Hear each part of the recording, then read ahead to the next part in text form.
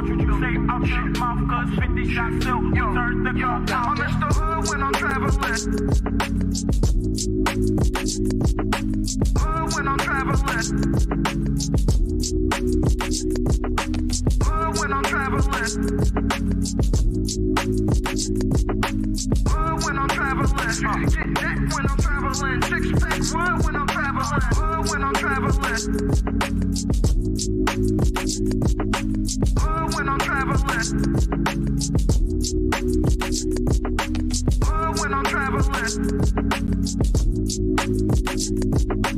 Hood when I'm traveling. Get that when I'm traveling. Six pack wood when I'm traveling. Seeking a place where y'all free, and I got what it takes to rock the mic right. Seeking a place where y'all free, and I got what it takes to rock the mic right. Seeking a place where y'all free, and I got what it takes to rock the mic right. Upon me, blood in my heart, dog, and I can't see. I'm trying to be what I'm destined to be, and niggas trying to take my life away. I put a hole in a nigga for fucking with me. My back on the wall, now you gon' see. Better watch how you talk when you talk about me, cause I'll come and take your life away. Many men, many men wish death upon me, Lord. I don't cry no more, don't look to the sky no more. Have mercy on me, have mercy on my soul. Somewhere my heart turned cold. Have mercy on many men, many men wish death upon me, Lord. So the cats who running their mouth and think it's a game, come put your hands up, you know what I mean? So that's what we here doing, man. So I appreciate everybody being here. Everybody online, salute to y'all. This might be risky. Like, share, subscribe, tell a friend, tell a friend, hit that like button right now. It's a stampede! DJ Ham the Stamp. DJ Ham the Stamp. Unlock the future of branding while outpacing your competition. Dive into the digital realm, transforming raw footage into video epics. Our editors redefine storytelling. At Prime Your Logos, where pixels become portals. Prime Your Logos. Unleash the unseen. Your brand amplified. Visit us at Prime Your Logos on Instagram. Or call 704-792-6345. That's 704-792-6345. Prime your brand. Prime your logo, where artistry transcends reality.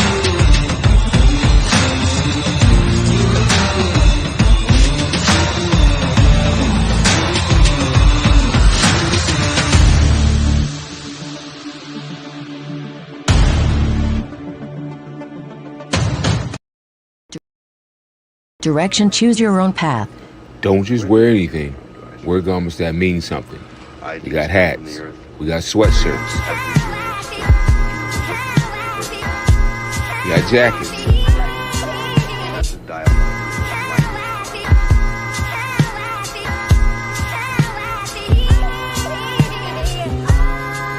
We even got hoodies.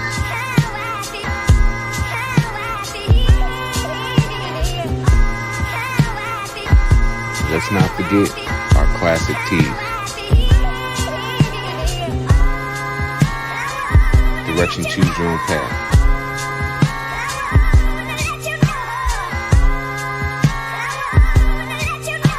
The message is always in the cloth, the colors, the designs, the fit. Basically, pay attention, stay alert, and remember, choose your own path. Direction, choose your own path.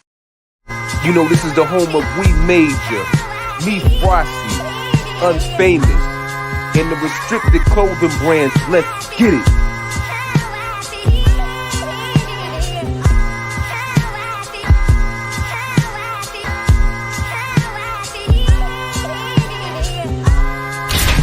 The message is always in the cloth, the colors, the designs, the fit.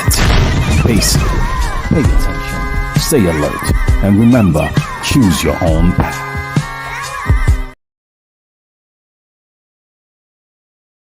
Many men wish death upon me. Blood in my heart, dog, and I can't see. trying to be what I'm destined to be. And niggas trying to take my life away. I put a hole in a nigga for fucking with me. My back on the wall, now you gon' see. Better watch how you talk when you talk about me.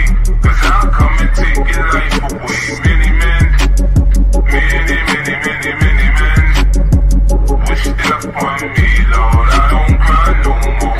Don't look to the sky no more. Have mercy on me, have mercy on my soul. Somewhere my heart turned cold. Have mercy on many men, many men wish death on me, Lord. So the cats who running their mouth and think it's a game, come put your hands up, you know what I mean? So that's what we here doing, man. So I appreciate everybody being here. Everybody online, salute to y'all. This might be risky. Like and subscribe, tell a friend, tell a friend, hit that like button right now. It's a stampede! DJ Ham, the stamp. DJ Ham does it.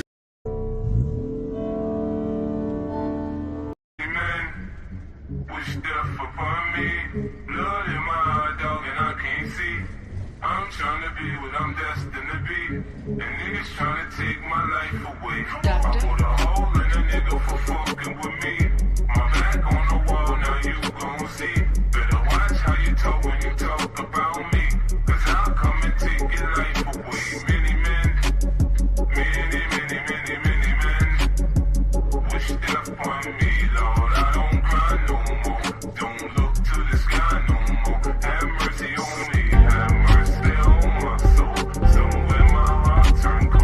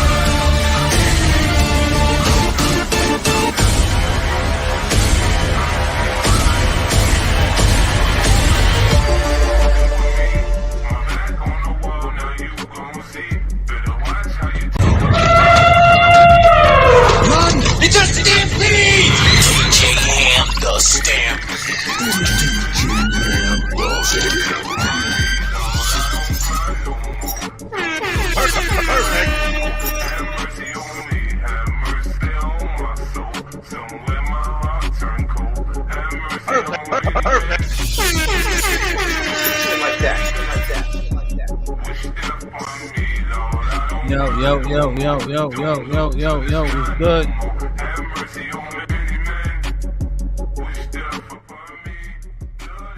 Like, share, subscribe, tell a friend, hit that like button right now if you can. That helps the channel the most. Good evening. Let's get it popping, man. Get the likes up. We got 80 people in the building. Let me check the likes real quick, and we have 43 likes. Let's start off on a good foot. You feel me? We're gonna be here for a good time, not a long time. There's some things I need to cover. I'll drop the link. We get it popping. We get out of here. Oh, Ken, what's up, my G? Hope all is well. Tequila, salute to you. I feel like I ain't see you yes. Maybe it was the afternoon, man. Appreciate you. Good evening. Keeps it 100. Indeed. Let's see if we're on the same page. Baby Slime was popping. Hope all is well. Kenya was goody, my brother with the $2 says, what's up, people? What's up, my G? Hope all is well. D, what up? Mel, you already know. I hurt my shoulder. I apologize. I'm stiff and shit. Travel One, salute. War report in the building. This might be risky in the building. UFO was popping, my brother. Hope all is well. Katana, salute to you. And Press was shaking. Hope all is well, man. 2 weeks, man. We get to meet and all that. That's gonna be dope. Rainbow was popping, my brother. Hope all is well, man. Like, share, subscribe, tell a friend to tell a friend. Impress putting in work. I appreciate it. CC was popping. Hope all is well. Holding it down in the Discord. He knows my brother was good. One of the day one. Shiesty, salute to you, man. Hope all is well. Good evening. I got Katana already. Zagu, my brother. I see you in a couple weeks, huh? Indeed, man. I like it. Like, share, subscribe, tell a friend. O'Shea, what up, though? Thank you for holding it down in the Discord. As always, Almanaj, salute to you. I feel like I ain't see you yesterday. Hope all is well. DJ Hampy, Wampy, the Stampy. I like Shit like that. it. Ain't broke, don't fix it, right? Nay, what up? Good shit in the Discord. My brother Black King, as always. I'll see you in a couple weeks. Got a fist fight. I like it, man. Brave men. Salute to you. Fo, what up? Hope all is well. Thank you for holding it down in the Discord as always. Thank you. Looking impressed, putting in work. I like it, man. Like, share, subscribe, tell a friend to tell a friend. Hit that like button right now if you can. That helps the channel the most. Mr. Williams was popping. Hope all is well, man. Good to see you as always. I like it. All the day ones ain't here. Vontae, salute. What's goody? Hope all is well, man. Get the likes up for me. Let's start off on a good foot. GFTV Zone was popping, man. I don't know if I've seen this name before. So if I have, I apologize, but I don't think I have. So welcome. Ed was goody, my brother. Hope all is well. Ed always wilding. That's what I expect. Cali Bev, salute, man. Thank you for all your help and support, man. The social media looking better already. Lauren, what up, though? What's popping? Hope all is well. Carla, what's up, my G? Hope everything is everything. I'm saying hi to everybody. Hey, Carmen, what's good? Onikasu, what's goody, my brother? Yeah, I ain't used that one today. Robert, Shalom, what's popping? Hope all is well, man. Like, share, subscribe. J Hub, my brother, salute. Shalom. Rock, what's goody, my boy? Salute. Homeboy, shalom. A week away. That's right, man. I'm excited. It's going to be a hell of a day. Life of Cash, salute, my brother. Thank you for all your support. And the Discord, Cash be doing his thing. He talking that talk. I just need him to hit the link and get on that stage one time. Twan G, what up, my brother? Hope all is well. Ashe, I see you. Ed Hill, what's up, though? You already. Miss Davila was popping. Yeah, I got friends on always. The Patriarch don't play. That was up, my brother. Hope all is well, man. Marcus, shalom, my G. Triple Black was good. Peace to you. Like, share, subscribe, tell a friend and tell a friend. Hit that like button right now if you can. That helps the channel the most. Yo, I've been doing a lot of listening, hosting a lot of streams and etc. I've been listening, looking at different things, and I had to ask this question, B. And I know y'all heard this before, but I even think y'all know where it originated from. And the premise in which the legendary Malcolm X painted in his quick soliloquy or diatribe, whatever you want to call it, regarding who taught you to hate yourself, is just one facet of what I've been seeing and witnessing in these streets, on YouTube, and so on and so forth, man. So we got to figure this out. Let me share my screen. Like, share, subscribe, tell a friend and tell a friend. Hit that like button right now if you can. That helps the channel the most.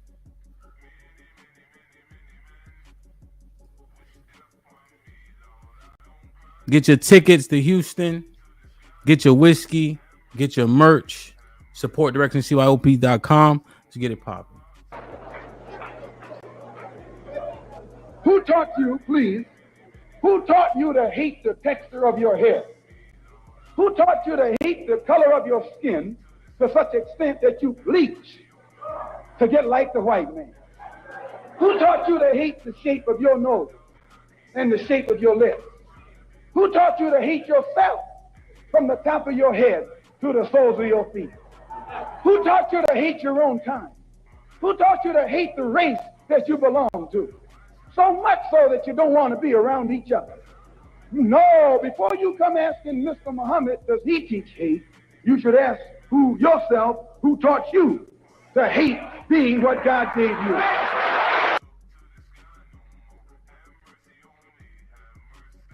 1 second.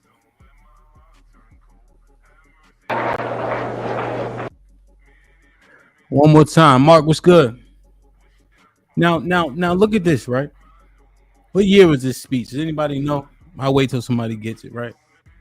But look at what he said. And that shit is so pertinent even today. Bub was popping. DirectionCYOP.com. Listen to the things he named. Your nose, your hair, bleaching your skin. Still pertinent today. Let's listen to it one more time. And then after we listen to it, I want to ask everybody to put one thing that they caught that is still relevant today, based on what the Honorable Malcolm X said. Who taught you, please? Who taught you to hate the texture of your hair? Who taught you to hate the color of your skin to such extent that you bleach to get like the white man? Who taught you to hate the shape of your nose and the shape of your lips? Who taught you to hate yourself from the top of your head to the soles of your feet? Who taught you to hate your own kind? Who taught you to hate the race that you belong to? So much so that you don't want to be around each other. No, before you come asking Mr. Muhammad, does he teach hate? You should ask yourself, who taught you to hate being what God gave you? I don't know what that shit keep popping up. Guys, this is what I need in the chat, man. Full participation. Drop something that he said that is still pertinent today. Everybody, I don't care if it's repetitive or not.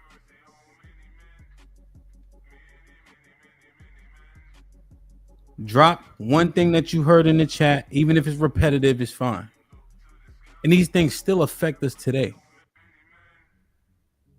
We're not learning. We're not growing like we think we are. We could even argue that we're regressing.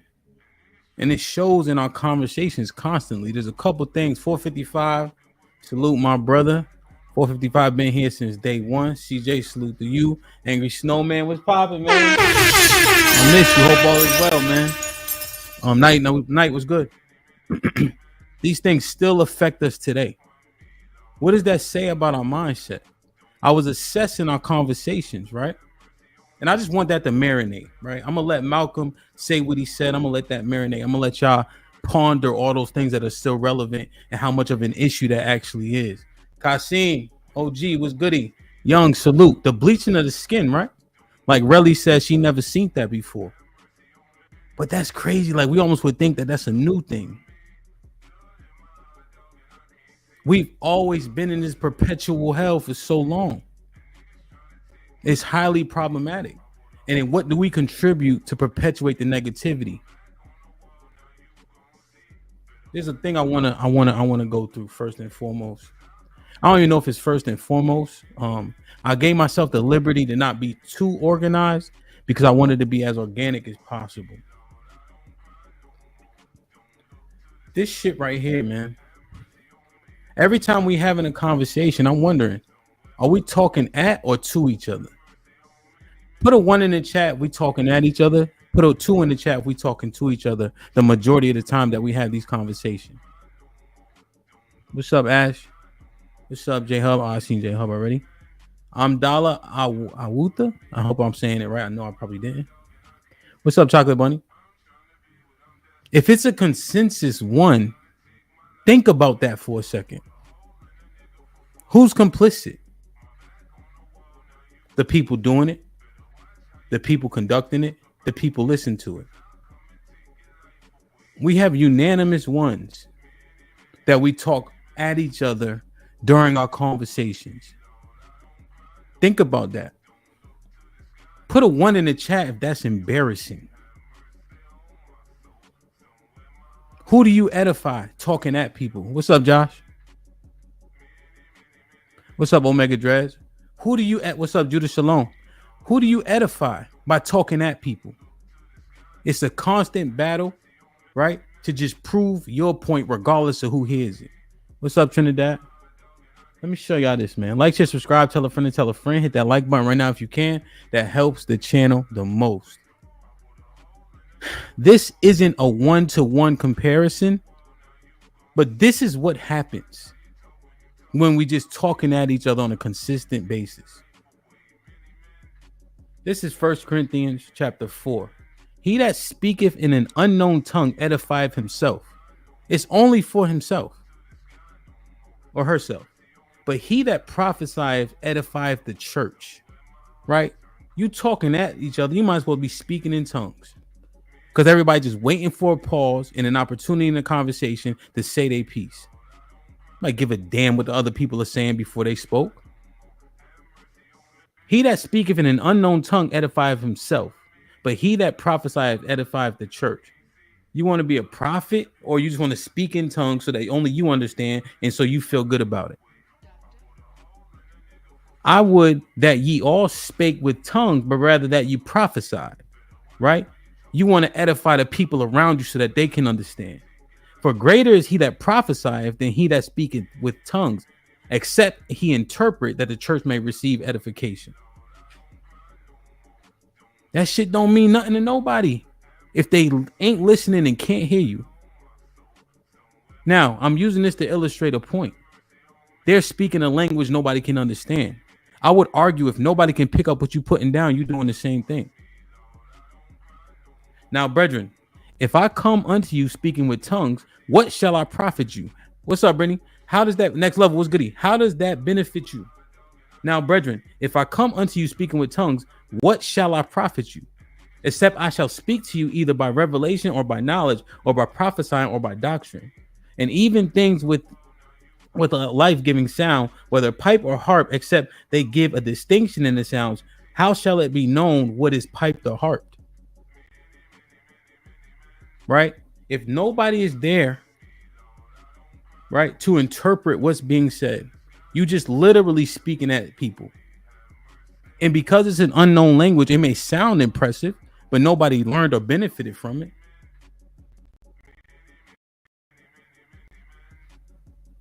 I know it's the Bible. I know niggas don't fuck with it, but I'm just saying.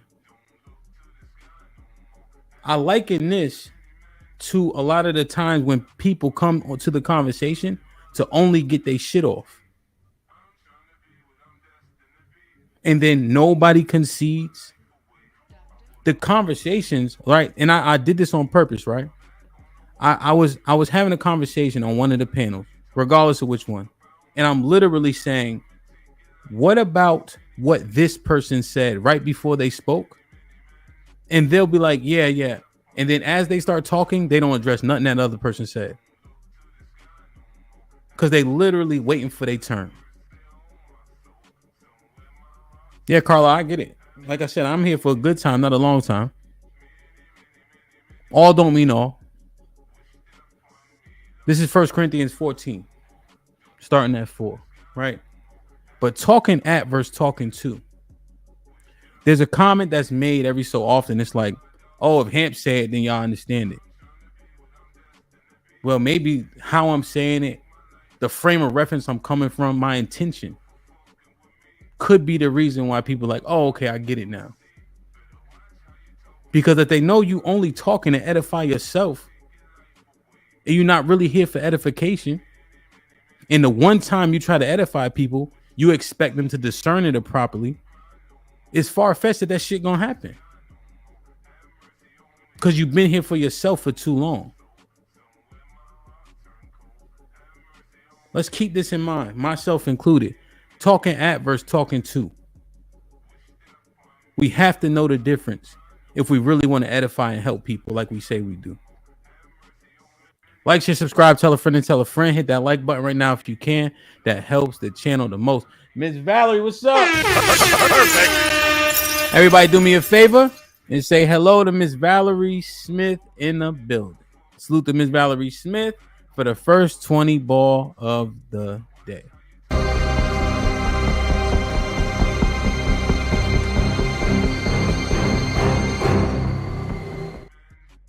Didn't fit. My brother Dre with the $5 says, this is a well-needed message, exclamation point. You have to love yourself before you can even fathom trying to love someone else. Skin bleaching is prevalent today. Yes, sir. Salute to my brother Dre on the grind, who be heavy in the Discord, heavy in the chat, heavy with the support and all that. Shit like that. Everybody say hello to Miss Valerie. Did y'all see Miss Jilly or Mama Honcho yet? I ain't see them yet. Salute to them. And I know this ain't gonna get a million views, right? But I think we gotta have a talk for whoever willing to listen. Get the likes up, get the likes up, get the likes up, man. I think I'll go with this one. How much does this matter, man? Are we speaking from a book? Are we speaking from what we've heard? Are we speaking from what we've been taught? Are we speaking from actual experience? And does it make a difference? And should it? There's a few outliers, right? You know, football makes sense to everything in life, so I'll use it. Bill Belichick ain't never tackled nobody. He's an awesome coach. You could also argue that without Tom, we would see how awesome he actually was. But the other coaches played a semblance of football, even at a high level. The majority, the overwhelming majority. They have the experience. They know what it's like in a tough situation. When you say trenches, you can almost bring your mind back to it. When you grow up in a shitty environment, in a shitty situation, when people start talking about said situations, you can see that shit before your eyes. But oftentimes we're talking or having conversations when people may not be qualified. They just understand what's being talked about. They understand what's being said. They can read it. But the experience, right, isn't being leveraged enough. People aren't listening well enough. Everybody's an expert on everything.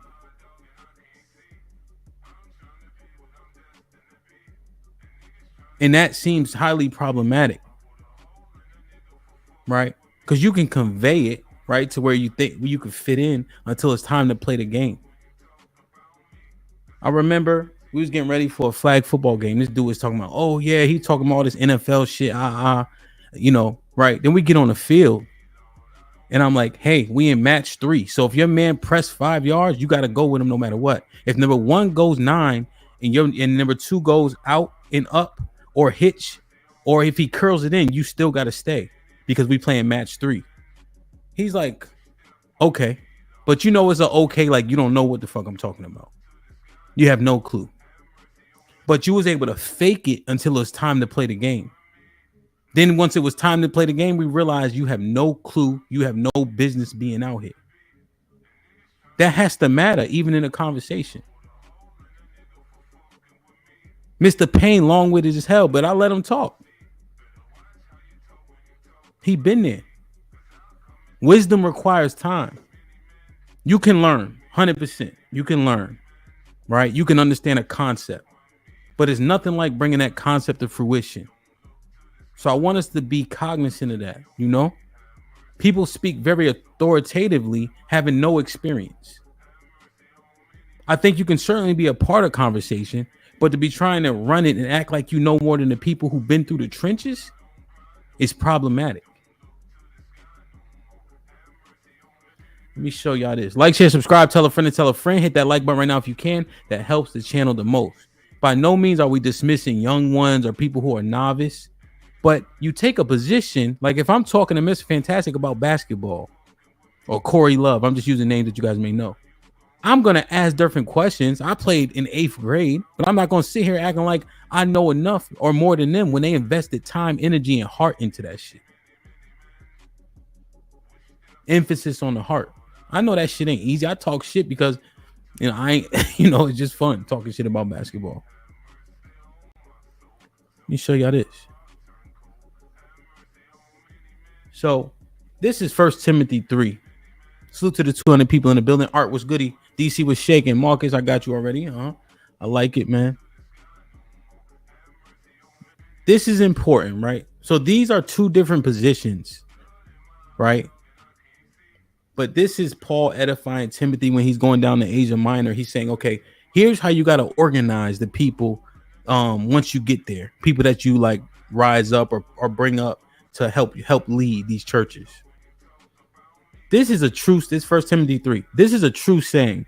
If a man desire the office of a bishop, he desireth good work, right?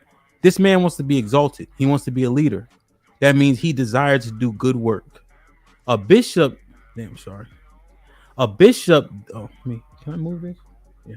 A bishop then must be blameless. So blameless, when you hear that, when you read that in the Bible, it means sinless. So it's not saying never had commit sin. So it's not saying he never sinned ever. It's saying that he keeps the laws of God now. If he wants to be a bishop, he keeps the laws of the Most High. You can find the laws in the Torah, which is Genesis, Exodus, Leviticus, Numbers, and Deuteronomy. Right? Ash, good point. Holy means separate, right? So that's all it means. He's keeping the laws of the Most High.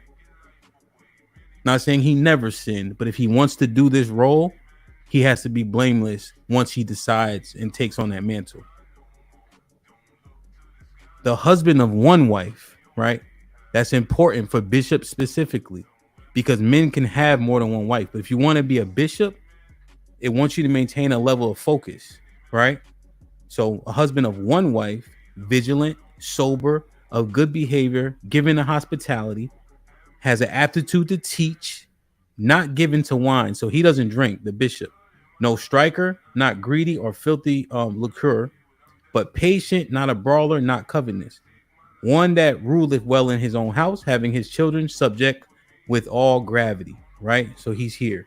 The children know their role. For if a man know not how to rule his own house, how shall he take care of the church of God? This is the part. I just wanted to read that to y'all so y'all can understand the gravity of this role here. Not a novice, lest being lifted up with pride, he fall in the condemnation of the devil. He's not new to this. He's been doing this, which is why he can even apply for the role in the first place. Right? Because a novice can't do the job. Reading books and you can probably learn what it says it takes, right? But endurance is key. Endurance is key. Prove it is key. Next one. Moreover, he must have a good report of them which are without. Right? So he just overall good man, lest he fall into reproach and snare of the devil. So here's the deacons, right? Likewise must the deacons be grave, not double-tongued, not given too much wine. So to see the difference, the deacon can drink a little bit. It's just saying don't do too much. Not greedy. I keep doing that. Not sorry. I lost my sorry. Not greedy of filthy liquor, holding the mystery of the faith in pure conscience. Right?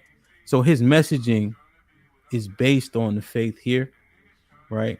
And it's righteous. And I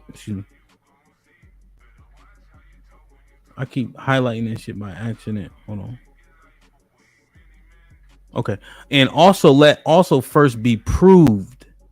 Then let them use the office of a deacon, being found blameless. Even so must their wives be grave, serious, not slanderers, sober, faithful in all things. Let the deacons be the husbands of one wife, right? And so his parameters are the same in terms of how many wives, right? Now, this is the part that I want to pull out. I just want to make sure that y'all at least know most of it, right? And let these also first be proved. The leaders ain't just talking. They've been outside. They lived it. They've seen it. When I interview Big Aaron, we start talking about being over there. We can watch a movie. We know people that came back from war. But I didn't get 2 sentences out when start talking about the comrades he lost before I held it together as best I could, and so didn't he. And we still had to take a pause. And I know we won't have 1 million people here, but we got to talk this through. Everybody can participate. But if you don't know, you should be asking questions. If you don't know and haven't been in the trenches, haven't been out there, haven't been outside, haven't seen it, give your 2 cents, right? But you should be more diplomatic. Your 2 ears should be working. You should be listening. Because we'll all get more. Because then you say, damn, Because I seen somewhere that etc. I'm like, damn, that's a good point. Because when I was out there doing XYZ, I thought this. And then like, damn, have you ever thought about doing this differently based on what you saw and based on what I've learned? And then people be like, damn, you know what? You're right. That's how you build. But people running in a conversation, never having done a thing, it's not going to be as fruitful. Don't take away from people's experiences. We try to dismiss a lot of anecdotal, but the anecdotals make the conversation exciting. They bring energy to it. And people often have similar experiences. Anecdotal can't necessarily define it for the masses, but think about this, and I said this before. When you watch Family Feud, they only survey 100 people. But put a 1 in the chat if them top 6 answers be on point. Right? Because you can use a small sample size to get good proof. Them top 6 answers, and then when they reveal number 1, when number 1, we all be on it, right? That remember when it be going down like number 6, that shit be a little shaky. But the first 3, we be like, oh, okay, yeah, I guess that. We think we good at it. No, it just people have a lot more similar experiences than we give each other credit for. That's all. Venus was popping. What's up, T? Tiff was goody. Anton, salute, my G. Hope all is well. Like, share, subscribe, tell a friend and tell a friend. Hit that like button right now if you can. That helps the channel the most. Let me show y'all this, man. That Malcolm X clip, man. Who taught you to hate yourself? Who taught you to hate yourself? That resonates so much to me. We don't know who we are. If you don't believe in the Bible, cool. If you don't believe in the Quran, cool. But you ain't gonna be able to avoid it. This shit pertains to you, whether you like it, understand it, accept it, believe it or not. But I'm gonna show y'all in a different way. I ain't gonna show you everybody black. I ain't gonna show you the word nigga in the Bible. I ain't gonna show you to say black is beautiful. They are black. I'm not gonna show you all that stuff. I'm not gonna show you Jasper and Sardine Stone and how God was black and they had nappy hair and all. I ain't gonna show you all that. I ain't gonna show you all that today. I'm gonna show you a different angle of how we know who we are. Because all the travesty that these people went through. A couple of the brothers had put some shit in the chat already.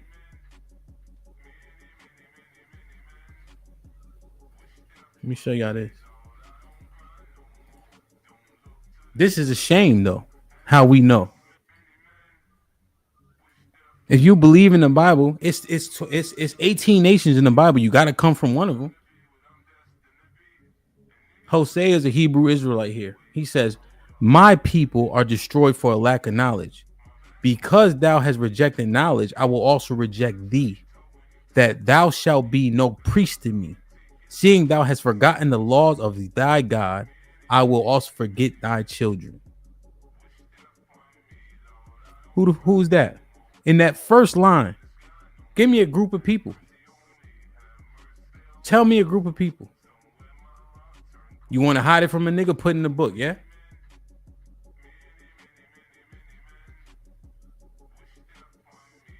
And this ain't this, regardless if it's positive or negative, this is honest. Watch this. We always talking about tone. We always talking about how you talk to me. Niggas shoot you in your mouth over cold fries. Look at this. This is Isaiah 30:9 through 11. That this is a rebellious people, lying children that will not hear the law of the Lord, which say to the seers, see not, and the prophets prophesy not. Not unto us right things, speak unto us smooth things, prophesy deceit. Get you out the way, turn aside out the path, cause the Holy One of Israel to cease from before us. Who this? Who this? Don't tell me the truth. We hard-headed as hell.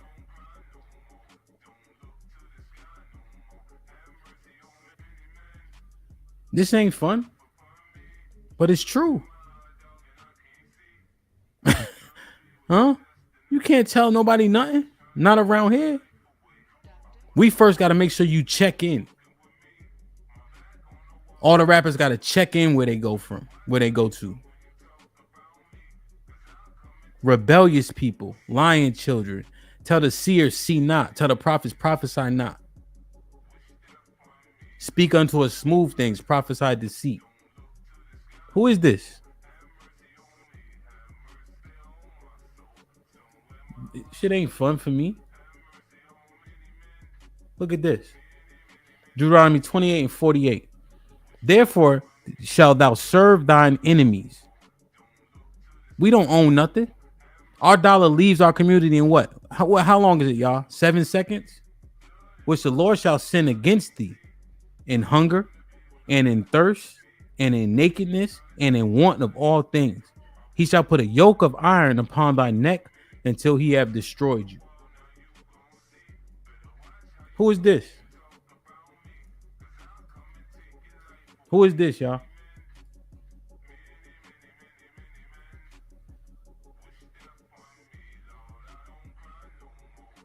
You got to be one of the 18 nations.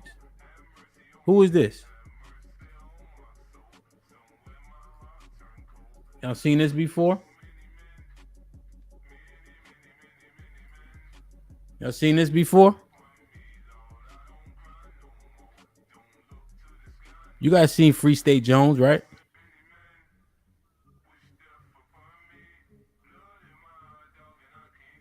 Let me show y'all this one. We hard-headed, man. We in subjection even right now. Let me show y'all this. Sorry, I ain't had this one prepared, but I want to prepare it for y'all.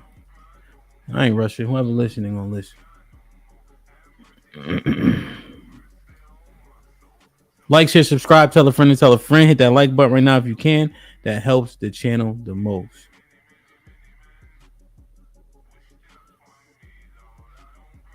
Just gotta find it. I can't type.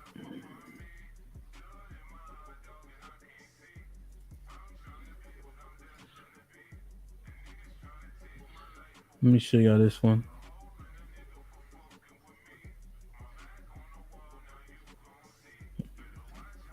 Sorry, I'm typing it wrong, man.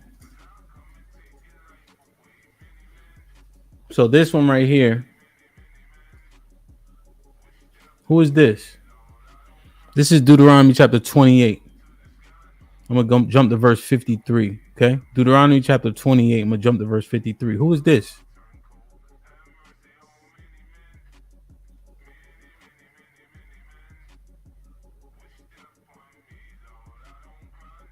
Sorry, 54. Deuteronomy chapter 28 and 54.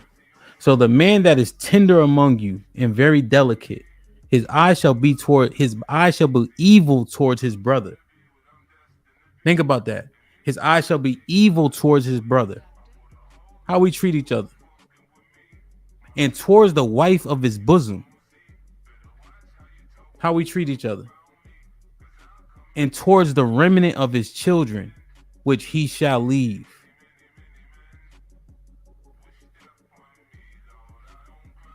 This shit ain't fun. This shit ain't by accident. Ain't nothing new under the sun. Write this one down.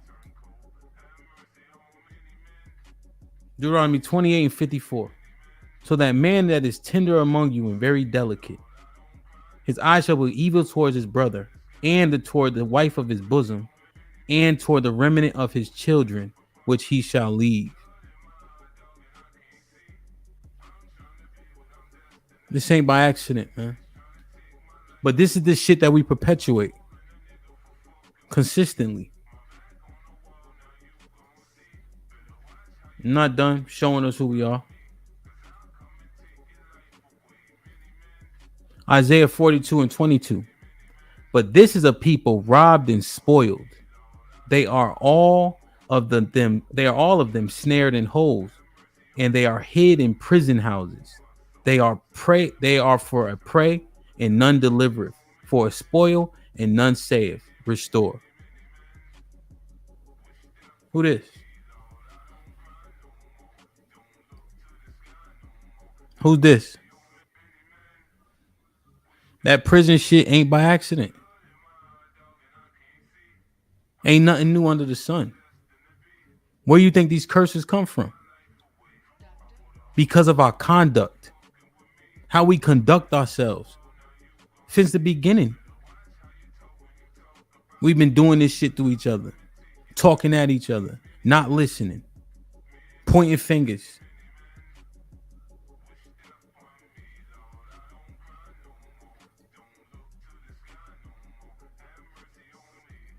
Let me show y'all this. Where's the other one I had up here? Like, share, subscribe, tell a friend and tell a friend. Hit that like button right now if you can. That helps the channel the most. Let me show y'all this one. Watch how real this one is. Just popped in my head. Isaiah.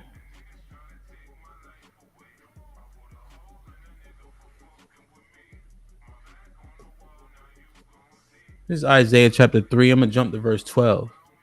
As for my people, children are their oppressors, and women rule over them. Who's this? Shalom, Aaron. As for my people, children are their oppressors. Ain't nobody fucking with these little 14, 15-year-old kids. Black Hawk salute. And women rule over them. Sherelle was saying it the other day. And where's she at? Where she was at, New Orleans. It's the 15, 14-year-old kids. In Baltimore, too, they use the kids to do the dirty work because they get less time.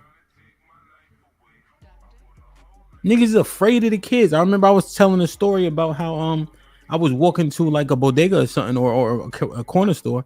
And they was like, "Ham, you bugging for telling the little kids like they all right," or talking to them little boys. As for my people, children are their oppressors, and women rule over them. O my people, they which lead thee, cause thee to err, and destroy the way of thy path. This ain't new. This ain't new. Who is this?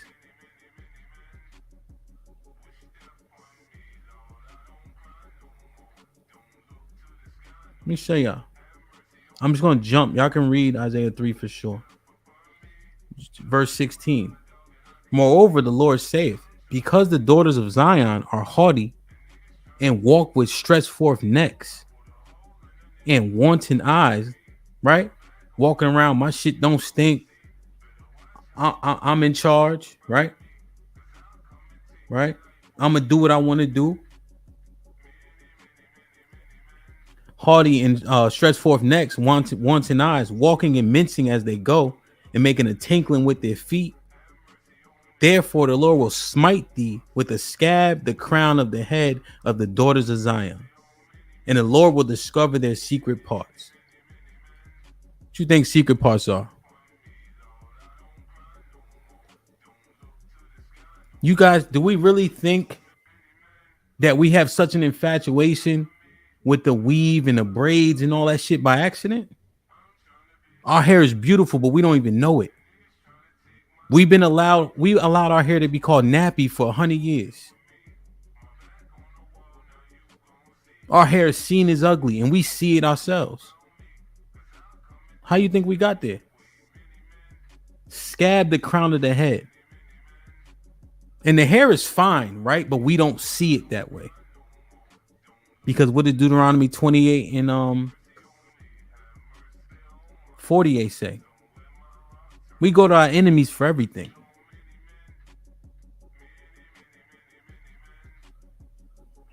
Remember what Malcolm said?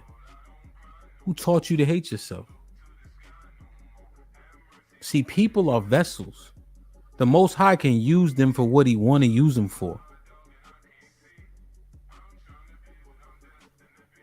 This is before. Peep our conduct. Peep how it's written down in the Bible. Peep how right here. How we out of order. How we are out of order.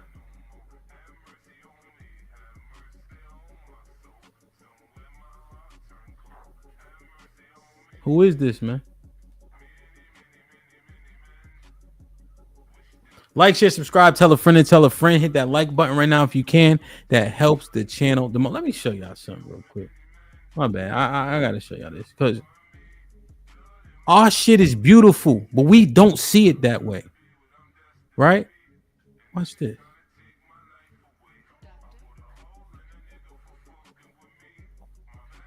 Watch this. Let me show y'all this.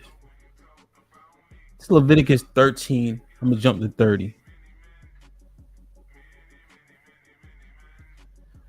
Then the priest shall see the plague, and behold, if it be in the sight deeper than the skin, and there it be in it yellow thin hair, then the priest shall pronounce him unclean.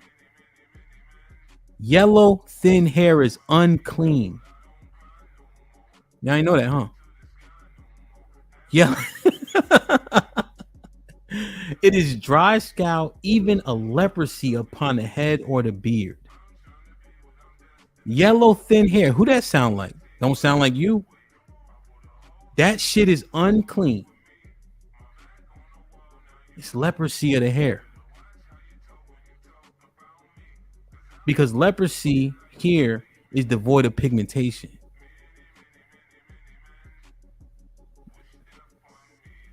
See?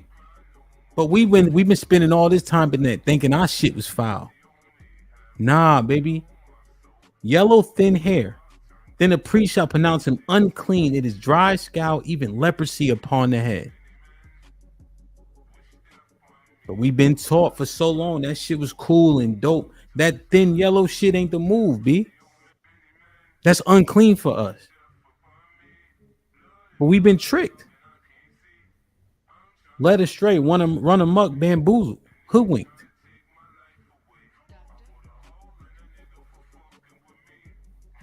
My bad. Like, share, subscribe, tell a friend and tell a friend. Hit that like button right now if you can. That helps the channel the most. Rainbow, you on the sun, Playboy. Aaron with the $2 says, Hemp is a fisher of men. Y'all better listen. I just love my people, man. My black king, I love you, bro. He said, been a member for 6 months. More of this, thank you. Yeah, I think I'm gonna move it to a different platform. I don't know what I'm gonna figure out a way to do it consistently. PJ, what up, my brother? Yeah, talk that talk. Shit like that. I got my Bible with me, taking notes. Your Bible should look like Scribble Scrabble, bro. I need them things outlined, pen, paper, got pages folded. That's how it should look. Carlisle Tom, my brother with the 10 ounces. I need to remember you do this on Wednesdays. We'll try to remember to be here. Most don't want to hear this. It's all good. It's all good. We're going to grow it. Chocolate Bunny with the $5. I wish I had more to share. Thanks, Ham, for this word. Hey, man. I appreciate all the love and support. Y'all just being here is good with me. KG, Shalom Ak with the $5 says, Shalom Ak, been a minute, Ak. When you come ingredient sack to the... I think that's a type. I'll be there in December. Venus with the $5 says, this the Hamp I like. Go off. What about the other Hamps? Humbly with the $5 says, Shalom Hamp, bring out the truth. I got you, my G. Trevor Trev with the $10 says, hey Hamp, do people that knowingly, willfully sin deserve forgiveness? If yes, why? Okay, I'll answer this. Okay. All right, real quick. So, all right, let me answer Trevor real quick. I have to go fast, all right, Trev, because I got a couple more things I want to show y'all, and then I can drop the link. But I know people be going to sleep and shit. So,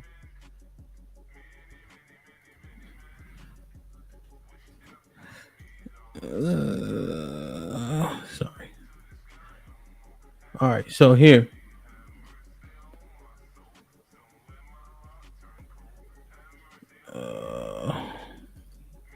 Sorry, y'all, I'm just trying to get Trev.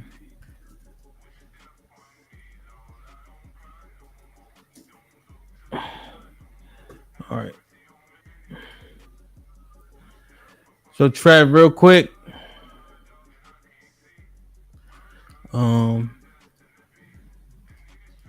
So Trev, question real quick. So this is Hebrews 10 and 26.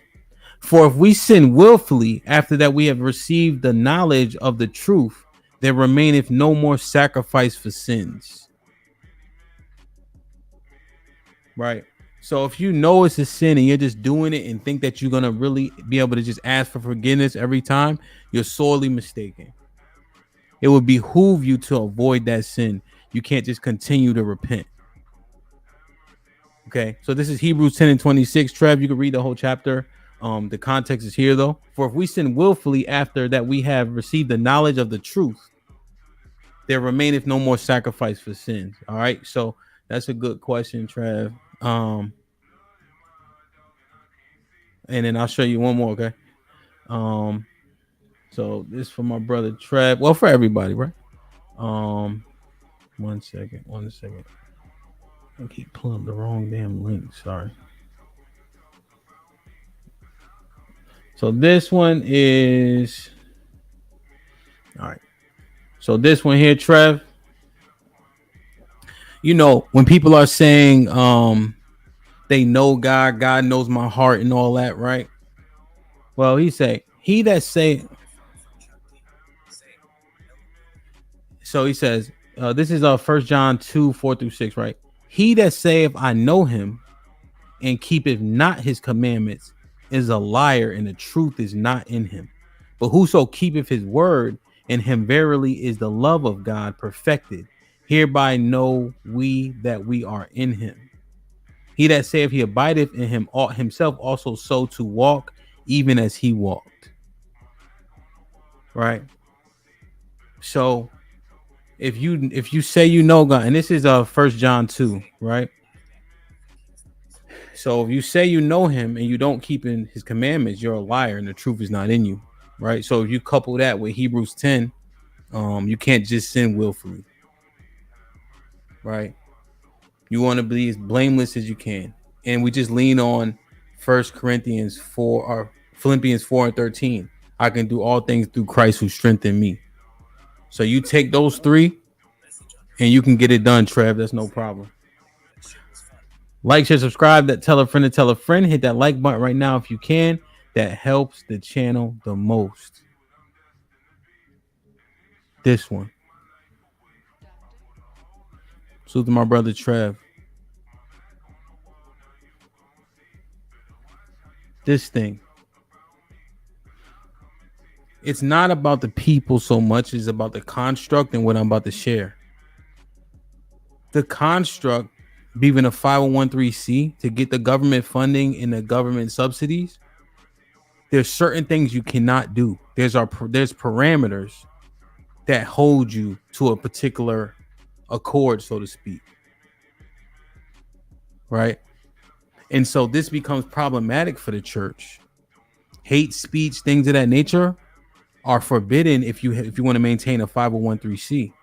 So what'll happen is the truth can't come out. It can, but you run the risk. Remember, churches don't pay taxes, nothing.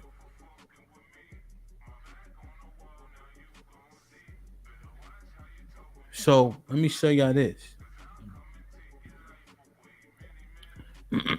These are the things that you just don't hear. Like, for instance, did you guys know that God has enemies?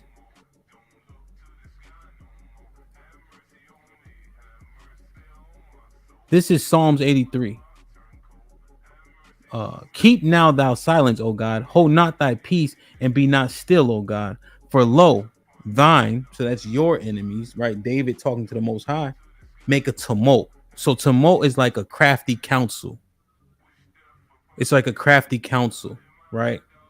And they that hate thee have lifted up the head.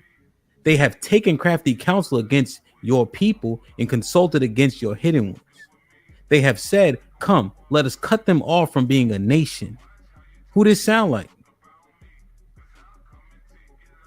that the name of Israel may be no more in remembrance. For they have consulted together with one consent. They are confederate against you. God got enemies. The tabernacles of Edom, the Ishmaelites, Moab, and the Hagarenes, the Jabals, the Ammon, the Amalek, the Philistines, and the inhabitants of Tyre. Ashur also joined with them. They have hope in the children of Lot.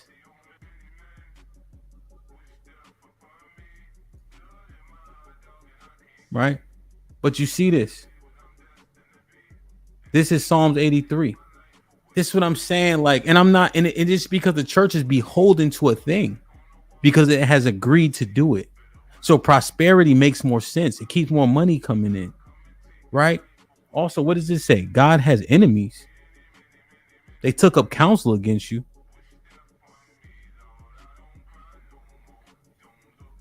Let me show y'all this. I lost my spot.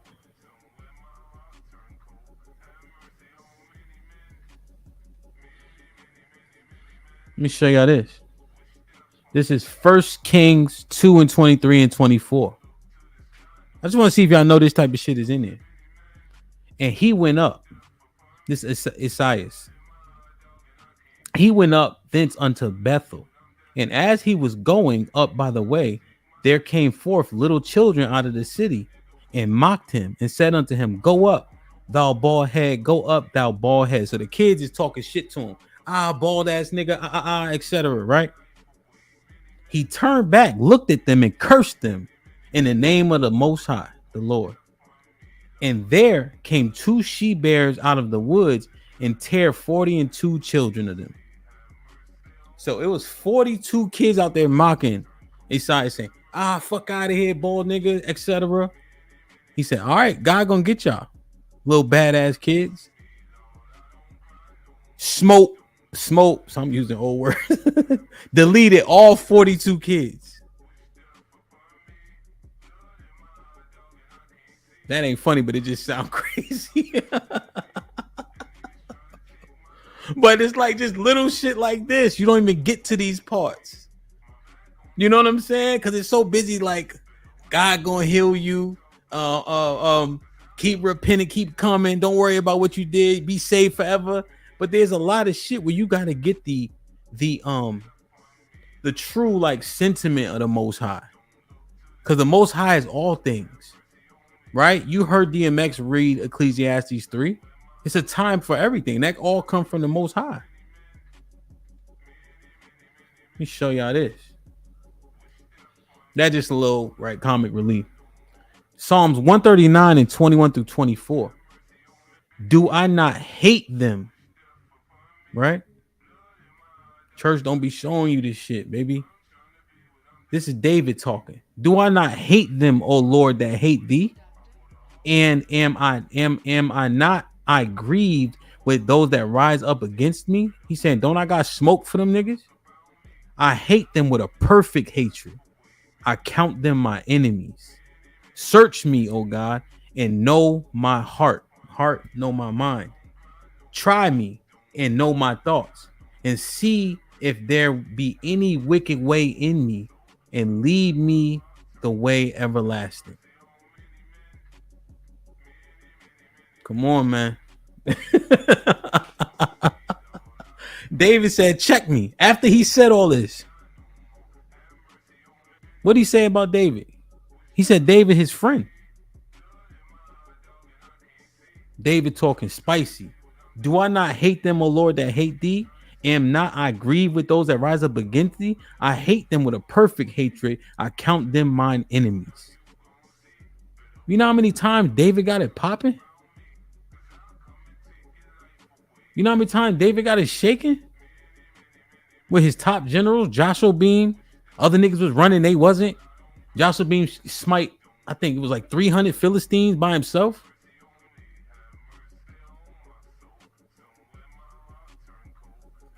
You know David was a rapper.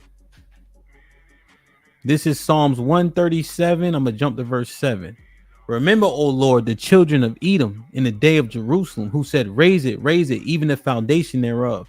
You had beef forever with the children of Edom. O daughter of Babylon, who art to be destroyed, happy shall he be that rewardeth thee as thou hast served us. Happy shall he be that taketh and dasheth thy little ones against the stone. What you think that mean?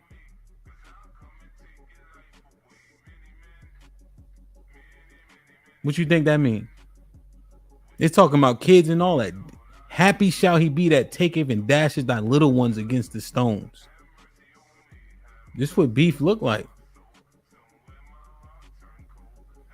You see it now. You see it all the time. Unfortunately, kids getting hit, people doing drive-bys, kids always get it was real, but these were our actual enemies. We just doing that shit to each other.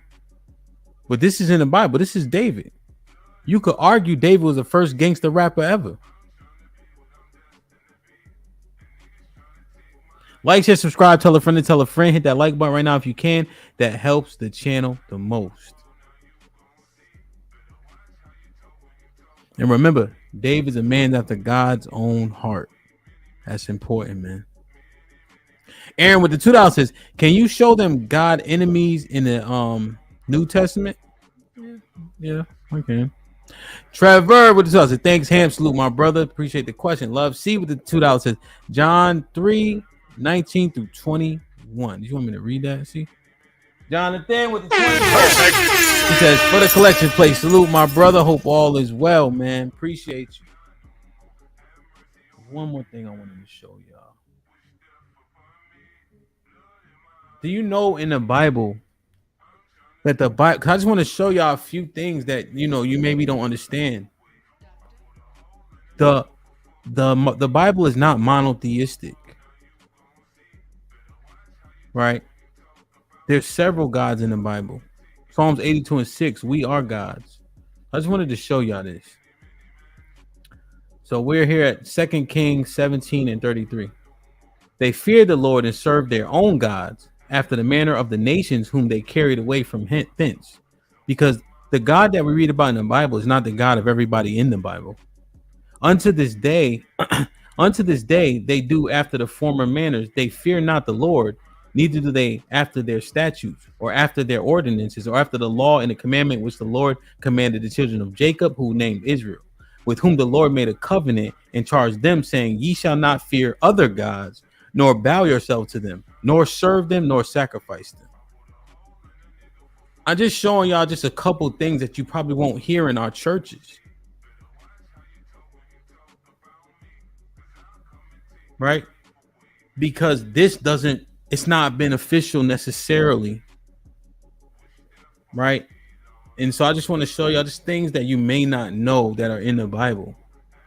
Let me show you guys one from the New Testament, just so you guys can get the gist. It's 1 Corinthians 4:4. In whom the God, notice lowercase, of this world have blinded the minds of them which believe not, lest the light of the glorious gospel of Christ, who is the image of God, capital, should shine unto them. So even in the New Testament, this is Peter here acknowledging that there's other gods. Now, when we talk about order, right?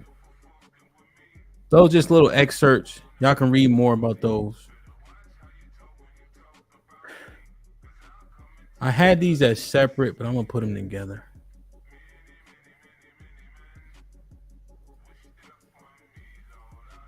The why nots, man. The why nots are so loud is ridiculous. Why we can't get it done? Why we shouldn't be with these women? Why we should, it's always the why nots. And I don't think we give enough solution or the positives. For instance, we'll highlight a stat that'll say 87 black men are marrying out 83% to women 93%. So we're using that number to say, hey, look now, what's the math on that? 190, 80. So 17% of black men are marrying women of other races. Right? We use that shit to prove what? That we overwhelmingly marry our own women, right? But we try to use that number to prove that we leaving. Well, no, we overwhelmingly marry our own women. We'll do this. We'll say, our women will say, you know what?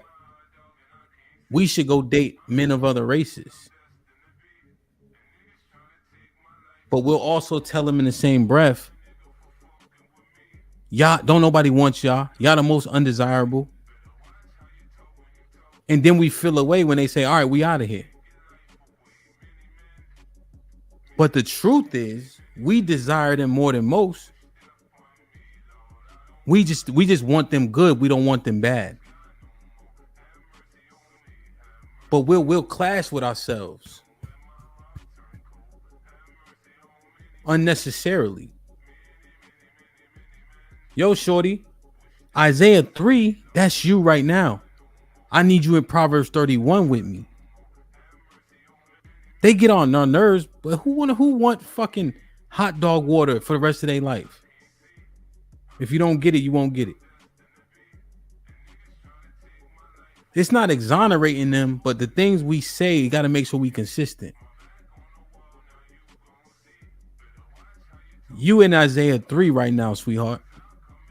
I need you to get to Proverbs 31. You bugging. And you know what now, fellas? They got the scripture now. They got the scriptures now.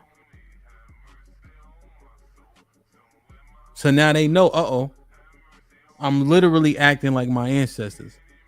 I'm literally perpetuating the curses. Because people know when they bugging. I need you at Proverbs 31. But fellas, when we looking for the fit, feminine, and friendly, I need to make sure that we do what our ancestors did. I want to make sure that we do what our ancestors did and understood what a wife was and a submissive woman actually looked like. So let's read this slow, okay? Like, share, subscribe, tell a friend to tell a friend. Hit that like button right now if you can. That helps the channel the most. So this is to King Lemuel. This is mom talking to him, right? You know, moms are always the first teacher. But I'm going to jump down and when it starts talking about the women. Jesus telling him how he should conduct it. You know what? I'll read it. The words of King Lemuel, the prophecy that his mother taught him. What, my son, and what the son of my womb, and what the son of my vows. Give not thy strength unto a woman. It's important, fellas. Nor thy ways to that which destroyeth kings. Right? Because this is Proverbs, right? So Solomon's already king. He already went astray. Even though he got a level of correction, right? It is not for kings, O Lemuel. It is not for kings to drink wine, nor for princes strong drink, lest they drink and forget the law and pervert the judgment any of the afflicted. Right? So if I'm reading the Bible as an example, you won't see me drinking. If I'm DJing, I'll drink, right? I try to, you got to make sure you're in sound mind at this juncture when you teaching and edifying as much as possible. Or I call it building with each other, right? Give strong drink unto him that's ready to perish, and wine unto those that be of heavy hearts. So, right, liquor, you can drink it, right? It has uses, right? His mom just giving him recommendations. Let him drink and forget his poverty and remember his misery no more. Open thy mouth of the dumb in the cause of all such as are appointed to destruction. Open thy mouth, judge righteously, and plead the cause of the poor and needy. So kings used to do the judging, back then. Now here, listen to the woman, y'all. Okay, listen to the woman, and women, you guys listen also, please. Who can find a virtuous woman? For her price is above rubies. Okay, that's very important. I think at this time, somebody correct me, rubies were the most valuable. The heart of her husband doeth safely trust in her, so that he shall have no need of spoil. All right, go slow. Go slow. Ladies, right? We don't be liking to reveal shit to y'all because y'all put it in the clip later. The heart, her mind, his mind of her husband doeth safely trust in her, so that he shall have no need of spoil. This is important, man. And I know y'all just think we be saying that, but we have experience that things that we've shared when shit is hitting the fan. How do you respond when things aren't good? How do you respond in wartime? And those things are used. I just want y'all to be cognizant of that, right? And at the very least, acknowledge it. Got to be careful with using ammo that was shared with you. She will do him good and not evil all the days of her life. That's where you tell her, beloved, I need you here. I need you here. She seeketh now, fellas, here's key. That fucking getting that woman out of Mickey D's sex, silence, and sandwich, that's not what we was looking for. That's not how a woman ever operated. She seeketh wool and flax and worketh willingly with her hands. Okay? She was putting in work too. She is like the merchant ships. She bringeth her food from afar. She putting in work, fellas. She ain't just sitting around. She's an asset. She ain't passive. She doing things.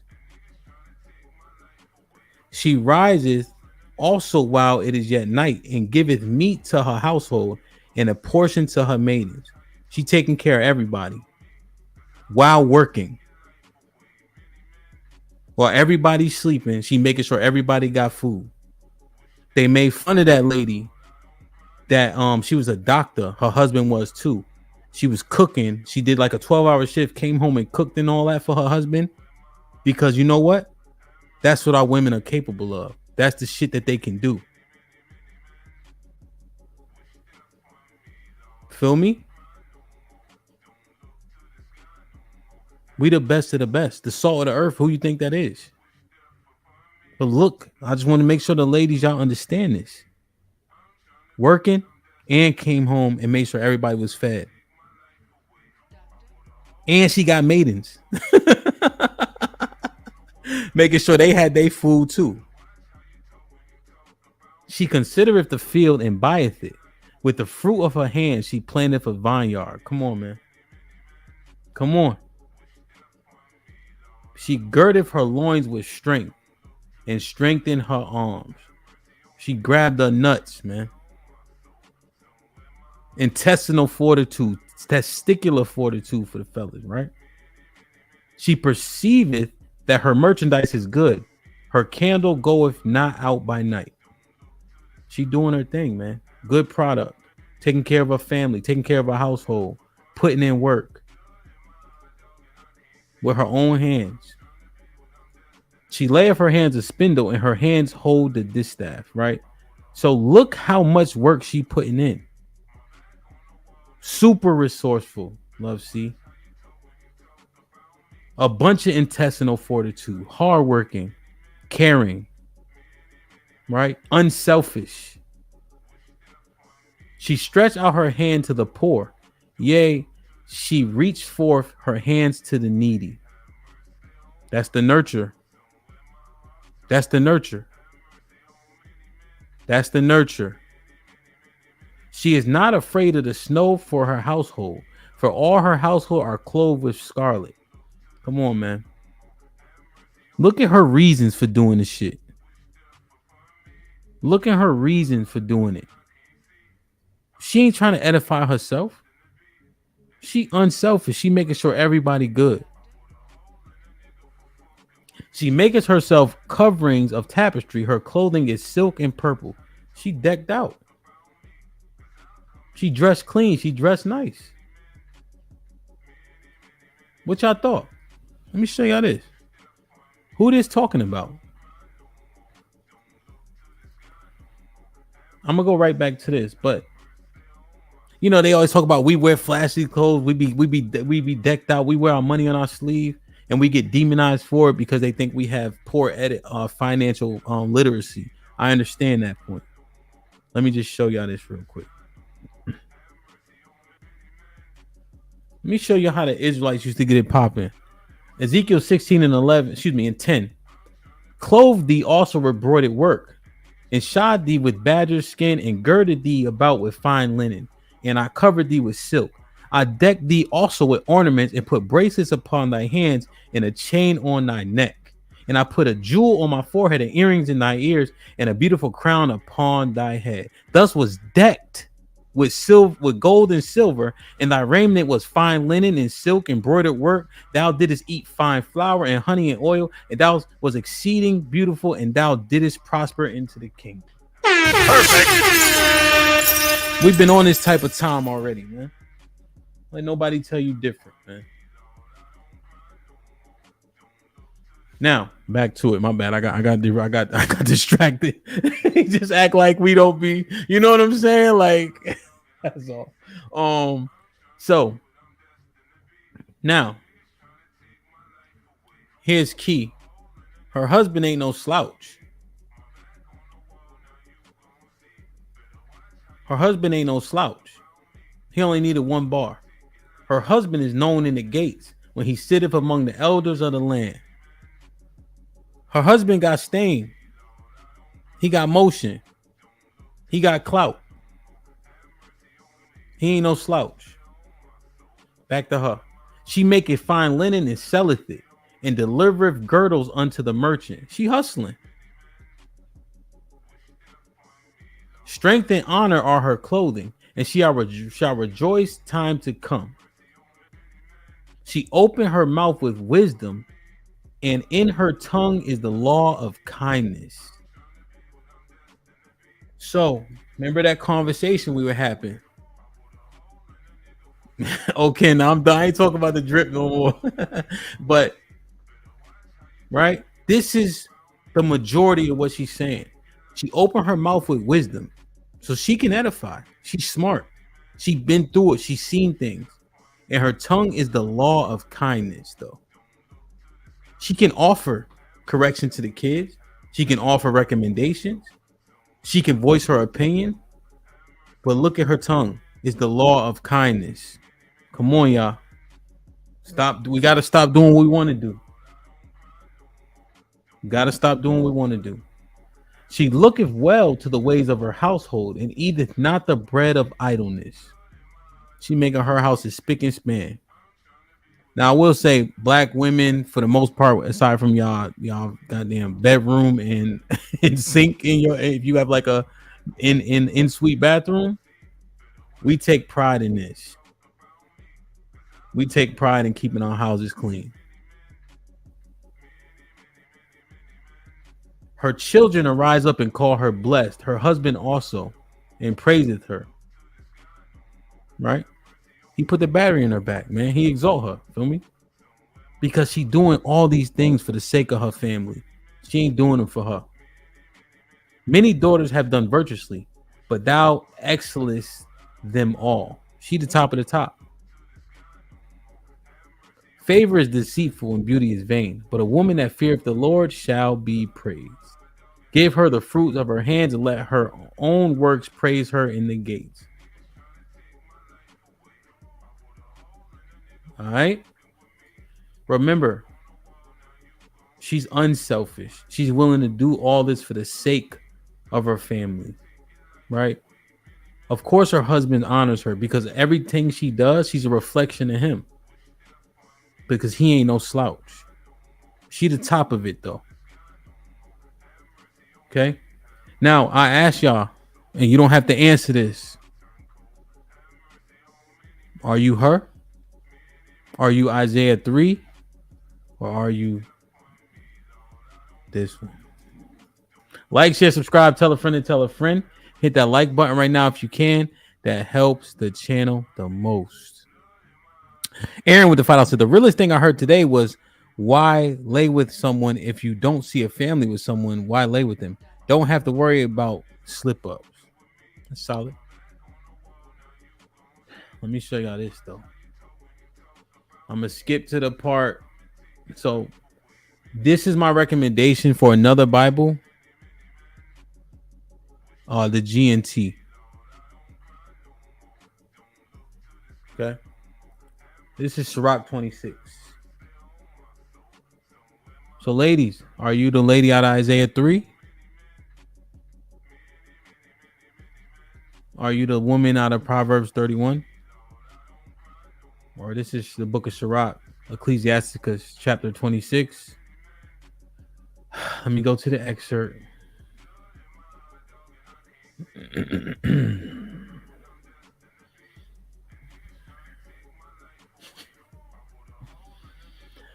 (26) Sorry, 24. A shameless wife enjoys making a disgrace of herself, but a modest wife will act modestly, even alone with her husband.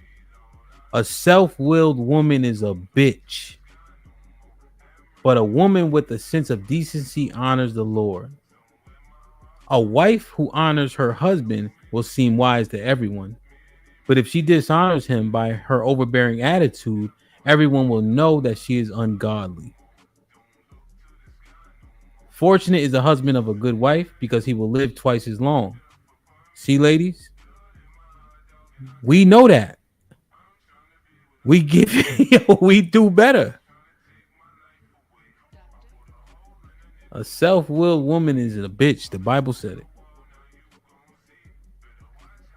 Right? Look how valuable a wife can be to that husband. He will live twice as long. A loud-mouthed, talkative woman is like a trumpet sounding the signal for attack. And any man who has such a wife will spend his life at war.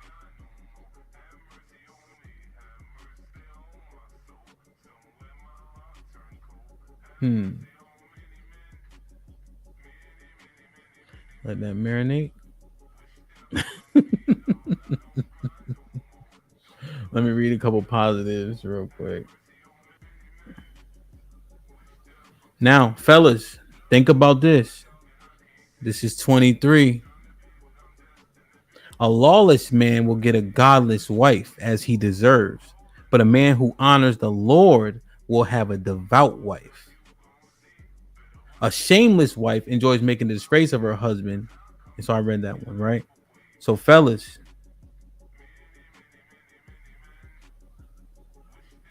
right? And now don't get me wrong.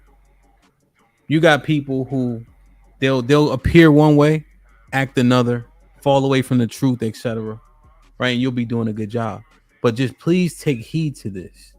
A lawless man will get a godless wife as he deserves, but a man who honors the Lord will have a devout wife.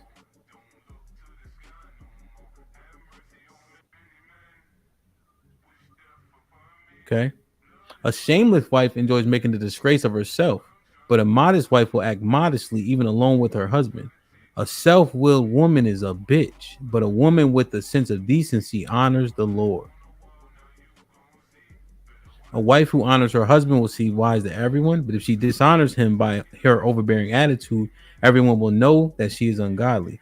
A fortunate is the husband of a good wife, because he will live twice as long.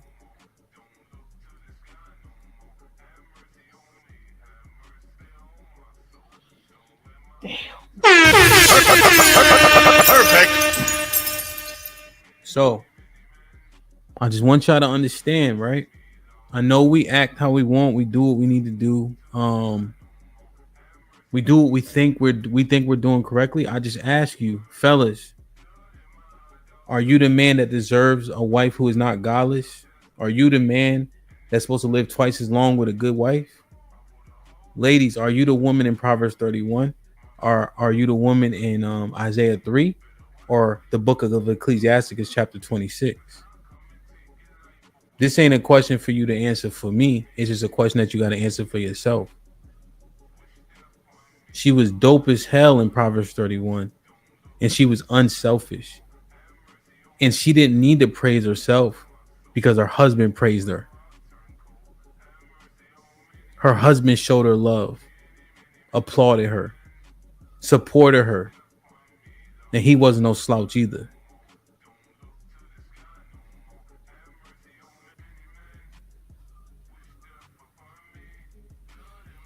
Like, share, subscribe, tell a friend to tell a friend. Hit that like button right now if you can. That helps the channel the most.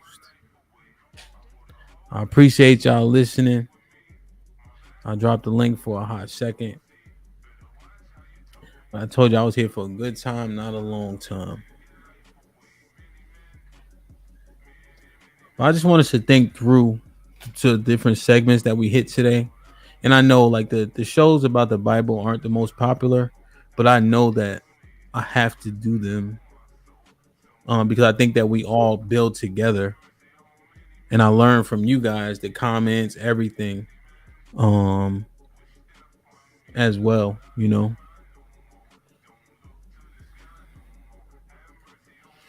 CJ was popping. What's good? What's good? What's good, man? That's a pretty good show, man. So I'm not that religious, but I respect your intellect, so I can listen to you talk about religion for the most part. Feel me? Yeah, no doubt. I appreciate it. Yes, sir. So I got a couple points, I think.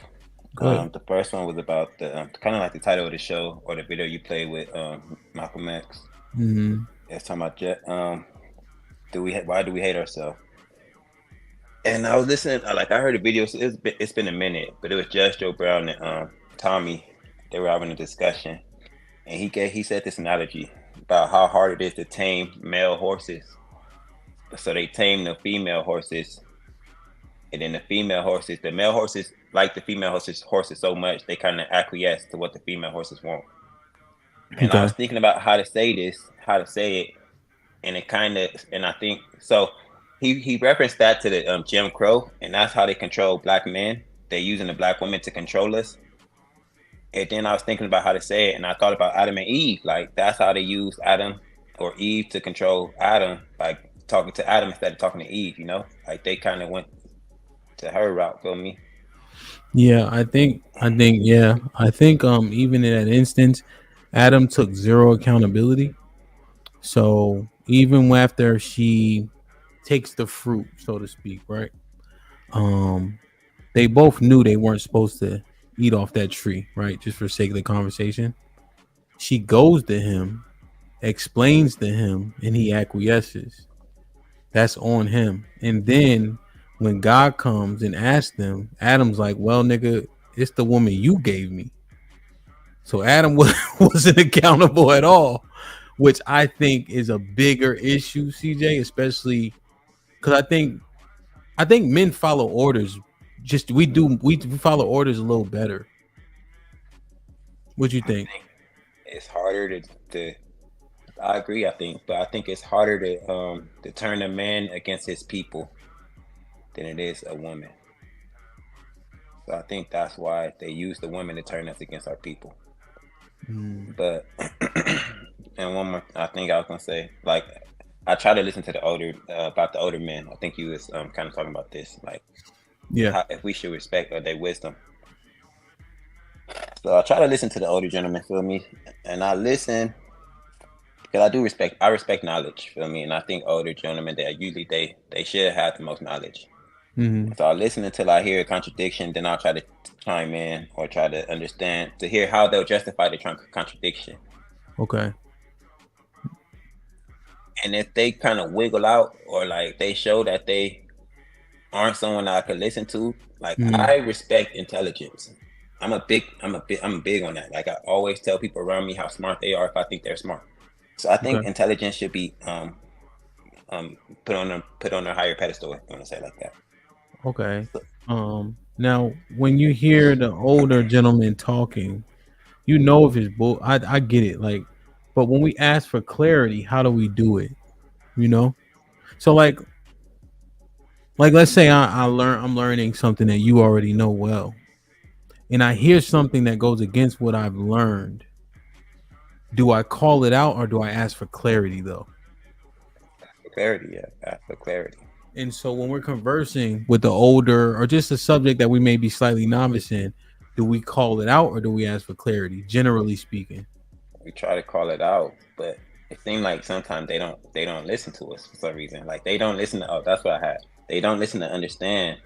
Like, we like having it's like the young, like Cheeky, Ayo, they listen to understand. They want to have an honest conversation and a genuine conversation. Like, we respect that. People respect that, especially men. Like, we respect the honest conversation, not you want to tell me what you want to tell me and not listening to what I gotta say. Like, it's kind of hard to have a conversation with someone like that. Feel me? Oh yeah, I understand it. I guess.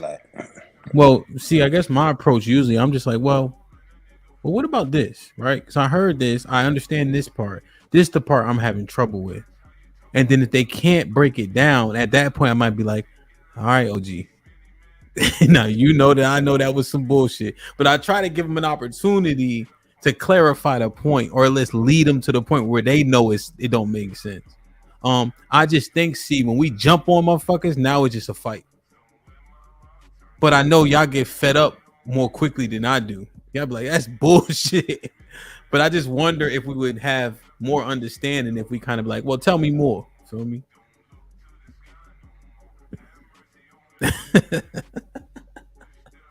I can't hear you. You on mute. Okay, like, I'm gonna reference Trigger Mike and Sway. I reference this a lot, but Trigger Mike misinterpreted something Sway said.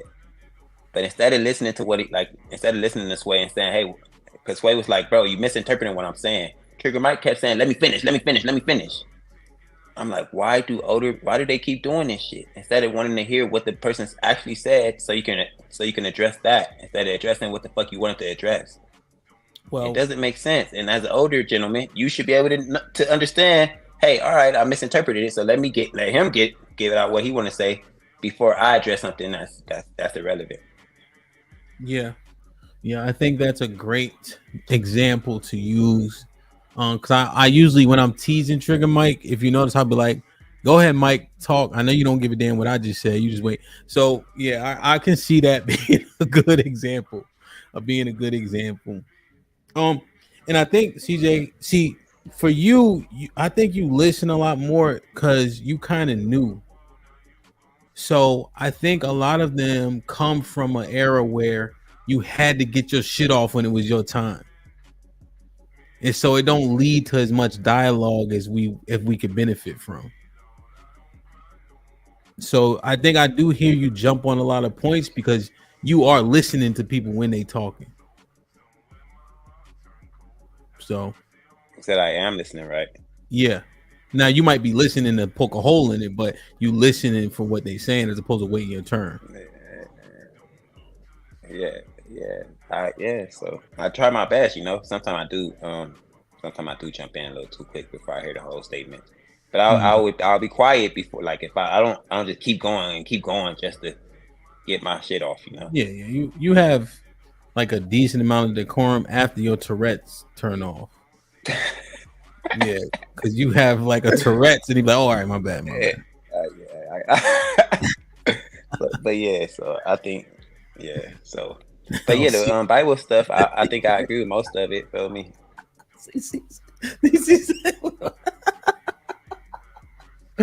Oh no, CJ. Yeah. I think because there's not a lot to disagree, because we can see the actions in our people today. Like when I'm reading that stuff, you're like, well, God, like, if you don't know it's in there, but you're like, who else could this be? And what if I told you the Bible isn't a religious book?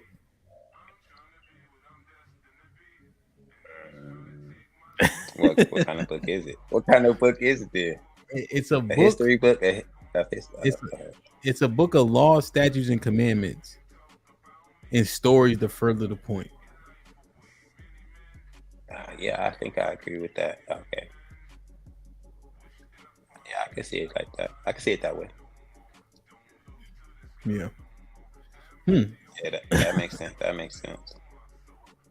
So I think even when you read it, even like I said, I know there's people that don't subscribe, but it just isn't it funny how all those things that I was reading is like, damn, I know niggas like this. Like that gotta spark something in people's heads. Yeah, teaser history book. I heard it was a book of parables. I think that's how you say it. There's parables for sure. It be getting it right a lot of the time. Feel me? Yeah, So I'll because give it, it that. Yeah. like Snowman said, it's a recorded lineage. I think that's a great way too. You know, like it runs down a story of a specific group of people. And there's other people there too, obviously. So, but it be so on point. It's crazy. Go ahead. My bad. Yeah, so yeah, I agree with you. Yeah, some intelligent people put that together. So I'm with you 1000%. That All it's praises to definitely the good Most put High, together. man. You know, all praises to the Most High, man. If you want to, I think I'm gonna do these more often. Maybe Patreon. That way, it's people that are invested. You know, but I don't know. Wednesday's usually like a slow day anyway, so it might make sense. You know. No, you did good. I think it was a good show for the most part so far. Feel me? Yeah. Yeah. I dropped the link a couple times, but hey, shit. And you know what? It's all right if everybody like, yo, shit, I'm full up for the night. We can get up out of here. I'm cool with that. You know, what Yes, sir. Yes, you sir. got to go to work? No, I'm off tonight. I'm chilling. Oh, okay. Where's Shorty at? She with you?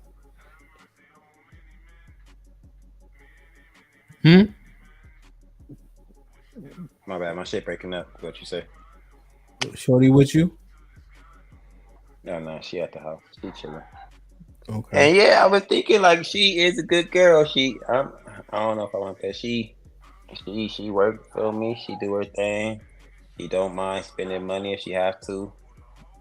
When I say here, I'll do this for you. She like, no, baby, I'll do it. I want to do it. Like she's really cool for me. So show her this.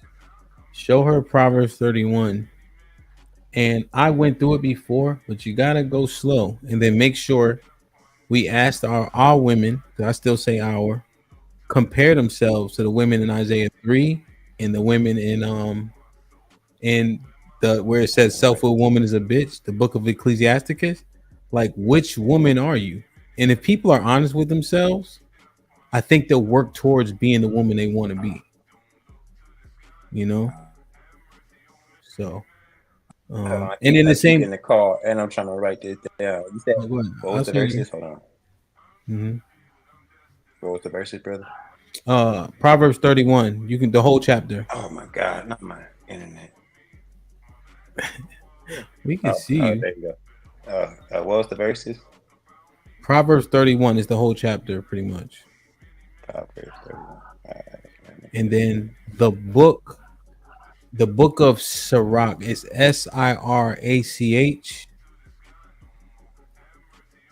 chapter 26.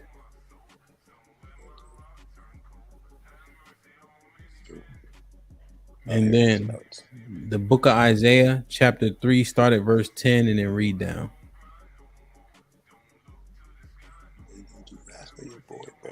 All right. Proverbs 31. What was the second one? Sirach. Sirach. Yep. Sirach.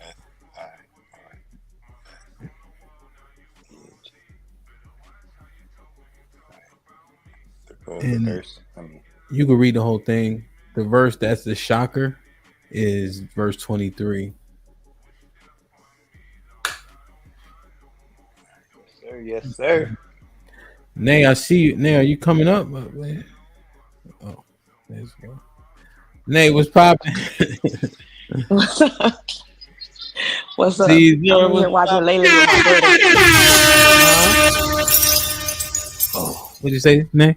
I said I'm in here watching the Lele show with my daughter. Oh, okay, what's goody? Caesar, what's popping? Hey, can you hear me? Yes, sir. I can hear you good. Good, salute. good. Salute, man. You usually don't come up too often unless you got to kick somebody's ass. I did have a question or a comment that I wanted to ask. Mm-hmm. It was you guys were talking the other day about I think it was you, Sherelle, and a bunch of people on the panel. Okay. And it was talking about if someone, I don't know if you remember this, it was like if three or people were being able to get it, and then if I think it was Kenny, if he was the way that he was talking, should he change the way that he's delivering his message? You remember what I'm talking about? Yes. And I wanted to ask about that. If, because I think Sherelle said if 3 people did it and she was okay with it, my understanding is, why are we looking at the 4th person? If she says, I'm not getting on her, but just in general, if the first person, she's okay with it, she likes it, she didn't listen. The second person, she likes the way they said it, didn't listen. The third person, why is it that we will look at the 4th person and say, hey, you need to change your tone, instead of it being, you agreed that you like with the first 3, you listen. Why are we going after the 4th person tone? That's what I'm trying to understand. Okay, I thought it was Because remember, it was, if somebody, if I'm getting it with these other people, then you're not doing it right because I'm not getting it with you. But you see what I'm saying? But I understood it from the other 3. Yes, like she said, like if the first 3, let's say she says you, Aaron, and somebody else.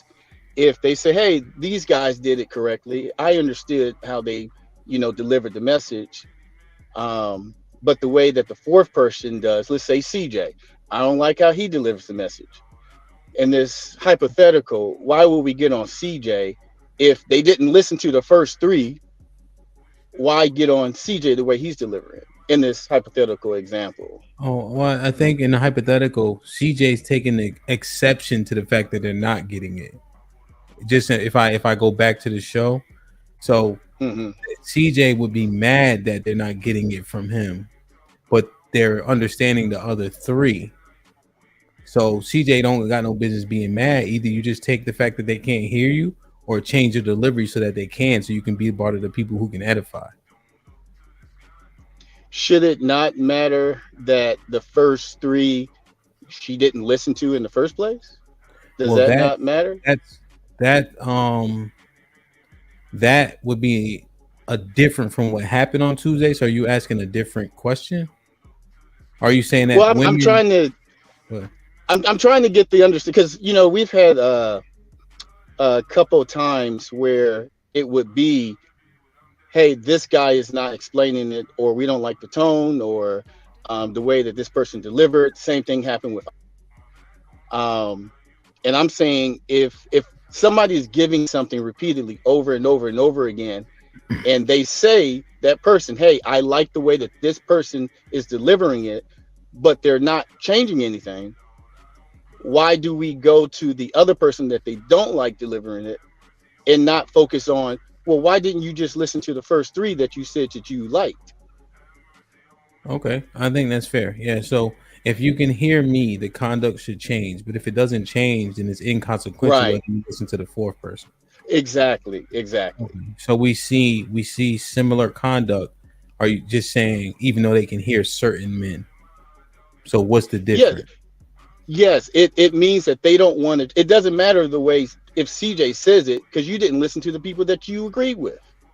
Okay. Now, how do you know someone didn't listen? Because they agreed that the first 3 they liked, and they just went to the 4th one, still not listening. But see, that's the thing. It's go ahead. But they listened to the other 3. So, but why are you saying they didn't listen? They just didn't listen to the 4th one. They listened to the other 3. Because they didn't change anything the first time, the second time, the third time, and then the 4th time they say, oh, we didn't like your tone. But why did it have to get to the 4th one? Why not change it the first time, the second time, or the third time? Yeah, I think I understand it. So here's what should happen. If you're trying to edify people, they can't hear you. You have another coach who they can hear. As a coach that they can't hear, I shut up. Right? So if those players can't hear me, I'm not going to keep trying to get to them. and I'm gonna let the coaches who can get the same positive message across do the work. I'm not gonna convolute it by trying to say, well, I said it, why y'all didn't listen to me? Well, if we have the same goal, then I'm gonna let CJ coach the people that listen to him because I know he has the same goal as I do. And I don't need to be heard by everybody because I know that's impossible. I think he's saying though, if you got the coach that is, they saying we can hear this coach, but they still playing trash. Then what was the point of not hearing the other coach? Y'all still 0 and 10. Yeah, so y'all can't hear this coach obviously because y'all still playing trash. Yeah, I guess I just don't necessarily, and necessarily is a thing I don't like to say because it means both things at once. But I can't say emphatically they aren't listening. I don't think there's a big enough sample size to prove that. I would say we have a lot of samples to prove that they're not listening. And, you know, sometimes the women come up on the panel and say, hey, I'm not listening. Sometimes they tell us to our face, I'm not listening. Yeah, I think, sorry, let me clarify my statement. There hasn't been a big enough sample size of coaches that they're willing to listen to that aren't pandering for us to make that determination.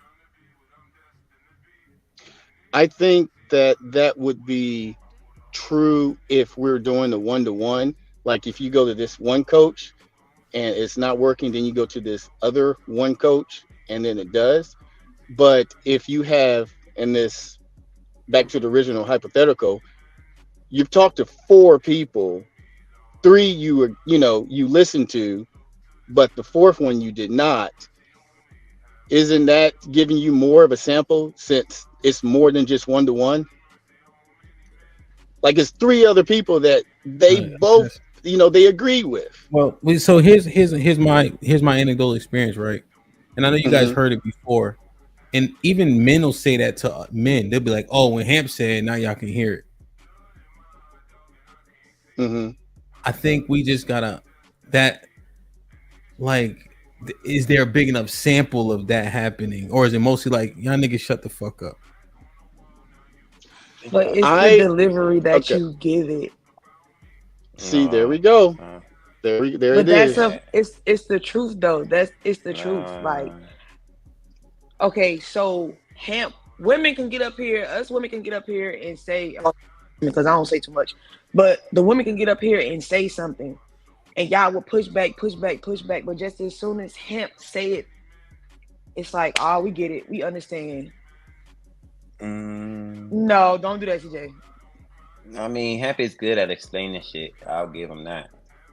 In a way to where it's answer easier. Me this. This is something I've learned in therapy, right? In order for men and women to balance each other out, just like y'all be logical, you guys have to be some sort of emotional. So why is it always we have to understand y'all, but y'all don't want to understand our emotional standpoints of things? Because your emotional standpoint don't make sense. So we can't understand. It doesn't make sense. It's illogical. Or does it not make sense to you because you don't want to listen? No, we be trying to listen. When you have ladies that can I do this? Go ahead. Can I challenge this? I mean, can I?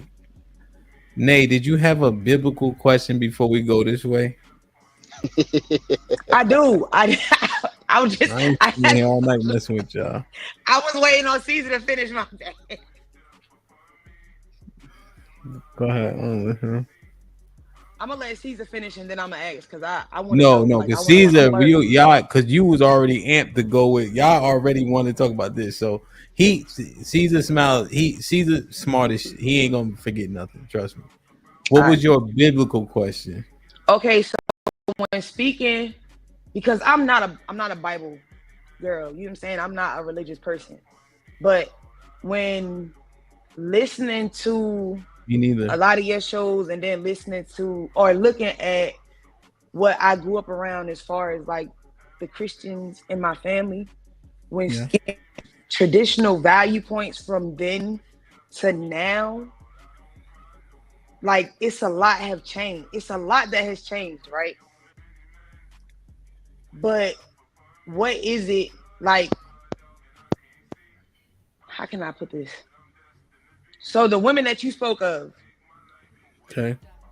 what could women do to change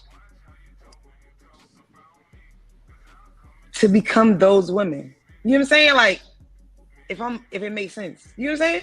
Okay. So one thing, I'm not religious. Okay. Right. Right. But you understand a Religion. lot more than I do. Well, what I mean by that, religion is often a dogma, right? So there's thing that people follow based on a construct that someone created, right? We take the Bible and say, okay, this Bible is for specific people. If you're those people, then you follow the Bible based on what it says. You don't interpret the Bible, you discern the Bible. There's people who like, so if you go to Nehemiah chapter 8, right?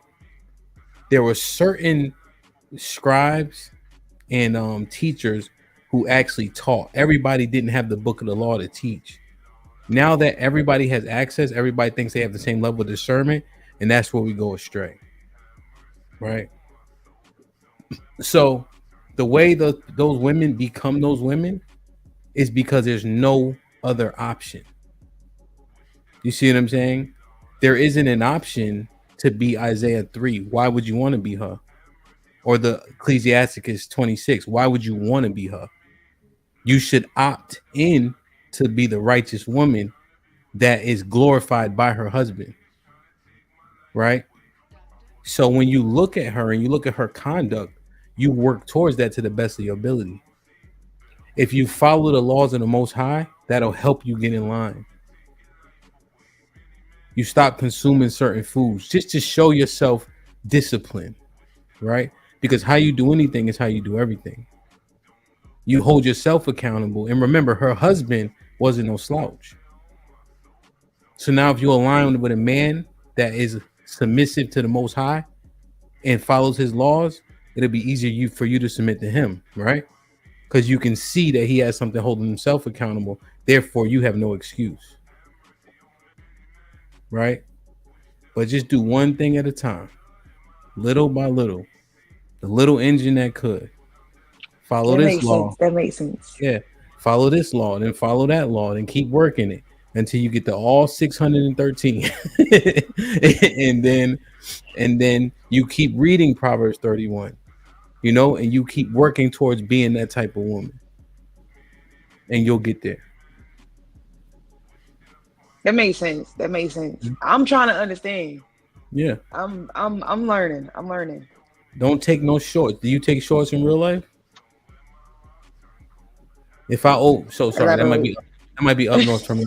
If I owe you $100, can I give you 70? No. So don't short yourself when it comes to this word. Don't give yourself excuses. You won't grow like that. Shake on it. You're right.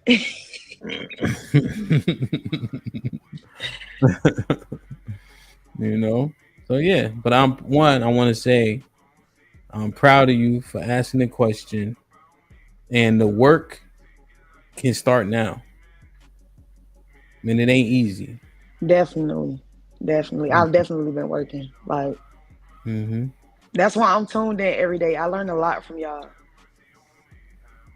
Yeah, good. Things I can't even learn from my own family, for real. That's okay. We come from a people, as you saw in the scriptures, that have been broken for a long time. Right? So this ain't like you saw, even Malcolm was saying bleach skin. Like nobody thinks they was doing it in the 60s. You know what I mean? Like we've been broken for so long. So when you look back to people to try to teach you, they don't know no better. But when you see the brothers who know the Bible to be the truth, we don't really say believe. We say know the Bible to be the truth. We try to take time to be sensitive to everything that's happening, but we still could be heavy-handed when we need to be, So, but yeah, they don't know no better. That's why grace is necessary. you know. So A little. yeah, but we just build with each other. And then when you see, whomever your moms, you give her a hug and say, "Ma, come look at this shit that I got from my brothers off of YouTube." Like that's all it is. No big deal. you know. So that's a good question, on. Anything else? No, Okay, cool. I'm just trying to learn to be a better woman. That's it. Read that shit every day. When you wake up, read Proverbs 31. Start at verse 10. And read it again, and then you read it in the morning, then read it at night, and say, "Am I still in line with this?" And if you're not, just adjust and keep adjusting. Okay. Shit ain't. It's not easy. It's not easy. It's You not. know. So, gotta start somewhere. Now, you want to go back to talking shit with Caesar's Palace? I don't want to talk junk. Well, I let me say something to Nay. I was just Go ahead. saying. Go ahead, Caesar. I think Nay, a lot of women go with self, me, and they don't look at what can I do, how can I be for the man that I want, and nothing is really put on the man that they're dealing with. It's all about you, and so it's going to be difficult and hard for women that have that type of mind frame to get the man that they want with anything serious, thinking about themselves. So if you start, if you see a guy you talk to, you like, you know what, this is the type of guy that I can see myself with. Find out what he likes. Find out what makes him tick. Be the that he likes so he can cuff you. I think a lot of women will have a lot better outcomes if they start doing it that way. Every guy is different. CJ may like a woman that can cook. Caesar's Palace, man, you may not have, but that's what you got to find out with the man that you're dealing with. But if women don't care about that, then they're just going to be used, abused, and sent back to the streets. That is true. I don't think it's difficult. I don't think it's hard. I just don't think women want to or care to try to please or take care of a man. That's not what I'm seeing in these streets for the masses. And the ones do, um, they tend to get married Yeah. or they get into long-term relationships. So that's why I made sure I read the Book of Sirach, because remember, the godless man, right? There's implications there. So just in the spirit of the show itself, the godless man gets a godless wife too, which basically just says your conduct, the man's conduct also matters. Do you agree with that, Caesar? Yes, yes, I Yeah. think so. Yeah. I don't see you just giving men a full on pass. But people, I think I like what you're saying. People should work towards being great at the role that they're trying to be, what I mean? Like trying to fulfill. You know what I mean? Yeah, I don't give men a pass, but what I do is I don't I don't agree with a lot of the talking points about black men. Um, Look at all the guys that was up in Philly. To me, those are all great brothers that um, would make you know any woman get a wife, and those were good guys. Am I wrong? The guys that were up there in Philly. Yeah, I think those guys are very successful. Um, they do a lot in their communities. I think that they would be perceived as good catchers. Yes. 100%. I don't know. I didn't know anything about him. I don't know what job. I just talked to him, and those were good brothers. And it seems like the the the black man is always getting downgraded into, these guys don't have money, guys are just abusers, these guys who just hit women. But there's a lot of those guys out here, and they don't get talked about. They get thrown in with the guys that are doing the wrong. And I Mm-hmm. see more of that than, you know what, there are a lot of good brothers out here. You have a lot of good brothers on this channel. They come in, they say their piece. I Red Pill Ranger. Those guys are married, they got wives, they got kids, they doing the damn thing. They don't get any respect. I don't see women respecting them, and you may not agree with every single thing that they're doing, but they got what they're looking for. But why are they not getting the respect that they deserve, having successful marriages to black women? It's just because he's a black man, it doesn't even matter. The stuff that they say just gets disregarded. Yeah. Oh well, I think my brother Romello with the $5 says, and I'm just reading because it kind of in line. Question from the past: what is important, the message or the messenger? I think what you're seeing, what you're articulating is the messenger is dismissed, regardless of the message, regardless of the things that you're mentioning. Romello, this question, did you want me to answer it like biblically speaking, or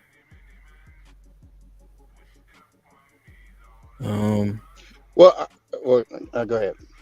well, no, I'm asking them if you wanted me to like pull some scriptures for it. Let me just read these real quick.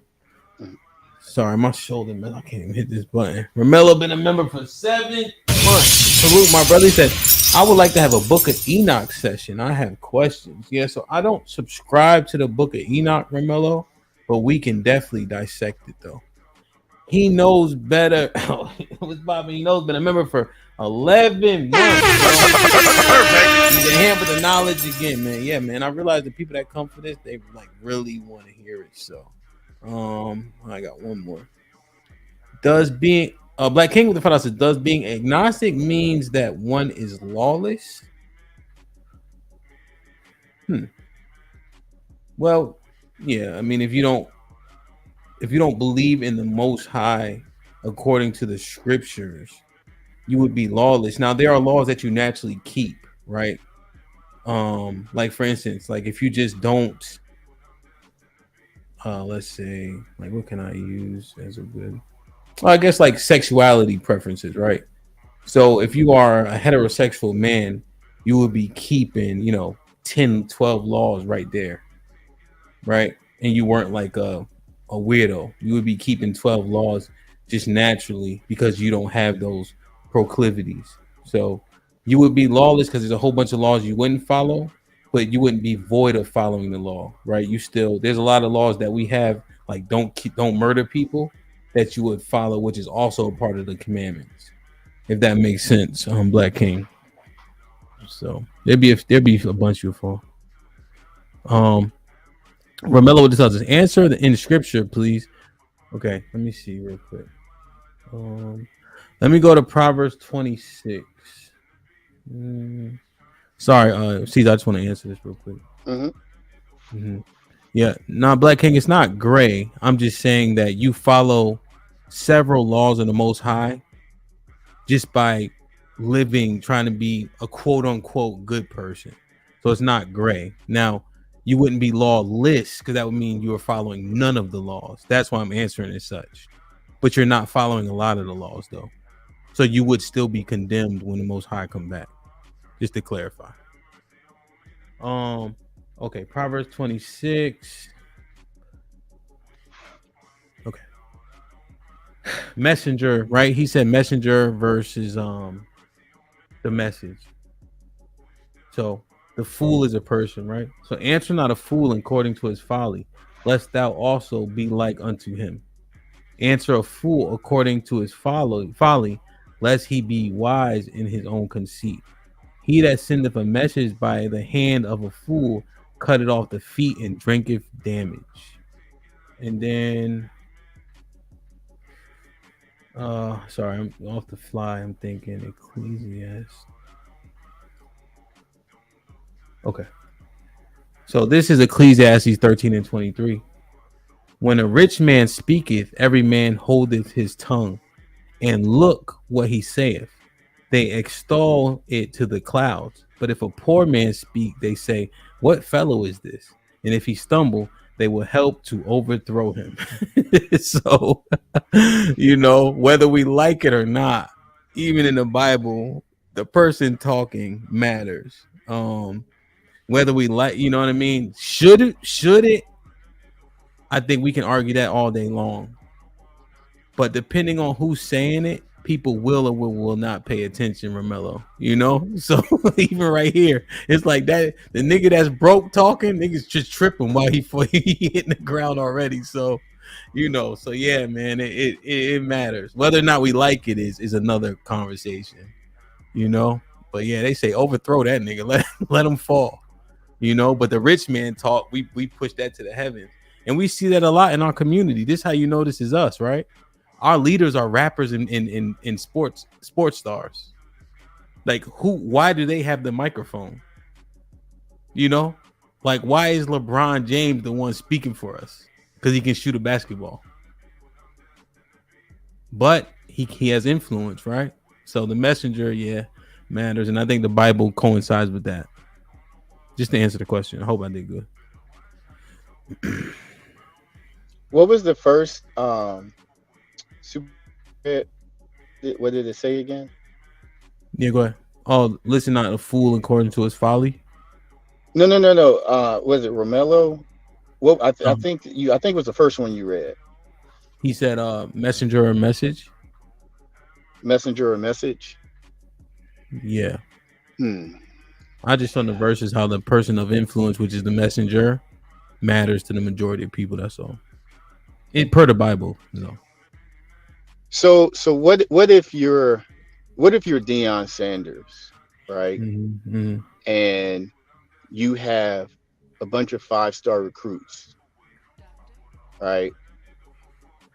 Are you going to cater to these 3 5-star recruits? Have 15 other 5-star recruits good, just so that you can get these 3 on your team when you have equally talented people waiting in the win? There's only so you broke up. Say it one more time, Caesar. Sorry. Like Deion Sanders, and let's say that you have 10 5-star recruits. You got 3 of them that you really want. Other 7 are just as good, but the 3, they want you to cater to them. But the other 7 that you got just as good or just as talented. So should you acquiesce to those 3 just to get them on your team when you got 7 equally talented other 5-star recruits? Okay. Well, there's 32 5-star recruits in the whole country. Mm-hmm. Right. And so what happens is if you have 7 people of the same caliber, you would be less inclined to acquiesce to the other 3 because you still got 5 or 4 more. Right. But when you have 1, Travis Hunter can bring other people to your school because you get more scouts at every game. So by Travis being on the field, he gives the other 21 guys, because he plays both ways, an opportunity to be seen by NFL scouts, recruits, and etc. So in that instance, you would cater to him because it benefits everybody. Agreed. But when we have conversations with Tone or we didn't like your delivery. When women are saying that, this is acting like you're the only woman that's wanting this guy when there's so many other women that want to or can take your place. So if if I go to you and I say, give me your car, Hamp, you can be like, get the fuck out of here, right? Or if I can say, hey, Hamp, I really need to go somewhere. Could I borrow your car, please? It's I don't get to dictate what you do with your car. Like, you get to decide on if I can get the car. So when we're talking about the messenger, if I'm going to you asking you for something, hey, I need help. I'm asking you to help me with your knowledge, but then to listen to that knowledge. Wait a minute. I'm giving you the knowledge. You don't have to take it if you don't want to take it. But I don't need to change how I am delivering the knowledge to you coming to me for help. Okay. I don't need to go ahead. Well, in the instance with the car, right?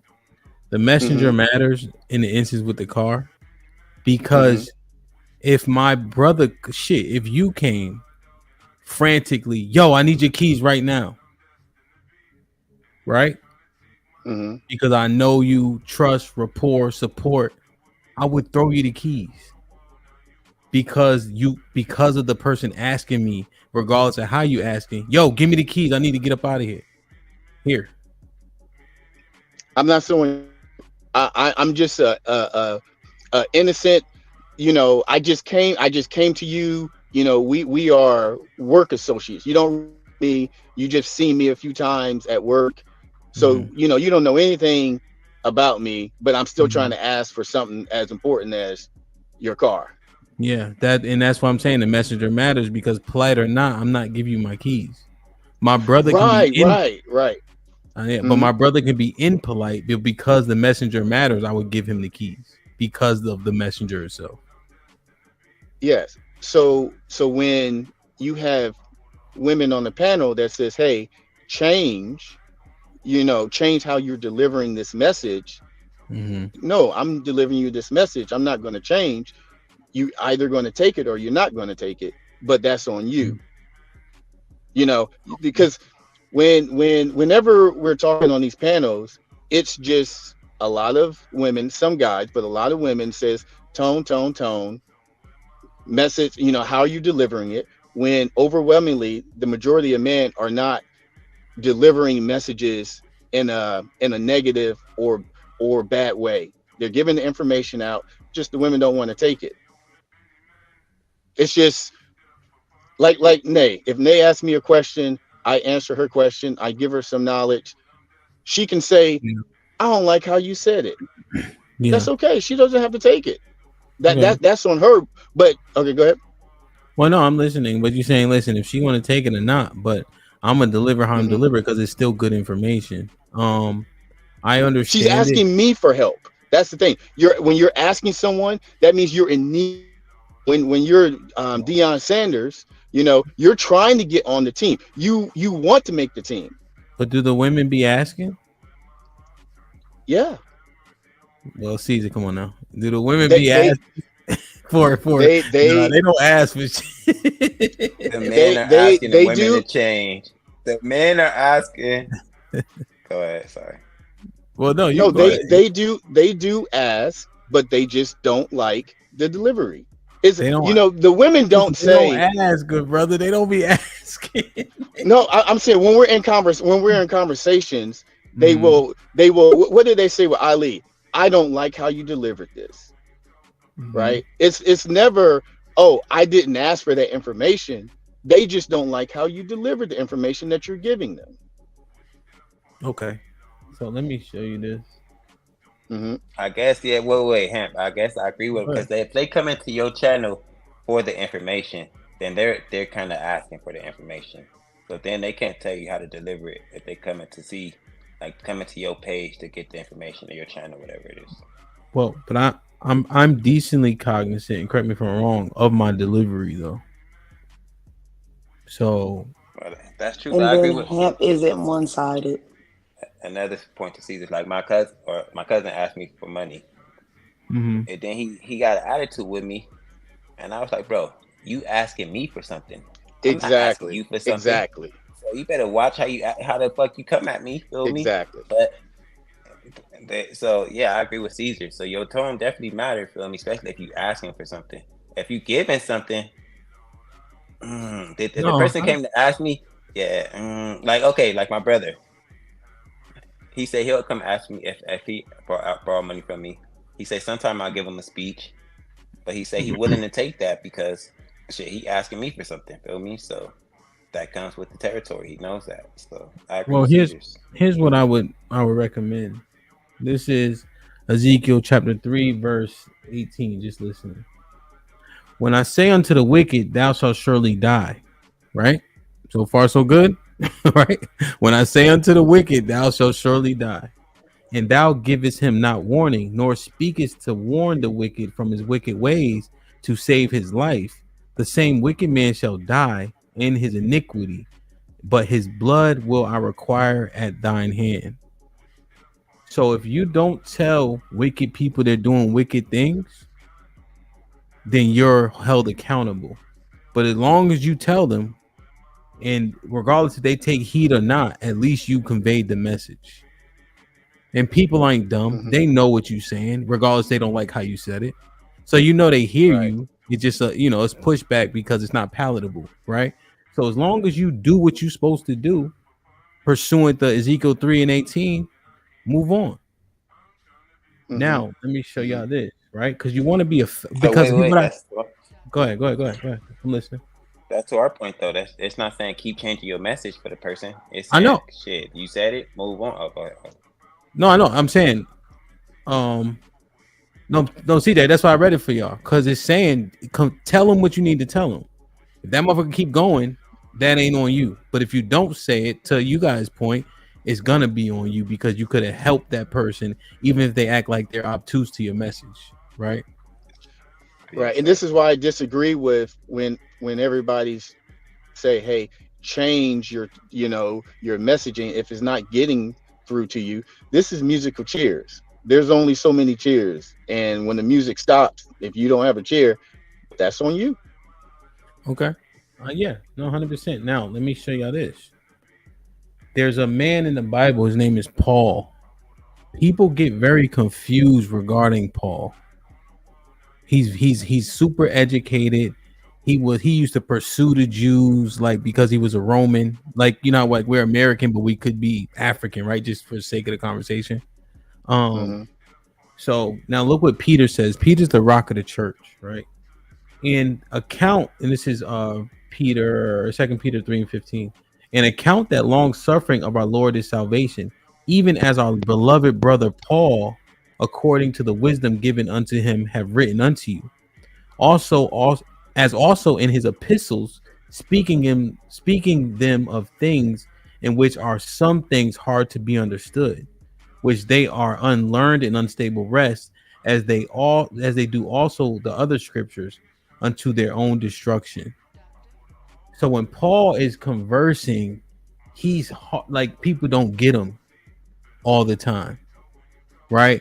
Now I think it's because of his education level. Like, he is a fisherman, so he speaks more plainly, right? But Paul created a lot of confusion oftentimes, and Peter acknowledges that, right?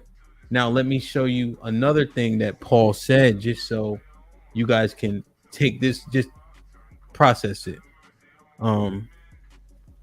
Because Paul had my internet is it's acting up right when you read that scripture, but I'm gonna listen to it on the thing, but I'm still here.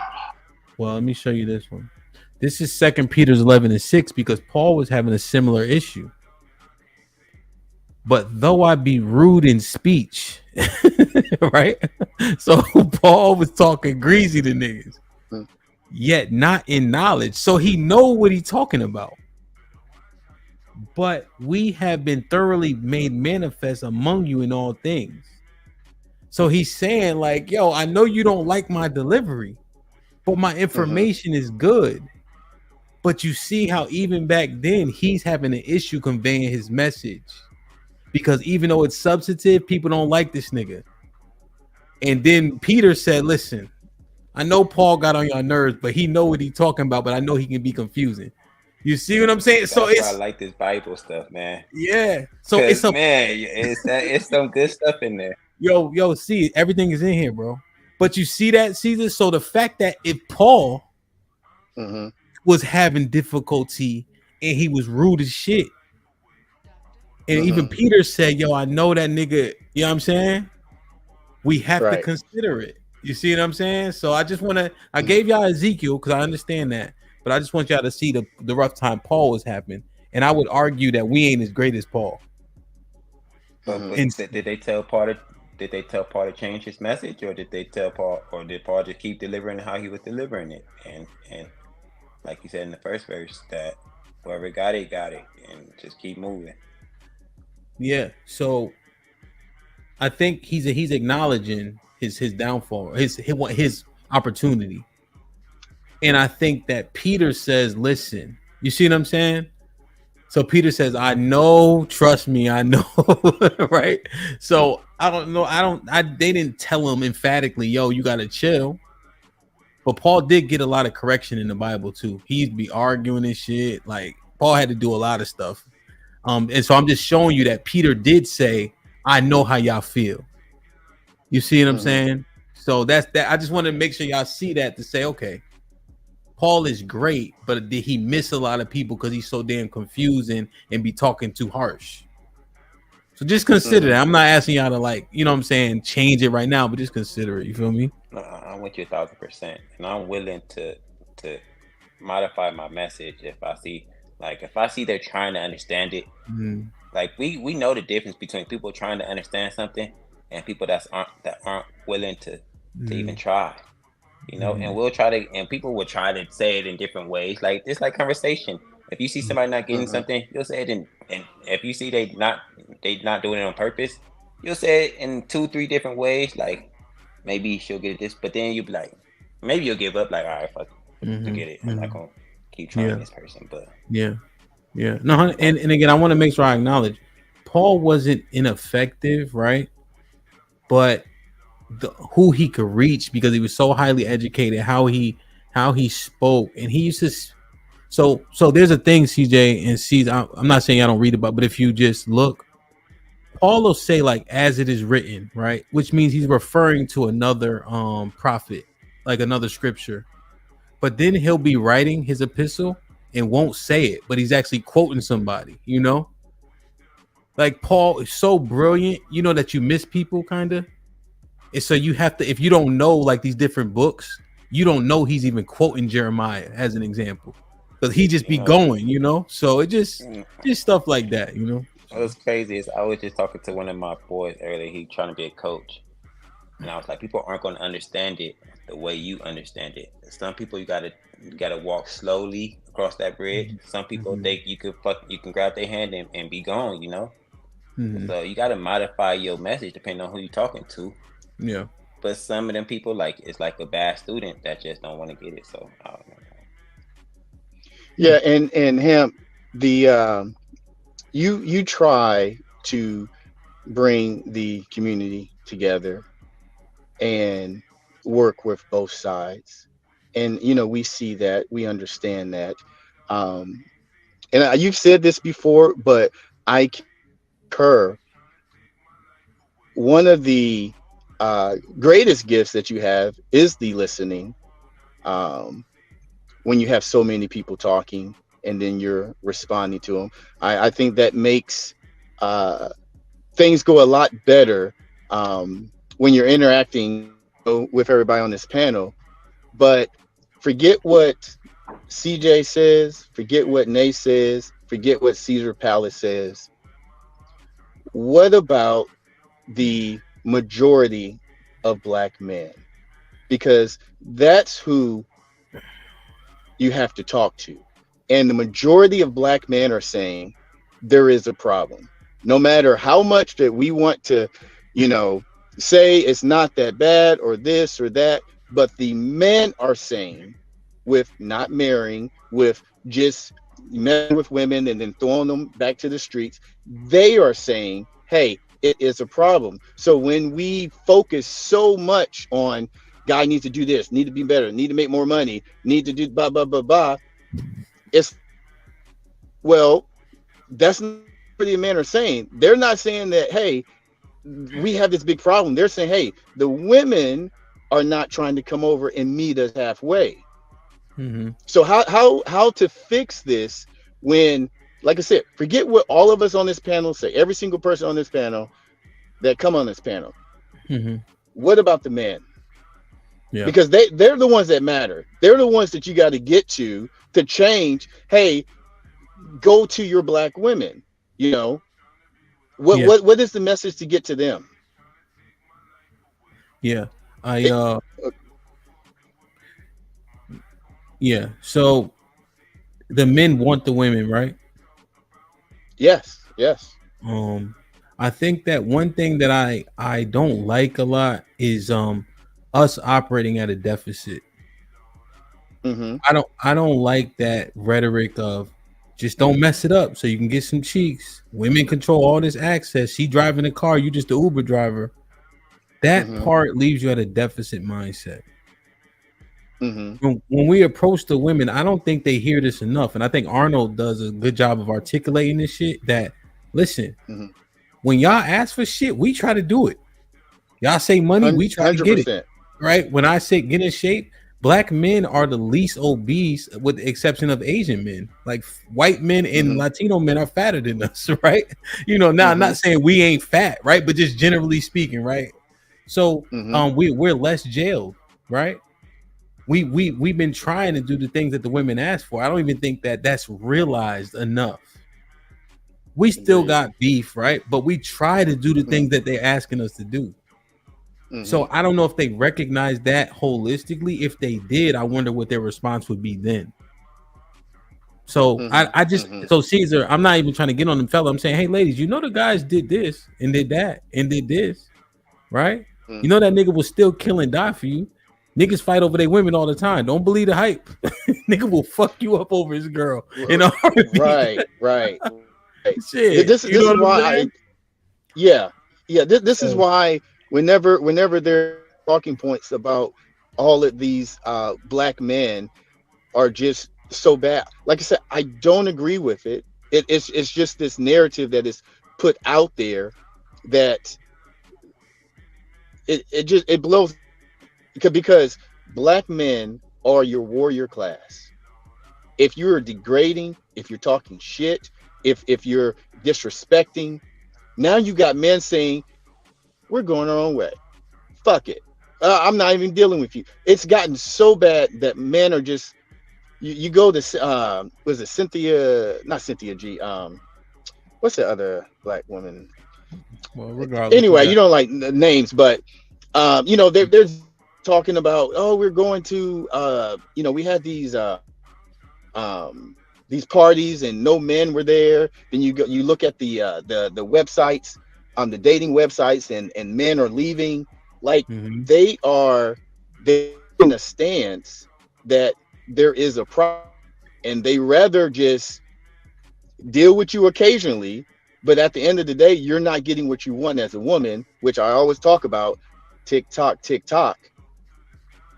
But that's what I keep saying. Like, if we continue to keep going on, the men need to do more and more and more and more. The men are already saying, look, we tried.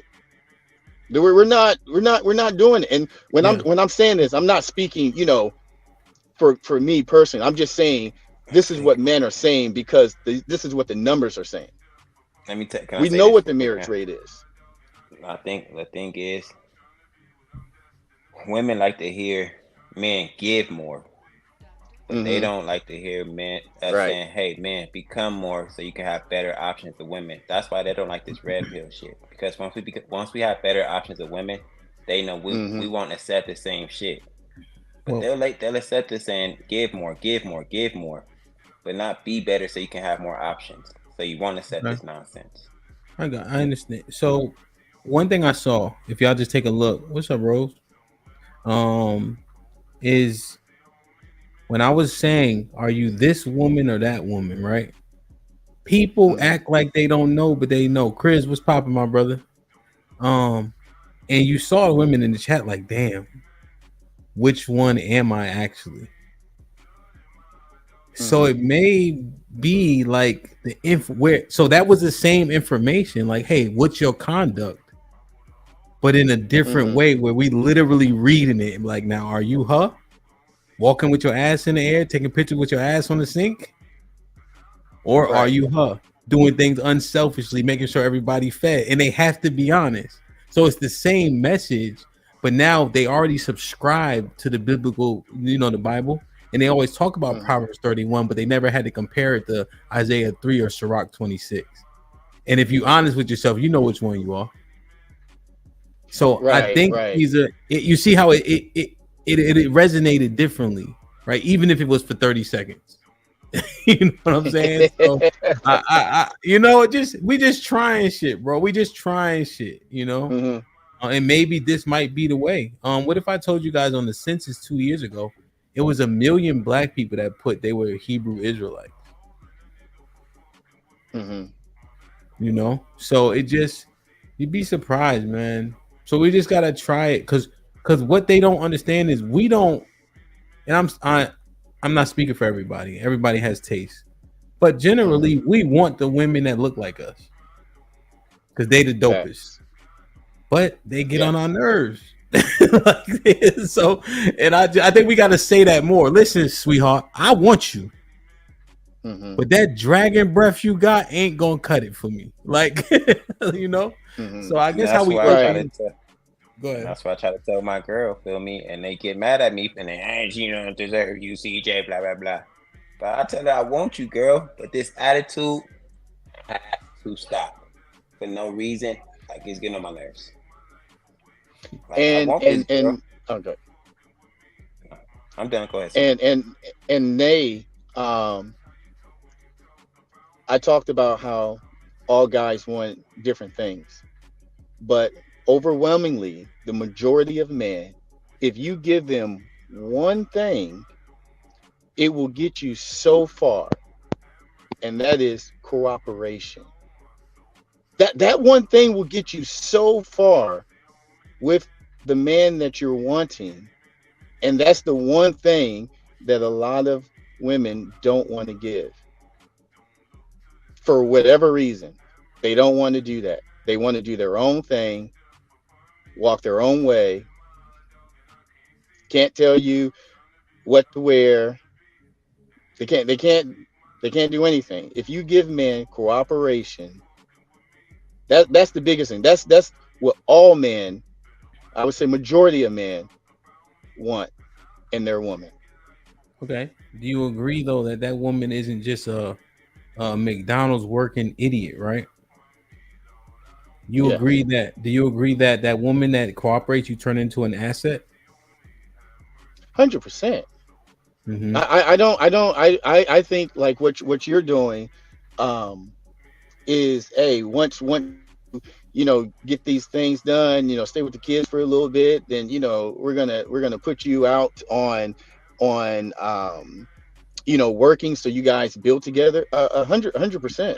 Like that's the way you're going, the way that Killer Mike said what he did. You live on one and you save another paycheck. That's the way to do it. You got LeBron James. LeBron James' wife is not sitting at home. She got a sports bar. Like, majority of rich men, their wives are working, doing stuff. They're not just doing nothing. Yeah.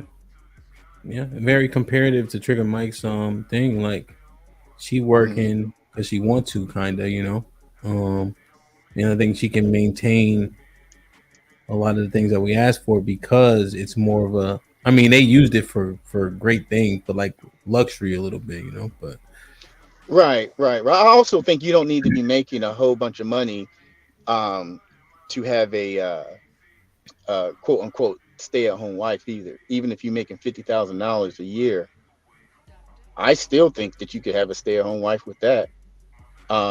You have to do some things to set yourself up in the beginning, but like for example, if you make $50,000 and from, I don't know, 25 to 35, 36, 10, 11 years, and you're putting, $600, $700 away every single month, you're going to get close to having, 50, 60, $70,000 saved. And we know that majority of Americans don't have the knowledge to their name for an emergency. You know, it's you can make $50,000 for the rest of your life, but don't don't go there and just spend. Live below your means until you're ready.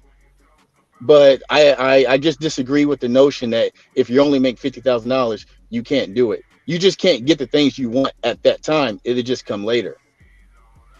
Now, do people want to wait for the delayed gratification?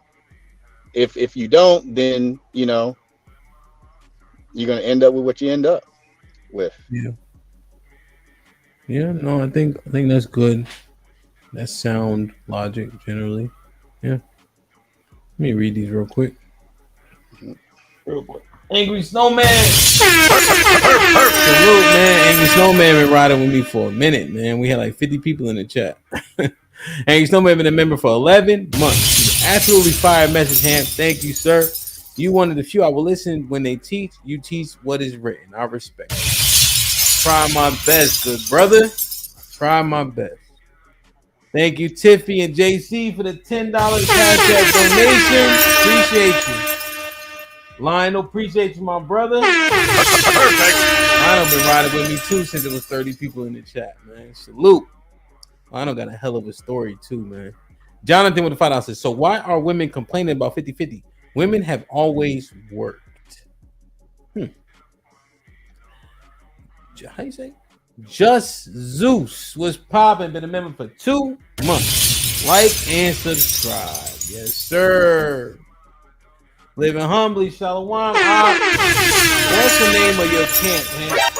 Shit like that. Shoot me an email. I'm putting all that together. I got you, brother.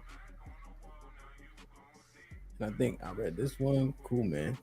Like, share, subscribe, tell a friend and tell a friend. Hit that like button right now if you can. That helps the channel the most.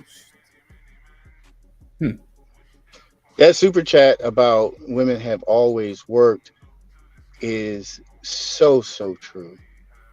Where when men were the primary breadwinner and women were doing the dishes out in the fields, you say they were doing more work, a whole lot more work, washing clothes by hand. I mean, yeah, they work. They work. Yeah, 100%. The women work, and that's why Proverbs 31 is so important, right? Mm-hmm. Our women always put in pain, and were unselfish, worked and cooked and cleaned, and again, just to make sure the man she was with wasn't no slouch. I think that's important to highlight. And that's a part of a traditional wife. Yeah. And if you want that, if you want to be Proverbs 31, then that's what you aspire. That's what you work towards, You work towards it, man. So right. Because the traditional wife is, you're putting, your marriage and your kids before work. That's what your primary role, what you were taking care of. You didn't care about getting out here and as far as getting, going to jobs and all that good stuff. It was your jobs were primarily at the house. Yeah. Yeah, well that that example, she was outside, man. She was hustling, selling stuff, making stuff and selling it, but yeah. I be trying to sometimes when you bring up the talking points that we should get.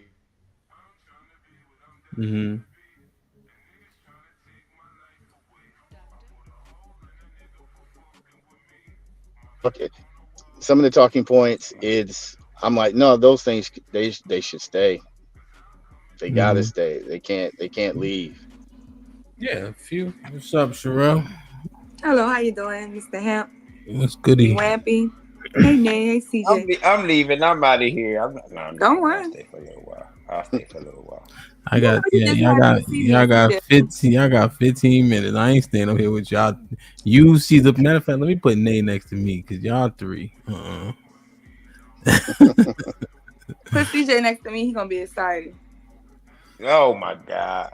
I got 3 minutes. Y'all look alike. No, we don't. CJ look Sherelle's like my little. Sherelle's like my little. She like my little sis. She want to be. I don't know what she want to be. I'm like nothing. She like my little sister though. You're lost. CJ look like a camel sometimes, but sometimes he look like a kangaroo, and then sometimes he look like a kangaroo camel. I look like a squirrel. Sometimes he look like daddy, huh? That's what she wanted to say. Sometimes he look like daddy. I do not need to throw up on camera, CJ, please. Robert, how do you want me to break down was Galatians 3:15? No, I meant 28. I'm pretty sure I meant 28.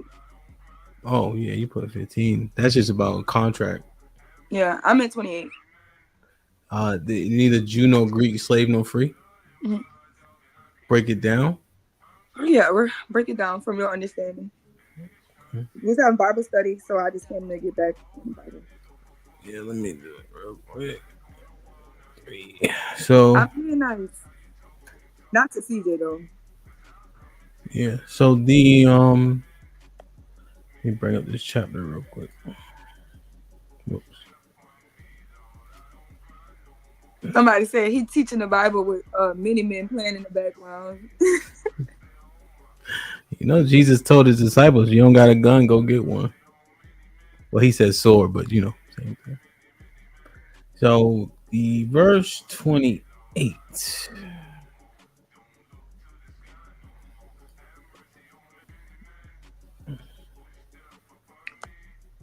The right chapter? Oh shit.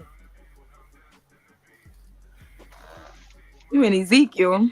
Yeah, that was in there earlier. I feel like for your we not supposed to marry out a race point, you should have went to Nehemiah. I didn't say anything about marrying out a race. No, I'm saying like when you was like talking about that point, and you was kind of like, we're not supposed to be with these people. You was like, something like, do y'all want to eat hot dogs every day? Oh, Nehemiah 13. Yeah, no, I forget what I was saying. Oh, I was talking about the blonde hair. That's why. So this one, there is neither Jew nor Greek, there is neither bond nor free, there is neither male nor female, for ye are all one in Christ Jesus. And if ye be Christ, then ye are Abraham's seed and heirs according to the promise.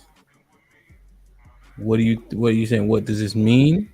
Yeah, like interpret that for me. Yeah, so Galatians 3:14 here. Christ has redeemed us from the curse of the law, being made a curse for us. For it is written, cursed is everyone that hangeth on a tree, that the blessing of Abraham might come unto the Gentiles through Christ Jesus, that we might receive the promise of the Spirit of faith. Brethren, I speak after the manner of men, thought that be the man's covenant, yet it be confirmed, no man disannulleth or add death thereto. So like the contract. Now to Abraham and his seed, where the promise is made. I think people often miss this right here, which is very important. How many sons did Abraham have? Just for the people who don't know. So Abraham had 2 sons. It's very important to note that it just says seed here and not seeds plural. It says seed singular in any translation. Because the promise was made to just one of the seeds, not both. Correct. It wasn't made to Ishmael, right? No, so Ishmael didn't receive the promise, right? So Isaac here. Isaac's the seed here where the promise is made. He saith not, and to seeds as many, but as of one, and to thy seed which is Christ. So, which is just explaining that through Abraham, he begat Isaac, Jacob, Israel, the Israelites, through the bloodline of David, Christ. Mm-hmm. And so when it makes sure to note that it's only the one seed, when you read this scripture, it's very important to understand the Apocrypha, because just like we're Americans, where we have an origin. So when he's saying it's either Jew nor Greek, neither bond nor free, there is neither male nor female, for ye are all one Christ in Christ Jesus, because these people don't even know they're Israelites, very similar to the people sitting on this panel. Yeah. So when we talk about, remember, I'm trying to tell them that a lot of times people get confused. I think that's a message that you needed to do today. The confusion comes in to where, especially with Paul, to who Paul was to be outreaching.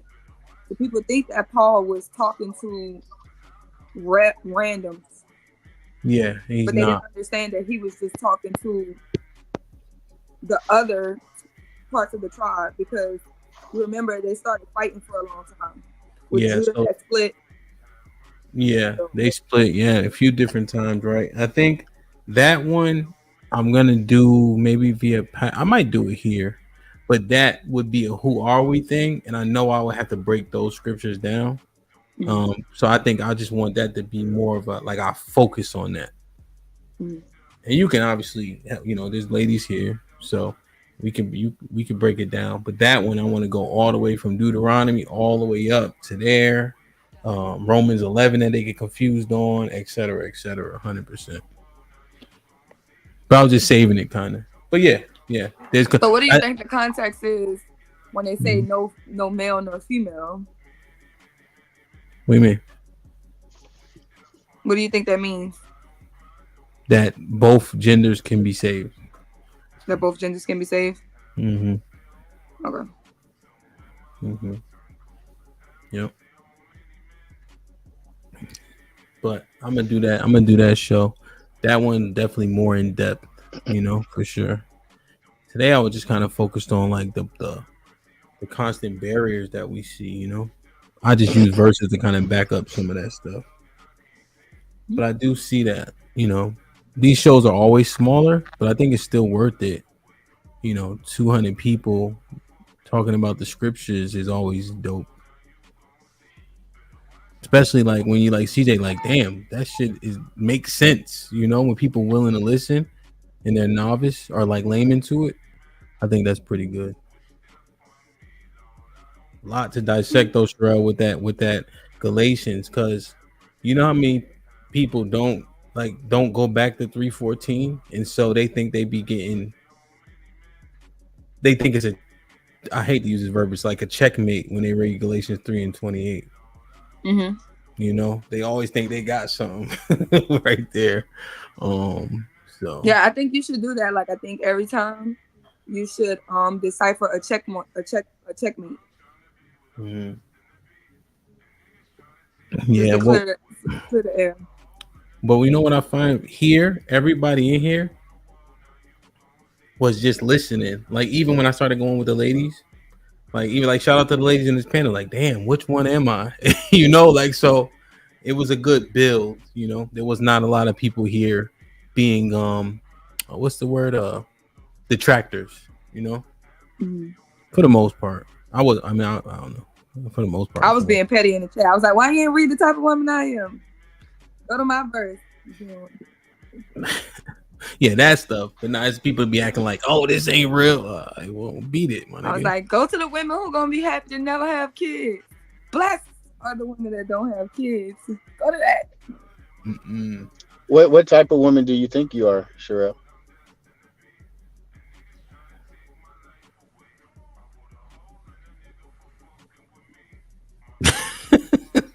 I'm like, is it me or did I freeze again? Or look at him, did I freeze again? Got quiet to the motherfucker.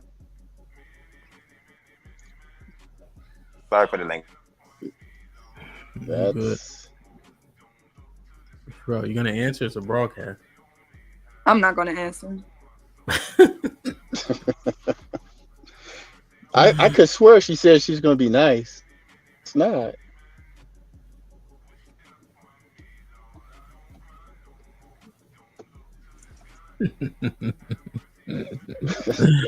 Okay. This is putting your hand out, him. Like waiting for the other person to grab it. To have some common ground. This is putting the hand out. I don't know. For some reason, she don't want to answer. I don't know why. I don't either. I don't know why either. Man. This is the quietest I Sherelle guess has ever been in her life. Like, I've never seen Sherelle this quiet. She's not even gonna respond to that. Look at her. Yeah, I mean that's. You know that's what I all did good. see though, that the concept of how you correlated today what I was saying about the kids be getting busy, and then like how they said like, oh, the single mothers are raising this, da da da, and just like when you let them know that like this is supposed to be happening because this is already prophecy. Y'all like y'all just doing everything verbatim. So when you be knowing the stuff that be happening and it just be like it just all come together like. When you said they gonna leave their kids, I was like, can't make it up. It's real. You can't make it up, man. And I hope I did enough to make sure, hey fellas, this is us. Hey ladies, this is we together, right? But this is y'all. Like we got shit that we gotta do differently, acknowledge, and overcome. Like we have to do these things, We all gotta do our part. Had a question, Hemp. Yes, sir. You did a broadcast the other day. What was it about? It was empathy, and what was that other thing again? Empathy, sympathy, and apathy. Okay. I just wanted to say that.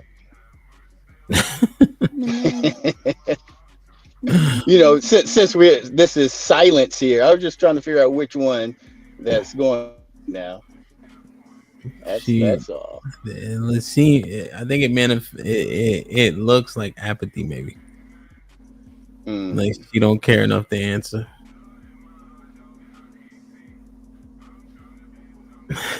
So that's all good. That's all good. I don't know. I don't think she. Sure. You ever interacted with Caesar's Pals before? I don't care to. But no, right? I don't think so, right? No. Maybe once, I think. I think one time. Yeah, no, Caesar's Palace, man. Caesar's Palace do a hell of a lot, man. Like even the donation for the fighters, for the top fighter of the night, $1,000. That's dope. That makes an event, So I really appreciate it, Caesar. Even from day one, like from you going back and forth with Q to going to her wedding. I'm still waiting on. She ain't bust a move yet. She ain't bust a move yet, but it might happen. We'll see. They still riding. So What about Love and Osa? They straight. They straight. Yeah. They straight. Last time I talked to her, yeah, they straight. Now Q ain't get married yet, sin. Caesar was saying when she get married, he going to the wedding. That was a year and a half ago, maybe, right? 2 years? That was a while ago, man. When we first got ago, yeah. It used to be like 41 people. I never forget that number. 41 used to be in the top left hand corner. Now 230 is like a slow night, But it's productive though, nonetheless. Now you say you off tomorrow? Go ahead. Go ahead. Caesar Palace. I'll just ask the name. I think not the other. She's definitely a interesting young lady, and tell her that we miss her on the panels. I know she had gotten a. Say Which again. one? Which one? Q. I mean Q. Oh yeah. She just her job different now. Remember we used to be. Yeah. But her job different now. She been working like shit. So. Yeah, she was a good panelist. Yeah. You know, she was funny. She was just on a couple days ago too. Oh, she was? Oh, sorry, a couple weeks ago. Man, didn't even know that. Yep. Yeah, she's on tomorrow. I mean, she was on. We talking because they kept on saying 50% of us is gay and shit. I said, let me get some gay niggas up here because I'm tired of that shit. You know. So let me ask, Nay, what type of woman do you think you are?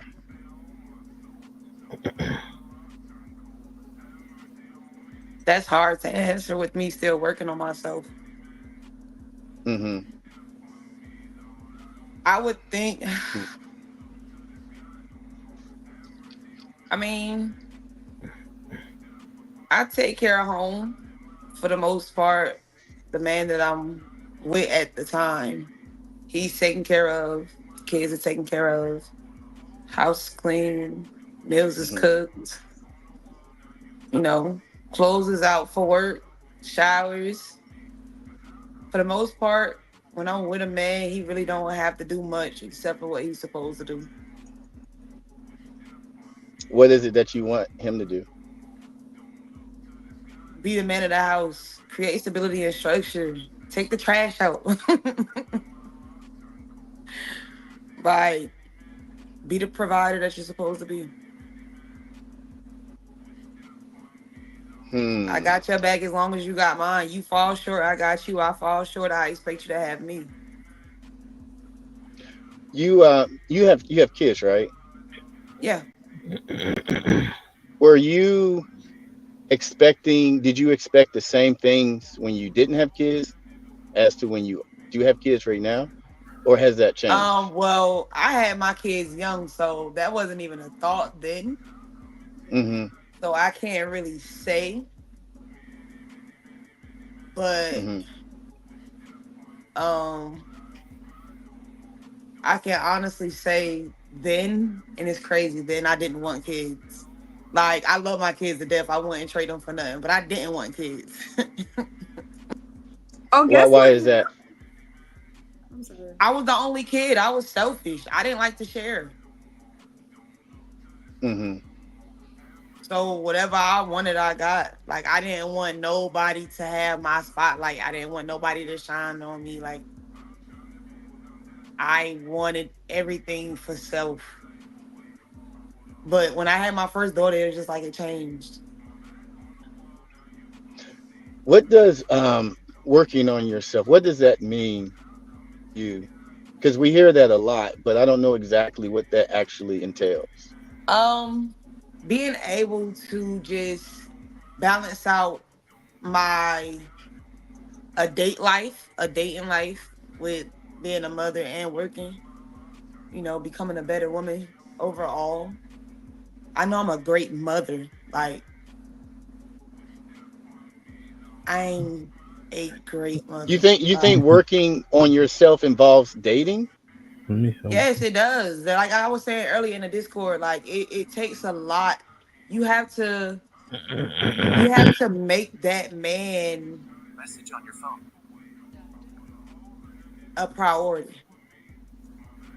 Mm-hmm. And right now, with me trying to work on myself and become a better person, a better woman, I'm putting myself first. So I wouldn't make him a priority. So it wouldn't work. It'd be just a bad situation. Then why are you dating then? I'm not. I know, but you said one of the first things you said was dating. So that's what I was.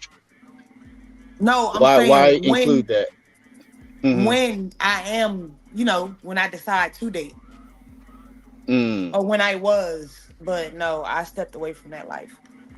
Because I self-sabotaged a lot. And I knew I was doing more damage to the man than I was doing to myself. And that's not the goal for me.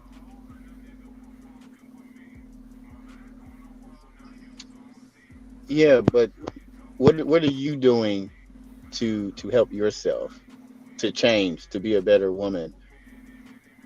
I'm going to therapy. I'm tapping into my inner woman, my feminine side. Like I'm learning to be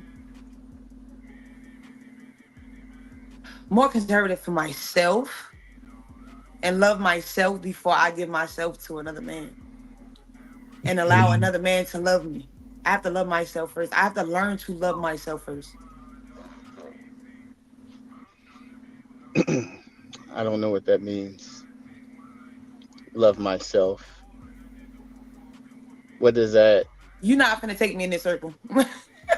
No, because when you say it's what I'm saying is it's vague. I love myself, but when I ask, okay, what are you doing to work on yourself? You say just love myself. That can mean a whole bunch of different things. Trying to take you in a circle is just I'm trying to understand where you're coming from. So what do you think it means? And I can clarify your answer. It means what I think, whatever you feel it means at that moment, at that time. Like it could change. On Monday it could mean this, on Tuesday it could mean that. So one day I love myself and the next day I don't. One day you might love yourself for this reason, and then another day you might love yourself for that reason. Like it's nothing. Like it's not something that is tangible. Like for example, if you say, I'm going to go and lose 10 pounds, right? And then you're working out, and then you see, oh, I lost 2 pounds, I lost 3 pounds, I lost 4 pounds. Like that is something tangible. You can see that you're actually losing pounds. So when you say, oh, I'm just when you say something that's just vague, I just love myself, I'm like, I don't know what that means. Well, I think she's trying to figure that out, right? Essentially. Nay, I think here's the things, right? It's all about responses. Like, how do people respond in turmoil and conflict when shit hits the fan under pressure?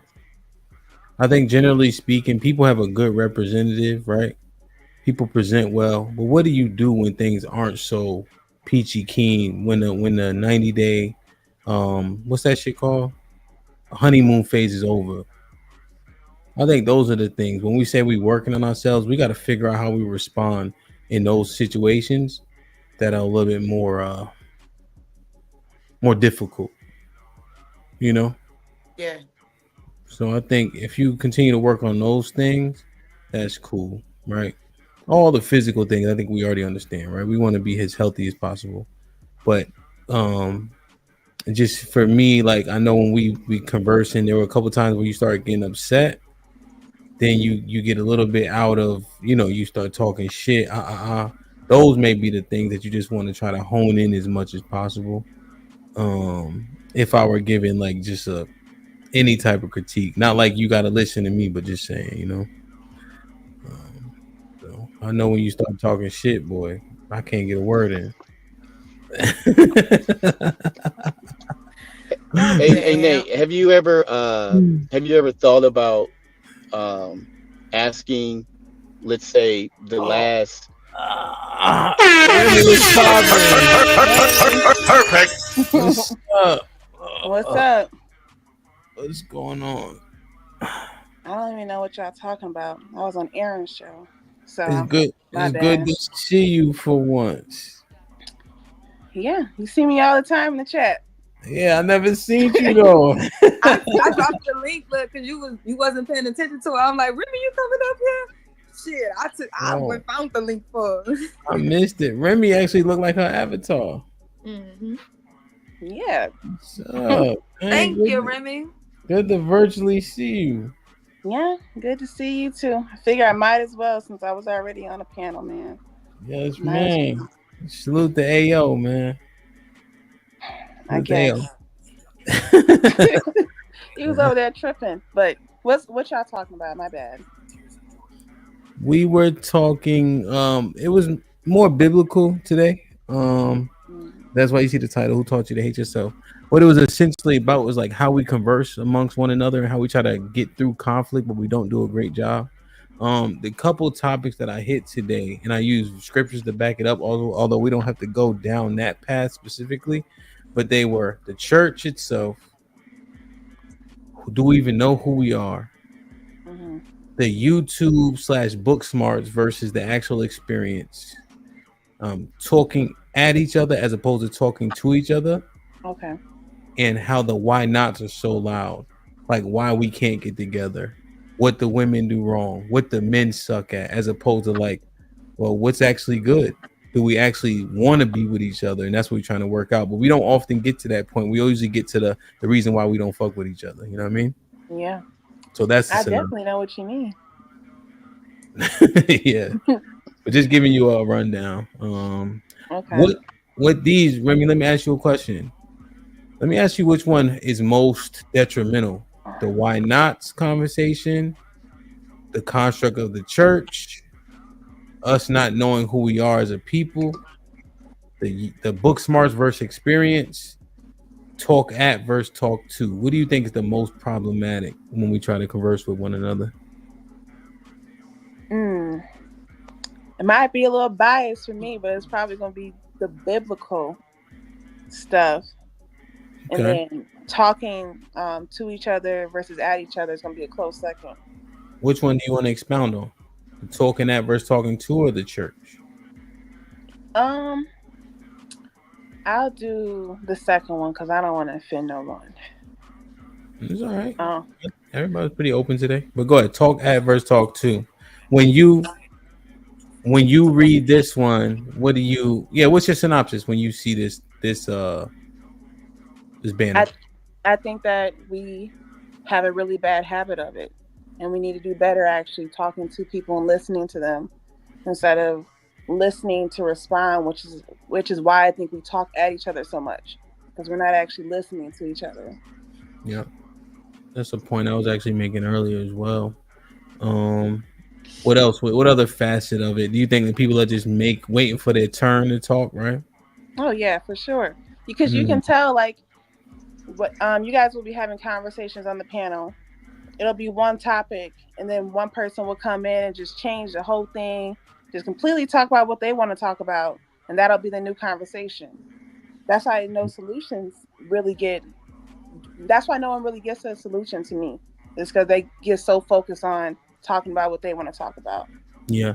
Do you think, not to turn it into this, but do you think it's more like gender specific, or you think everybody kind of does it? I think everyone does it. I think it appears that the men do it more because y'all are the ones who are mostly on the panels. That's a good point. Yeah. I agree. Right. Just because it's more men. So by proxy of that, it would look like we do it more. Yeah. Yeah, I think that's fair. Okay. Yeah, I think that's a decent breakdown. Anybody got a question for Remy? Otherwise, she can expound on her other one that she didn't want to offend nobody with. Yeah. Because you be telling me in the chat when I be saying my opinions and stuff on the biblical stuff, you be like, watch it. So I'd be like, I'm trying to watch it. Oh, yeah. The narratives. I just don't like that because I think that if you got more understanding of the reference point, I just think, and I'm just assuming that your viewpoint would change. That's all it is. Because I don't know if you like just heard it in the same way yet. But I could be wrong. Okay. So yeah, well, let's go with that one. So what do you think about and I said, so Remy, you could break it down how you want, and I'll tell you what I meant by church after you break it down. But what's your plight there? Can you break down what you meant first so I know what I'm addressing really? It'll derail you too much. You think so you can just Maybe not, but I don't want you to be like, I want you to have like an organic thought. Okay. So with the church, I think that it's detrimental because a lot of the stuff that we learn, I believe, is man-made. I don't think it comes from this God that you guys speak of. So I think the fact that we're getting stuff that's man-made, I think that's detrimental in itself. Because we're just listening to people who made these stories, that we still gotta believe. Got you. So you think the Bible itself is man-made? Absolutely. Okay. Yeah, that was a different standpoint. What I was more so looking at is the church construct being a 501(c). There's so many truths that it can't tell you about in order to maintain that status, you know, like the prosperity and things of that nature needs to be touted, because if you talk about what the Bible actually says, when it says hate and kill for this and do for that, you can't keep your 501(c), you know, because you have to adhere to the guidelines. What's so that's 501(c)? What's that? Nonprofit. Okay. Like churches don't pay taxes on the land, none of that. They don't, you know what I mean? So in order to keep that status, you know, you have to be kind of careful, right? You got to represent what that means in order to keep those benefits. So when we went through a couple of things, Remy, like in the Bible as an example, it says that men that look like me would hate their brother, treat their women like shit, and leave their children. So it says that in the Bible verbatim. That look like you? Yeah. That's what I'm saying. Like that to me, that's a key sign that it was man-made. And that to me, that's also telling who made that. Like, why would it say that? Well, what it says is does it say black people? Yeah. Yeah, see? But that was 5,000 years ago. It's talking about men today. But is that how you saying that men were able to tell the future 5,000 years later? No, I don't agree with that sentiment.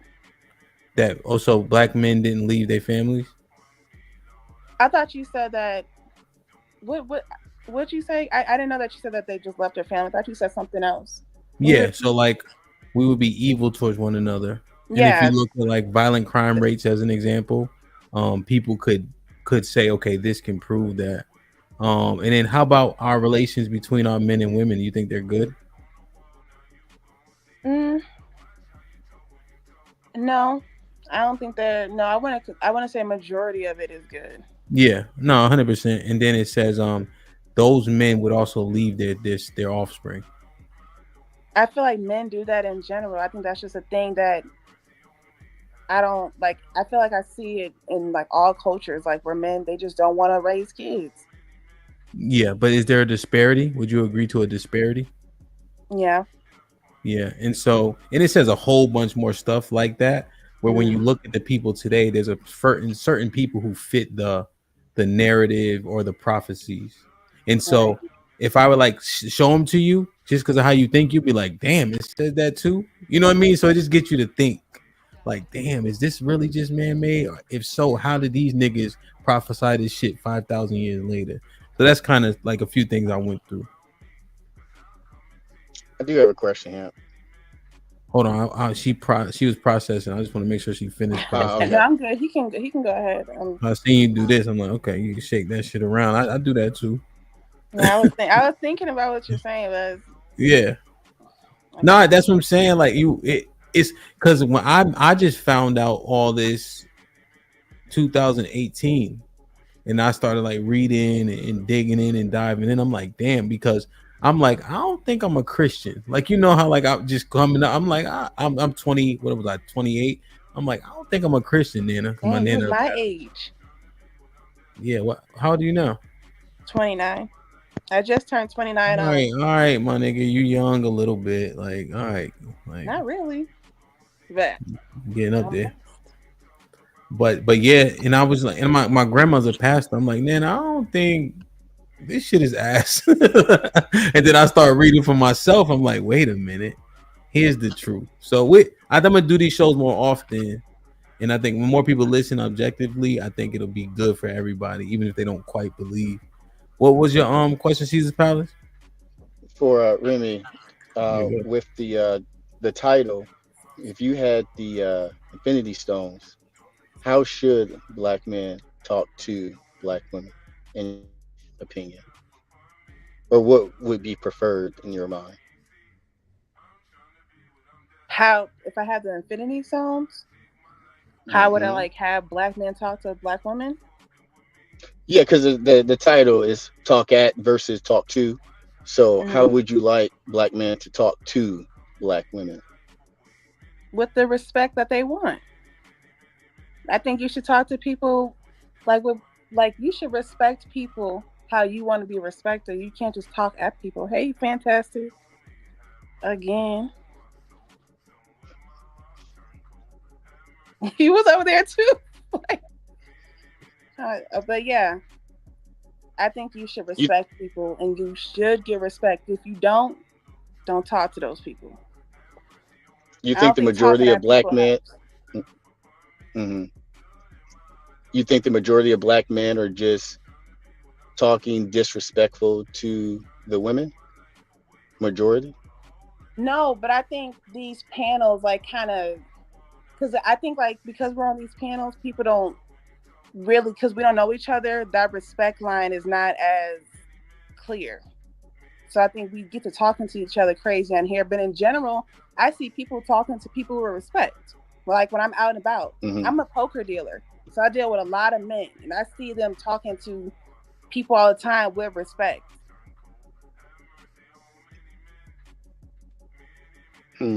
So what are black men not doing, since black women are saying that we're potentially not talking the correct way? Well, like I said, it's on these panels where I feel like y'all get to talking crazy because y'all don't respect these people because you don't know them. Do you think that it if some of the guys get overhanded, do you think it could be warranted that some ladies throw out sly remarks like 50% of men are gay? Do you think that could cause some friction? Yeah, I agree with that. I agree it can cause some friction. But Do you think no, go ahead. No, go ahead. No, I don't want to go ahead. I don't want to like revert to like, but you know, y'all do it to the women, so just go ahead. Well, I guess I'm just trying to find out, just what you would like to see black men, how they would to the women. But On if you're these saying what, on these panels, I would like to see us all talk to each other with more respect and a little bit more curiosity. Like I want us to be more curious about what the person is saying instead of just having your own thoughts in your head that you just want to get out and not listen to one another. So that's what I would want to see us both do. But we're talking about do the you men, think? so that's what I want to see y'all do. Okay, but you said yourself that you in the earth you see majority of black men talking correctly to black women. Yeah, like on a general basis, yeah, I see a lot of respect when just talking to people. Now, when y'all giving y'all opinions on stuff, it can be distasteful, but sometimes, but I don't think it's I don't think you actually talk to people with disrespect on a general basis. Do you think that the phrase "woman code"? Do you think that could interfere with black men and black women having good conversation? Yeah, I think being on any type of code can interfere with that, with conversations. Okay, that's all I got. What's going on, Fantastic? I would repeat the question. Remy, I think we can agree that if people have a preset position, it can interfere with the conversation. But what about women code? Okay, so what is women code? There we Like, go. Okay. What do you think it is? I think it. Are you trying to say like women being on one accord when it comes to certain topics? Because I'll like me personally, I'll call someone out regardless of gender. So like, Oh, you talking about Remy Ice from the chat? yeah. You know I love you, but no. You don't be watching the chat like that. Obviously, Sherelle had to tell you what I said, so I do be calling out the men. Tonight, yes, but Remy, No. Remy, over here. You ride or die for the ladies, which I mean it's cool. But so you know what code is, right? You played basketball? Do you guys have conduct and loyalty to each other and you ride or die for each other playing basketball? Yeah. We also hold each other accountable. Fantastic, you wasn't playing with us?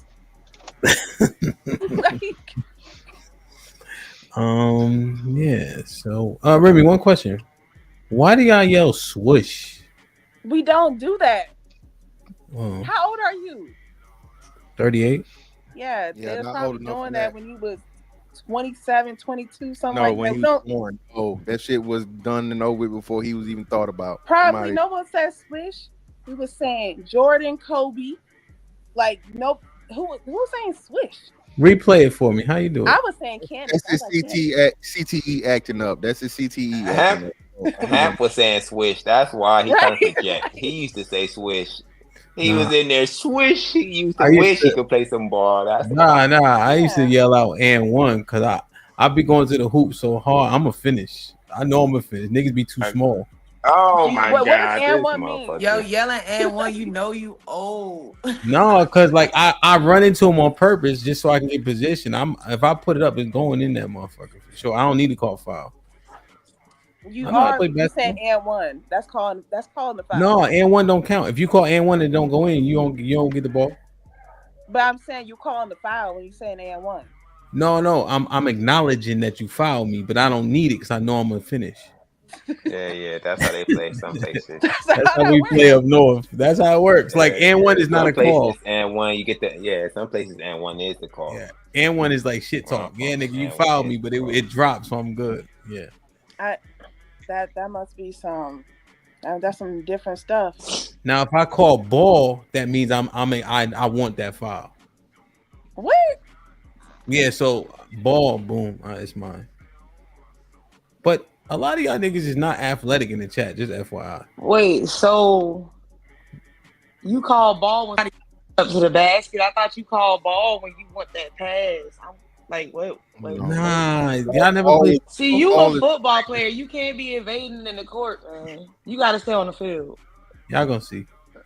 I understand what he meant when he explained it. I just don't usually hear it said like that. Yeah. I just like actually like it's mine. Give me this. That's what I'm saying. Like, give me this. All right.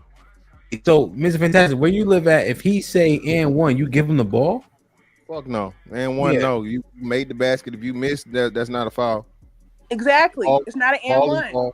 But yeah, ball is ball. And the ball is foul. You say that then, right? Yeah, ball is foul. Yeah. Ball. Yeah. Some of y'all niggas play like that. That shit dumb. And one means give me the ball, and I got the foul. You don't play no basketball, bro. Obviously. How do you get an and one? If you don't make I'll be hooping. Fuck you mean? You call and one, that's not a foul call. You don't get the ball. That's a foul, and that's a foul on where I live. It's probably a foul, but it's not an and one. You're not making. Let me just show y'all how y'all know. And CJ don't know what he's talking about. Look who agree with him.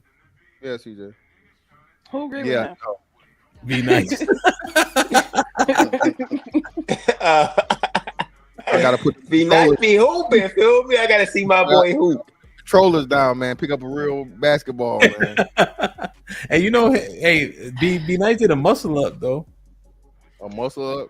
What's that? 107 pounds. Good when luck. you know you do a pull up, but they go over top of the bar. Yeah, that should be able to. Like I said, he's toddler size. Don't do that.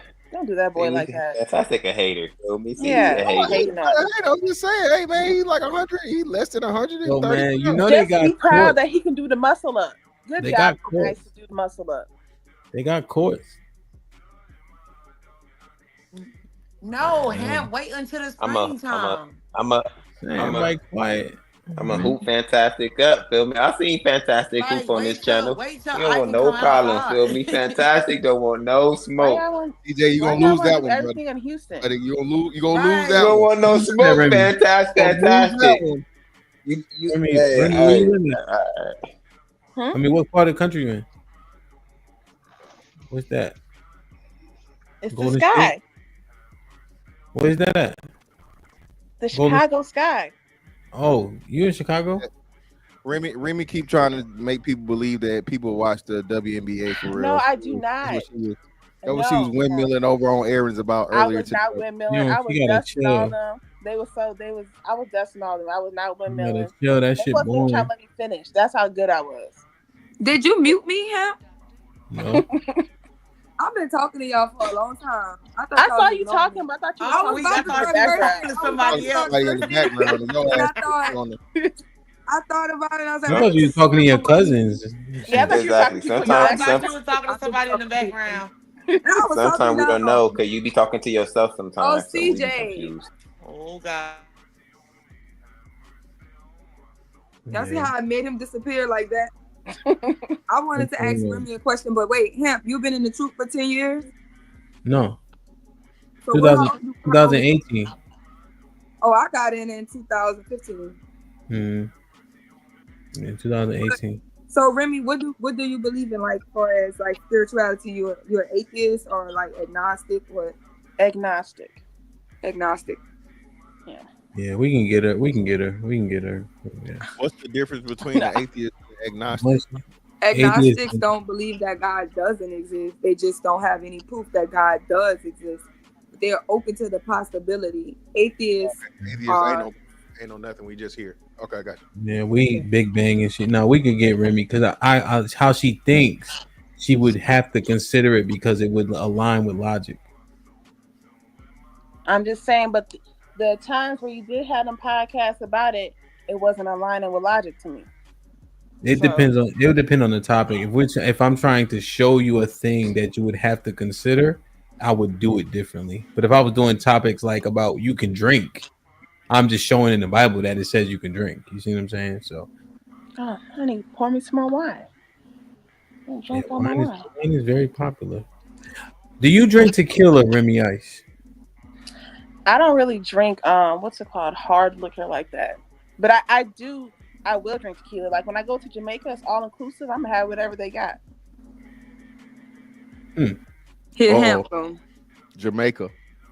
Yeah, my family. This is my first time going, and my parents, they've been going every year for the past 20 years. This is their first time taking us with them. Are you Caribbean? Why you said Jamaica like that? Fantastic. Well, I mean, you know what be going on in Jamaica. Be rubbing Well, that my clay man coming with me, so in that dirty water. You know, hey, well, you know, hey, you the exception to the water rule. is not dirty. That water is dirty. Are you kidding me? You married, Remy? No, my boyfriend. I just have a boyfriend, but he's coming. He lives with me. He's in the room asleep right now. He like you? You said what? He like you? Does he like me? Yeah, he likes me. Right. What kind of question is that? It be like that. People be loving and not liking a lot. Yeah, it's hard. It's hard times nowadays, man. Hey, people stay make shit work for that rent, baby. No. We enjoy each other's company. Okay, we were just playing basketball the other day. Where? How tall are you, Remy? Like 5'4", 5'5". Like that's how niggas answer when they don't like their height. Well, because that's how niggas be thinking when they about to add them 2 inches. Remember, you gotta tell them on a good day you 5'5". I was telling my dad something the other day, and this person asked me how tall I was, and I said 5'5", and he said, "Why you lie? You 5'4". So that's why I'm saying 5'4", 5'5". Why you be talking about all this basketball and you munchkin height? Not munchkin height. Girl, Remy, he the same height as you. the same height as you, girl. Right, and you talking about balling and one. This So is fantastic. Tell her I'm not her I height. had to pick Hamp up and put him on the bench. Like I there was believe our you. stool. I had to pick Hamp up and help him on there because it was too tall. It was too high TJ above and the Fit ground. Fantastic is you going. walked y'all yourself sit into here, that man. hand. But why don't y'all tap into the sister code? God damn it, say something. CJ, is it fantastic? The fuck? Nah, brother, you got it, man. You got it, man. Hey, you don't need no help. It's your show. Broadcast. You don't need no help. I know what fantastic. You live 500 pounds. You can handle these. You can handle these. First off, I'm mad strong, and I'm taller than Sherelle. Sherelle be up here lying like a motherfucker talking about Bro, she's everybody at 5'10". the bar telling him I'm taller than him. He just in denial. He drunk. She picked the old sexy red, and the bartender was like, "I'm taller than her." Wait, man, what? You Hamp, Like the rapper? I'm confused. That's who the person It was looks an like. old bullet hole ridden old lady. No, with why a you wanna red talk about wig that? on. Sound like you short. So You short. He's short. Yeah, I'm. What do you mean? How Yeah, tall are you, Hamp? 5'8". You only 4 inches taller than me. This is my thing. He's So 5'8" and that's I'm 5'9". So how are you not shorter than me? Well, if you're 5'9", then I'm 5'9", because I'm taller than you. Bro, Well, then if you he had on 5'9" and shoes you this 5'9", thick. you not The taller soles than of her. his shoes was this thick. what kind of shoes you have on? Oh, that's why. He do wear them. He wear them. He do wear them Alexander McQueens. You know them Alexander McQueens are like platform tennis shoes. I'm just saying. Yo, I had on New Balances when I seen this He nigga. loved them motherfucking Alexander McQueens. So we look don't at even really know Rainbow. how you And tall he got you some of is. them. Hey, you know they make them socks now. They make them socks. You could just put the heel in there. Got the slip-on heel to lift you up. Listen, Look man. at Aaron said Sherelle ain't changed her story one time because it's the truth. See? I'm taller than Sherelle. I'm taller than 5'8". If Sherelle is 5'9", that's all I'm saying. Who knows? We gotta go with what Sherelle said. I just my best friend Remy, was just trying to say. Remy, one thing I do know is I tower over you. I'm 5 inches taller. You do. How about that? But you also call me a munchkin, so like, what kind of flex is that? Touche. He an Oompa Loompa girl. He gonna take all us to Lollipop Land. I bench 500 pounds, bro. Now you added 50 pounds to it. And you did that shit No, like Mr. 10 years Fantastic ago. said it, so I just went with he No. said. No. Benching 500 is No, not that he hard. benched 450. He didn't bench 500. That's Hey, a y'all, big difference. she just said benching 500 pounds is not that hard, Remy. Girl, they ain't got nothing to do with me. I'm gonna shut up on this subject because No, it's hard, child. Only about 10 men in the world can do that shit. What's your bench press, Fantastic? Ain't no 10, man. I'm 315 my max, or a little bit over. 315 your max. See, I can bench more than Fantastic. No, you My can't. max is like two. Remy can't do 135. I bet Remy money on said it. she benches 600 out here. Y'all better match up. You know? Yeah. Period. But Remy been That's talking like about hooping. I'm like, nigga, you shit. I only talk about that when you talk crap about hooping. When you I'm just start going all saying, crazy basketball about ain't football. That's all I'm saying. That's what I'm saying. And This is football how we ain't get to- basketball. Right. It's far more complicated. You know, it's Football, basketball is boring, bro. See, this is where me and Fantasco are going to be on the same page. Because, yes, way more complicated than that stuff. Hopefully, I got little legs, though. I have athletic legs, sir. My legs are little. I'm Fantastic. Huh? You ready for the fight? Do athletes have course. little legs? Of course, man. You ready? Yeah, Ready? sprinters have little calves, actually. Ready? Hey, I'm gonna have my shirt off. I'm gonna have my shirt off, motherfucker, on the way is and shit. Hey. Oh my goodness. I see your ass been in the gym this time. You wasn't playing. Nah, I ain't. That's been I getting really in ain't. shape.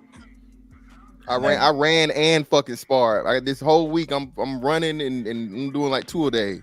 Who are I'm you chilling. fighting? This week, you chilling next week, right? Yeah, obviously, nigga. You gotta recover. Yeah, So I y'all gotta gonna get. be drunk? You gonna drink before the fight? No, but you know what? You know what I'm doing right after I get my victory? Motherfucker, champagne shower, goddamn. Hey, bring your umbrella. Be covered in Moet. Bring the goggles and the umbrella. Yeah, man. Fantastic. Who are you fighting again? Cellulite. I got you winning, Fantastic. You got me losing. I thought someone else is fighting him. Hey man, they say it's a lot of money on my head, man. I'm gonna be mad when I ain't getting none of it. Y'all finna lose y'all money, and I can't get none of the money y'all bet against me. That's a damn. At least let me get. I got Fantastic. I got CJ, Black. That's all that's fighting, right? Nah, it's what 4 fights from YouTube, and then you got like some stuff in between too, right here. Yeah. No, I think I thought Tiff Husband wasn't fighting no more. Shout out to Nate Campbell, man. Tiff Husband still fighting?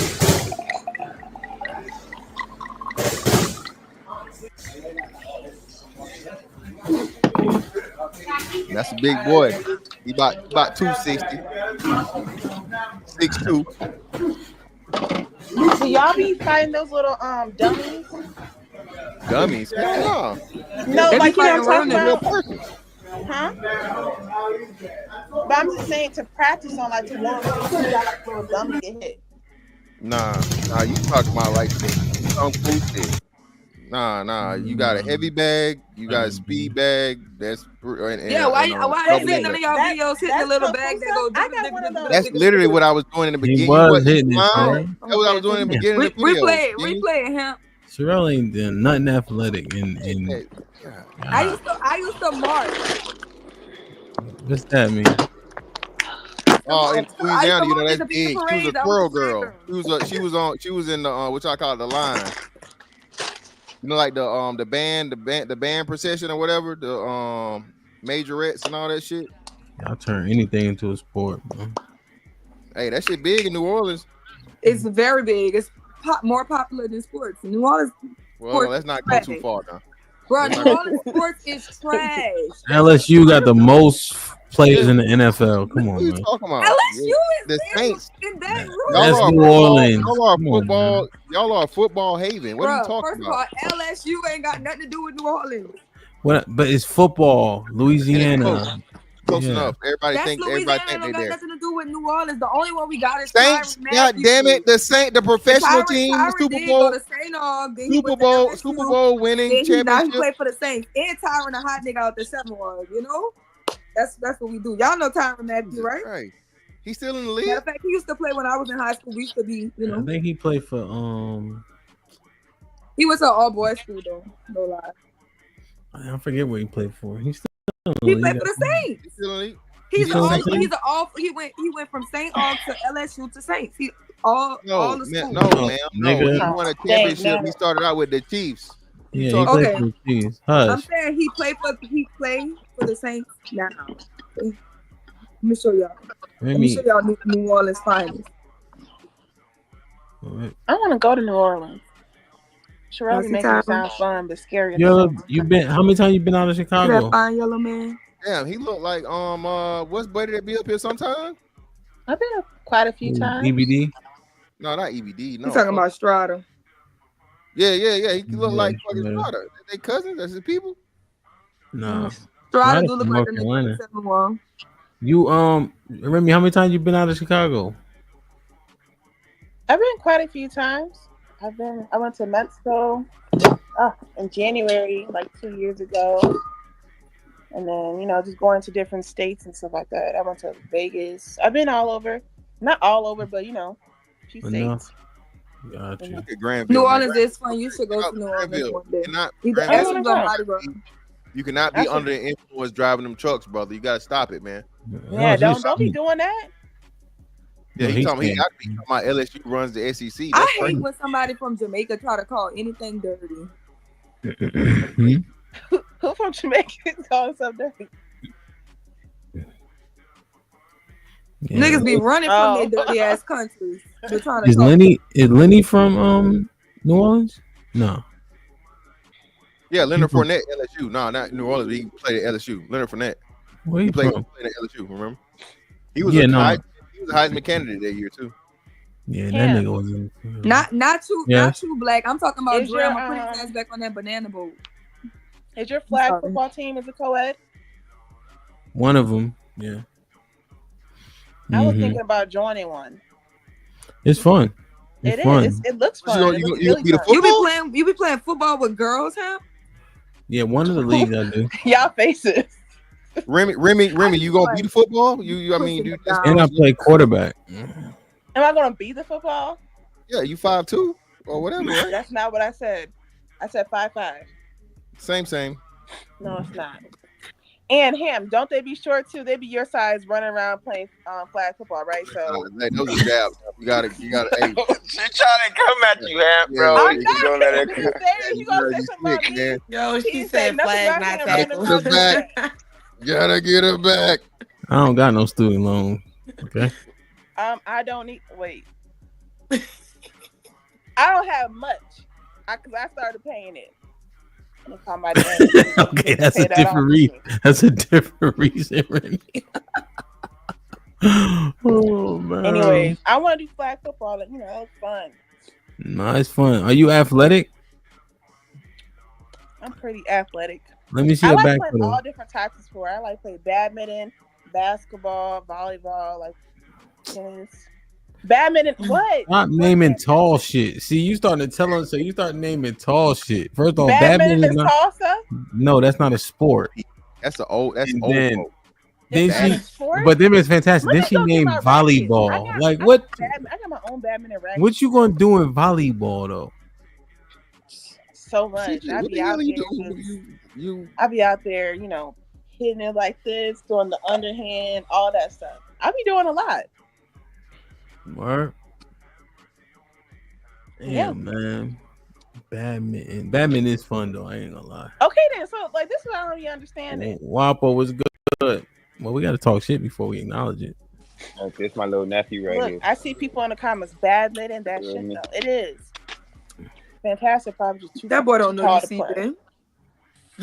It's my nephew, motherfucker. Why he don't know you? Why you putting that man on camera? Man don't know you. That's my boy. He just a little shy. Feel me? That nigga he need a haircut.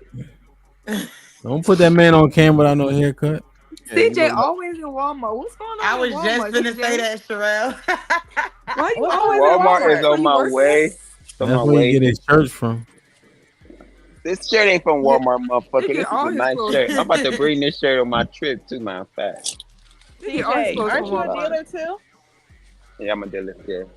What do you deal? Oh my god, I do everything but craps and back rocks. Okay, so you're a table games dealer. Wait, you work at the casino? Yeah, the casino. They be straight right there. You live in Vegas, so I get it. And y'all would have Shit, seen y'all what got- I just saw. Feel me? Y'all got janky ass casinos down in New Orleans, Sherelle. Harris is not janky. You went to Harris? I don't know which one. Man, I'm gonna tell you. That shit look like a plantation. Hey, come on in, boy. Come on in, boy. I bet it don't even look like a plantation. It probably is a very nice casino. Hell no. I'm getting that I ain't gonna lie. Harris is terrible, son. Terrible. You a hater, bro. That shit is ass, my nigga. Sherelle, is it terrible? That shit is Snoop Dogg. Harris ain't the worst. That shit is, bro. That shit is worse than Atlantic City fucking casino. Girl, they're haters. You hear me? Nah, real shit. Trust me, right? I be lit up in Harris. I mean, it's two people are saying it right now, so I don't know. I feel like I gotta look it up. They or both something. haters though. I don't know. They I are don't know both if haters. I will That's give is you that the that. one downtown? I didn't go to the one downtown, Sherelle. I went to the one that was off, like if you was headed towards over the bridge. No, I don't He get wasn't one even at in all. New Orleans. I don't know what. I don't even, yo. I don't even know how to play. I don't even know how to play blackjack. It ain't nothing. It ain't. You don't know how to play special. blackjack? Don't even get into that. Yeah, I mean, I can count, he didn't go to Harris. but I don't know how to play spades. None of that shit. What? Oh my goodness. We was going. Yo, you play football and box all your life, and you don't know how to play spades. I don't know how to play spades. You don't know how to In play Jamaica, we're spades? having a spades tournament. And you think you black? Yeah, I don't play Take his spades. black card. No, because we taking your black card until you learn how to play spades. My boyfriend, he don't know how to play spades, and he don't I want me to understand. teach him. So, I mean, him, you know, I y'all just taught the Dominican how to play spades. Nah, that shit boring. That shit ain't Babes boring. is But I boring. hate it. What? It's not Nah. boring. Babes is I'm watching boring. niggas yell and shit. They throwing the cars. I'm like, y'all niggas is corny. Obviously, it's exciting, motherfucker. You talking about they That's yelling football. this shit, but it's He don't boring. feel included, y'all. He feel. Exactly. That's what it is. Hey, That's Sherelle, you what- nailed the hammer on the. I mean, nailed the nail on the head. I He don't feel play left shit, out. bro. So he be hating when he feel left out. That's how he do basketball. Nah. He be like, Yep. "Bro, Hey, Sherelle is learning. Sherelle, He you not- smart like a I motherfucker. good at it. He so wanna if hate we, on I'm gonna tell you this right now, Sherelle. If we have like a YouTube basketball tournament, I might get picked later in the draft the first time we play, but the second time we play, I guarantee I'll be picked in the top 10. him. You know in basketball These- you can't push people These down, niggas is not athletic. Thank you, Sherelle, for calling out his Sherelle, BS. Thank you, Sherelle, for calling out his BS. Hold on. Hold your horses. Go Sherelle, ahead. What name me position would you play? one of the two. Whatever the short one is. And I can play the 3 because I'm stronger than these niggas. Look at this. He can play the 1. He can play the 1 or the 2. Hold. Name 10 niggas that can stand up on camera right now, Sherelle. Fantastic. And fit in the camera or go above the camera. I'm about to say, that's gonna stand Name in. 10 niggas that's confident. If him stand up, you can see his whole body in the camera. Name 10 niggas that's confident. Ho. That's confident to stay up on camera and don't you tell a fib. Fantastic. Okay, CJ, he just got there. Granville, Aaron. CJ, no one asked. Chris. Aaron who? CJ funny as hell. Okay. Big Aaron. I don't even know who be on the panel. All right then. That's the point though. Wait, what does it have to do with Fatty, they not in shape. Wait, hold on. Oh, yeah, I a lot of think, see, this is where Hemp gets it wrong, right? So this is where we separate the two sports of basketball and football. You can get on the field and be athletic and run somebody the fuck over. You cannot get on that court and think just because you're athletic, you can play basketball. It does not work. We have to score. I just need 2 more people that You be know I'm from the East Coast. I can dribble. That's a rite of passage. Bro, them niggas be thinking they can dribble, be trash as shit. I named 10. I'm gonna get y'all the you probably be blues. traveling, don't you? Wait, Never. I named 10 and he didn't acknowledge it. Y'all see, you can see the hater. Hey, I use Remy, real shit. I use both hands and all that. Y'all gonna see. We gonna play. We gonna play. What do you mean? No, dead ass. So you mean you can dribble with both hands, or you use No, both what I'm hands? saying, if y'all let me finish the sentence, I can float. I can finish with. I'm saying I can finish with both hands. That's all I'm saying. I understand. We don't believe that when shit. you said it, it just sounded weird. I use both hands. I'm thinking like Can't be out there like. That's what that sounded like. I'm gonna be bust y'all niggas asses, dead ass. Hold up, wait, no, y'all know now he you want to bust her ass. The next meetup after this is going to be like this might It's be gonna be a field day. It's gonna be a field day. I We'll would have do a that. basketball. Badminton, basketball. Y'all gotta do tug of war, and all y'all get on him. Then they gonna be. You know what I hate about y'all niggas? Y'all gonna be complaining. Yo, chill, my nigga. They be getting all mad. I don't care if you get mad, nigga. I'm calling my fouls on him. We're gonna do badminton, basketball. I'm gonna put CJ in the paint.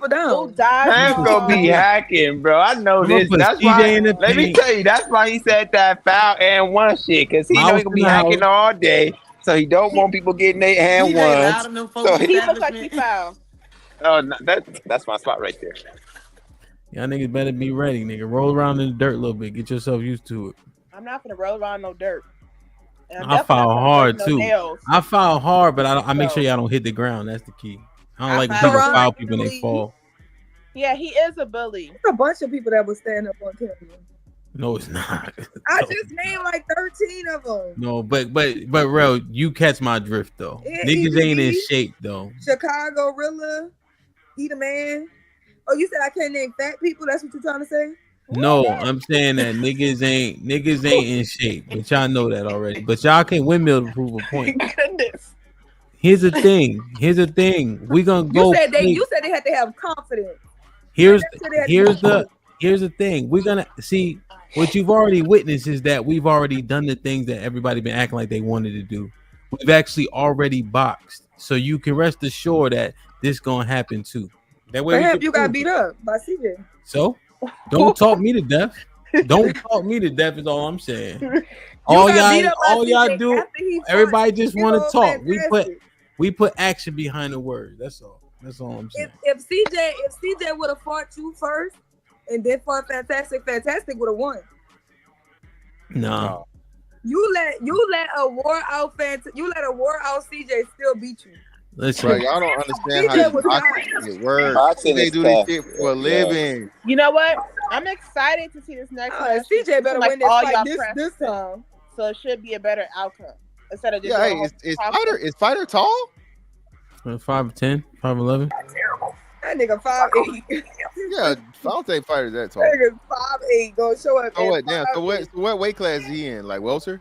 Yeah, 170, 180. 170, 180. Yeah, it should be all right.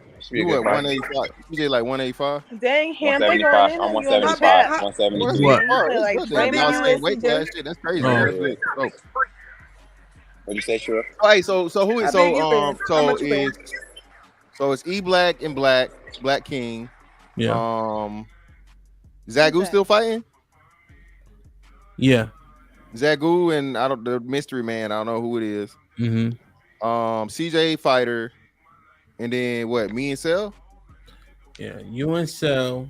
Let's go. You and Cell, CJ Fighter, Black King, E Black, Arnold and Cammy Dad. That's the one I missed. Okay.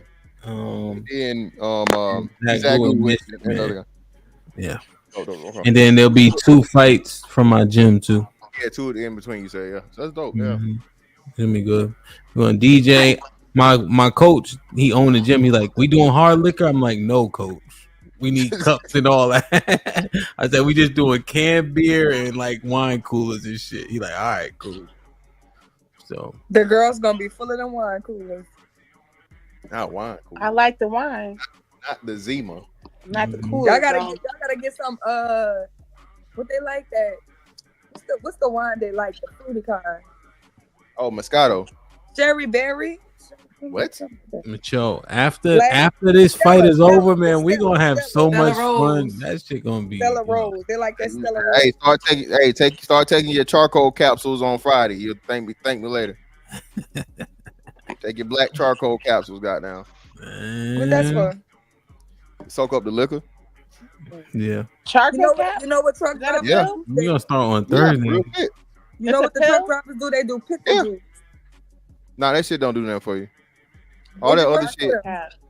Pickle juice is for dehydration. That ain't. You got to get that shit out your liver. Yeah. You gotta absorb it. Yeah. No. Pickle juice is great for hydration for sure. Yeah. Which is actually trash. The potassium is the number one thing for fucking what's name. Yeah. Yeah. Take some actual potassium pills. Goddamn. Yeah, we had to take those for every game. Because that's a natural potassium. Or banana. You needed to hit quicker though. No, spinach has crazy potassium. I know, but Sherelle, you gotta think about it. Who the hell finna be eating a fucking spinach? Y'all need to eat spinach. They talk about the sailor. Y'all don't see what spinach. No, you don't eat like that. Yeah. Add it to an omelet. Add a lot of. No, guys, we're saying. See, y'all starting to tell you, so I never played nothing. Like before the game, you need a concentrated potassium, right? And so you can take a pill and it'll hit you quick. Yeah, hit you quick. Damn. Y'all doing drugs like that. Y'all was popping pills, right? Potassium pills. Potassium. Call a bro a pill. Vitamins, supplements, legal vitamins and supplements. Nah, that's why we can't talk sports with women. Y'all be popping pills. You damn right, popping pills. I heard the same thing. Look at Rose. Come on, Rose. Ain't no fun in this, Rose. Rose, shut your ass up, Rose. I stopped drinking for the last. No, Rose, you're right. God damn it. You probably should stop. I ain't had a taste of liquor. We had too much fun, man. But they can't drink with me though. Mr. Fantastic and CJ, they can't drink with me for real. What are you talking about, bro? Yeah, I'm just making shit up. No, I can't drink that much though. You're right. They can't drink me. Sherelle, no. Fuck up now. Hey, I'm a sailor. I took as many shots as you took. I'm saying I can drink though. That's all I'm saying. Y'all, what's the liquor I should try in Jamaica? Like, what's something that's really good? Rum. Well, you in Jamaica, so you gotta drink. Make sure you drink the right ones. Ray and Neff. Ray My boyfriend gets that because he's from Jamaica, so like he says like that's one of the best ones. But So why we need to? He know. I want You something found different. I him in want to know. Jamaica? Nah, yo, Remy, Ray and F is actually not good. That's just the one they drink. Okay, so like, what's some good ones? I don't like I'm be rum, trying. though. It's all inclusive. I gotta try it all. I would say Appleton is probably better. But I don't drink. The rum. Jamaicans in the chat saying rum and Appleton. Yeah, Appleton is rum. Okay, Appleton. I'm gonna try Appleton, y'all. Well, it depends what package you got. You might be on the bottom shelf package, which means you be drinking right now. Bringing my liquor with me, goddamn. What's that? What are you talking about? The package I'm in. What does that mean? Yeah, so if you don't got so they'll have 3 shelves of liquor. Depending on what all-inclusive Keep package that you got, around. you won't be able to touch the top one, depending on the pack, unless you got like a VIP or something. I'm at the top. So all right, so they'll have Johnny Walker. They'll have Appleton up there. Oh, we got that here. Yeah, I just know. I don't drink none of that stuff. You got a whole little bar here. Word. Do a Jamaican cowboy. Jamaican cowboy. Yeah, Jamaican cowboy. Yeah. Okay. Why y'all still up? Yeah, we about to get out of Y'all here. ain't got no life? Hey, this ended up being a pretty good show, though. I'm getting my hair done tomorrow. I ain't asked you nothing. You said what y'all doing? Up. I was talking to the guy. Well, you got to be specific. We about to get out of here. What's up, Mr. Galt? Salute. I don't like how you was hating him, bro. About what? You was hating, bro. I wasn't hating. They was trying to play me like I ain't willing to participate. I don't know. I mean, I You am gonna play kickball at field day? Yeah, I am stronger than y'all though. Oh yeah, you stronger than us. You just said you can only lift 2 pounds. Not me. He built like a little muscle hamster. He Mighty Mouse. A muscle hamster? That is. Yeah, a little muscle hamster. He Mighty Mouse. Wow. Mighty Mouse. It's like those little things on the Granville's strong too though. No, I'm not. Well, when you have a little field event, we should have. You gonna participate? And we gonna play. Let me tell you something. And we gonna play flag football. You should have that in Wisconsin for sure. My cousin is like the same size as you, strong little motherfucker. And you wanna know something? Trash at basketball. We getting served all over the court. Feel me? But the one thing that's key, that's your cousin. Alright. He a little strong motherfucker too, just like alright. He ain't as strong as me. 2, he pretty strong. I'm bringing him on the played trip. college football. He did. Right? He did play college football. So exactly. There's a lot of. Oh, I said no, he didn't. Yes, he did. Yes, man. Camp, how you be feeling when these men be like, "Oh, you different because you did all these sports and stuff in college"? What you mean? You know, like when CJ just said, like, you know, you're different. Like just. I didn't say that. Tammy, don't do that. I didn't say that. Tammy. Oh, my bad. I can't see your name. Are you saying like they be like trying to like discount it? Like, shut up. You don't know they what be it's trying to like lift you up and say that you different for the stuff that you do. Like, how that be making you feel? To me, it be sounding weird when the men be like, "Oh, Hamp, you know the women go small at you, Hamp. You look like the pitbull dealer. Look how they be. How do I feel? Women are some haters. Like, we can't come. I'm not hating. I'm asking him how he feel. If he say he feel good, I'm gonna be like, okay. We just classifying. All right. Are you trying to say like if these men were women, they want to date him? That's what you're I don't. It just be sounding funny to me because they just be like when Hamp be telling a story or whatever, they be like, "Oh, Hamp, but you know you was in football, man, boys you are was a Kappa, you was this and that, so you can't say nothing." They be groupies. I'm telling you, like if you ever be at the club and they got a rapper, we only famous. We only say that. Yeah, thank you. No, what they say is that they just say it, Remy, because when I'm sharing an experience, they be like, but people that don't have those things, here's the real experience, and they point out a disconnect that I may have. That's all. Yes. But you don't think that you be having the same real experiences as them? I think my experiences are valid, but they're saying for guys who didn't participate in things, they don't have those things as like leverage to give them motion to access women. That's all. I don't know, Hamp. You sounding kind of Fantastic funny. said he regular though. The 6'5" one, yeah. Yeah, I'm super regular. Is regular. Because See? Fantastic is What really a a slight light-skinned advantage. guy. Wait till you see him in real life. Super regular. He's You like know, 5'5", 6'5", you know, charismatic, you know, intelligent, Fantastic. retired at 40. Yeah, I that's don't like your. I don't like it. I don't like all your that. outfits though, Miss Fantastic. It don't. You ain't gotta like them. The women do. That's all that matters. And they like it even Fantastic. better when I take it Some off. of your outfits be nice. Some of your Huh? outfits be nice. No, I don't like his outfit like that. He think he a superhero for real. I'm like, you're not Zach, my nigga. Yeah, man. Miss Sometimes Fantastic, he be man. doing a little too much. But don't we never too all? much, So man. it's okay. Never That's too okay. much, I never do too too much much, never sometimes. too He be much. too color coordinated, like he got the mannequin on. But Hey, am I doing the coordinate. same thing? Because look at my Gotta coordinate. Look See? at me. Yeah, see, look, am I matching. doing too much? I might be. Hey, listen. I'm my boy I'm fantastic. almost old. I'm an almost old nigga. Okay, hey, that's all. That's how I And was your raised. style, Match. and your style shows, motherfucker. Just Your match style up. shows. Hey, I'm not worried about it. CJ, CJ, right? It does. CJ, it gets me where I needs to go, young fella. I ain't my. You know what? You never gonna be able to see though. You ain't gonna be able to see my motherfucking blood type through my jeans, unlike y'all niggas. What are you talking CJ, about? you know he had the type. CJ had the motherfucking skinny jeans on, and he's skinny. So, I'm just saying. He had the jump to put him on Fantastic. Hey, let's Jumping say, around the house. I ain't even wearing no jeans. Hey, his shit was motherfucking 170 over 82. I wear short shorts though. I ain't gonna lie. Yeah, no hoochie daddy shorts, no none of that Hamp, shit. you for me, really man. a little fella though. No, I'm not. Yeah, the shorts ain't called hoochie daddies on him. I'm not. I'm 240 pounds. I'm not small. He don't wear no hoochie daddies, no.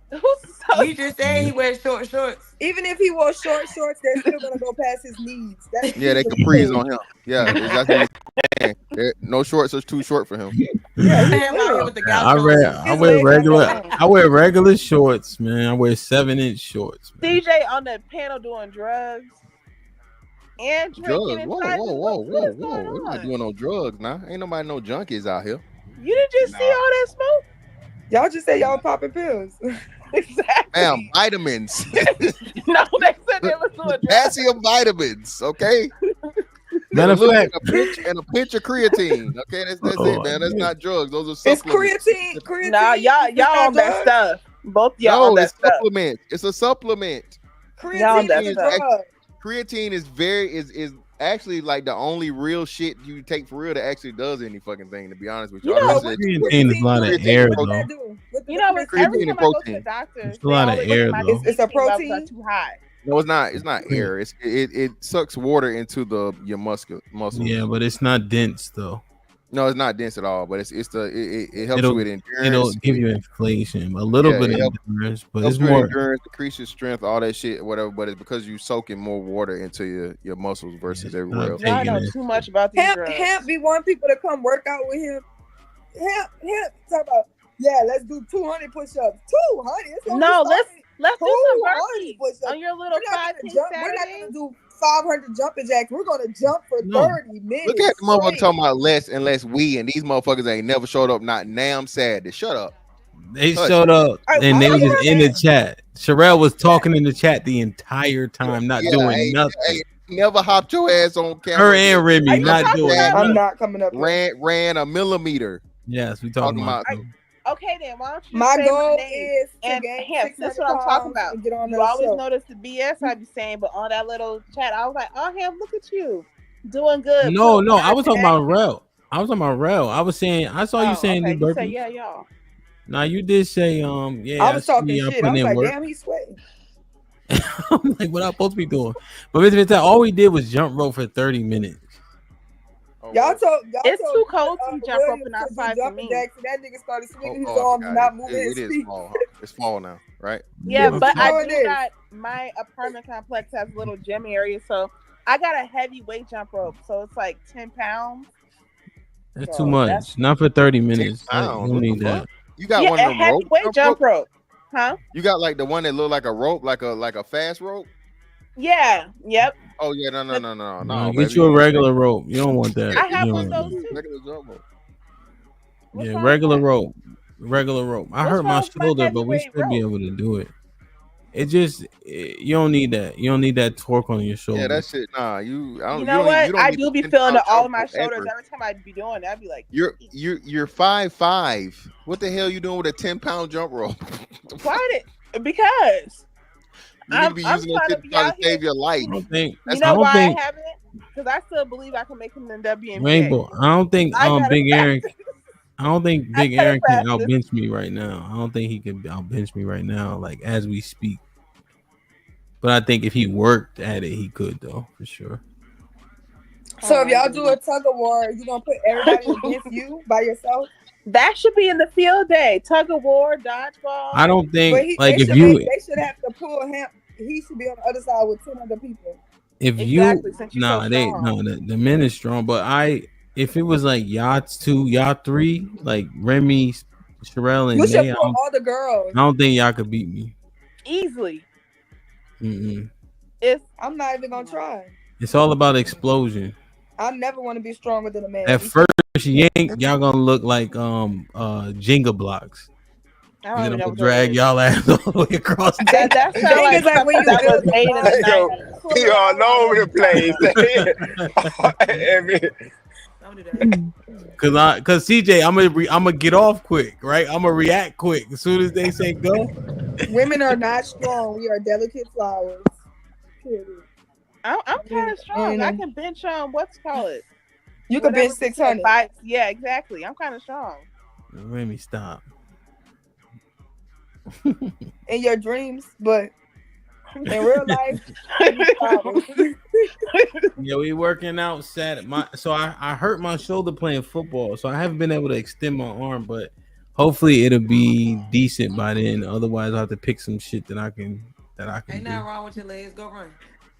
Yeah, but I think they want to do the circuit. They want to do the circuit, so I want to participate in the circuit. But I think I can. To Nate's point, I can put my arm straight, kind of. your head is like a Jesus crown, right? With a headband. Yeah. Yeah, it's a crown of thorns. He had a dress for the show. He had to get into character. You got your fringes on? Yeah. You do? Stand up. No. What? Believe me. Believe me, that's all you gotta do. Said, trust me. Trust me. Dang. I would come back on soon, y'all, but I'm gonna have pipe cleaners in my hair. What's that for? Huh? What's that? It's you know, the little craft things. No. Dang, I just had them. Hold on. We don't care that much. You good. Something to style her hair for her dreads or her locks. I don't have dreads. Locks. I'm sorry, locks. Thank you.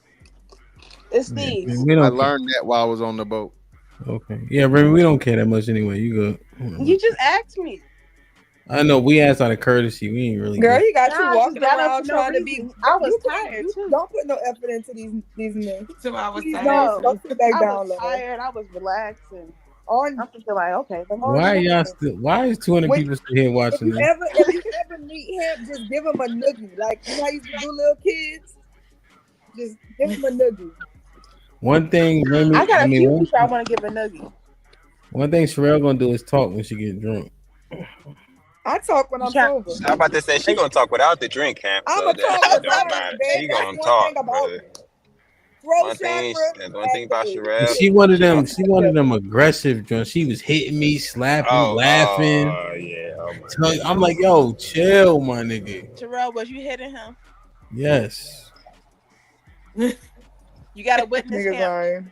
You know how niggas be laughing, Remy? Like, and they lean all up. She doing all this, and I'm like, yo, He said no. Bro, Yeah. we was at some point we was laughing, and when you laugh, we leaning into each other. But other than that, Hemp is lying. The same way he's not taller than me, and I had to pick him up and put him on that bench. He was trying to jump up. I was like, Hemp, let me just pick you up.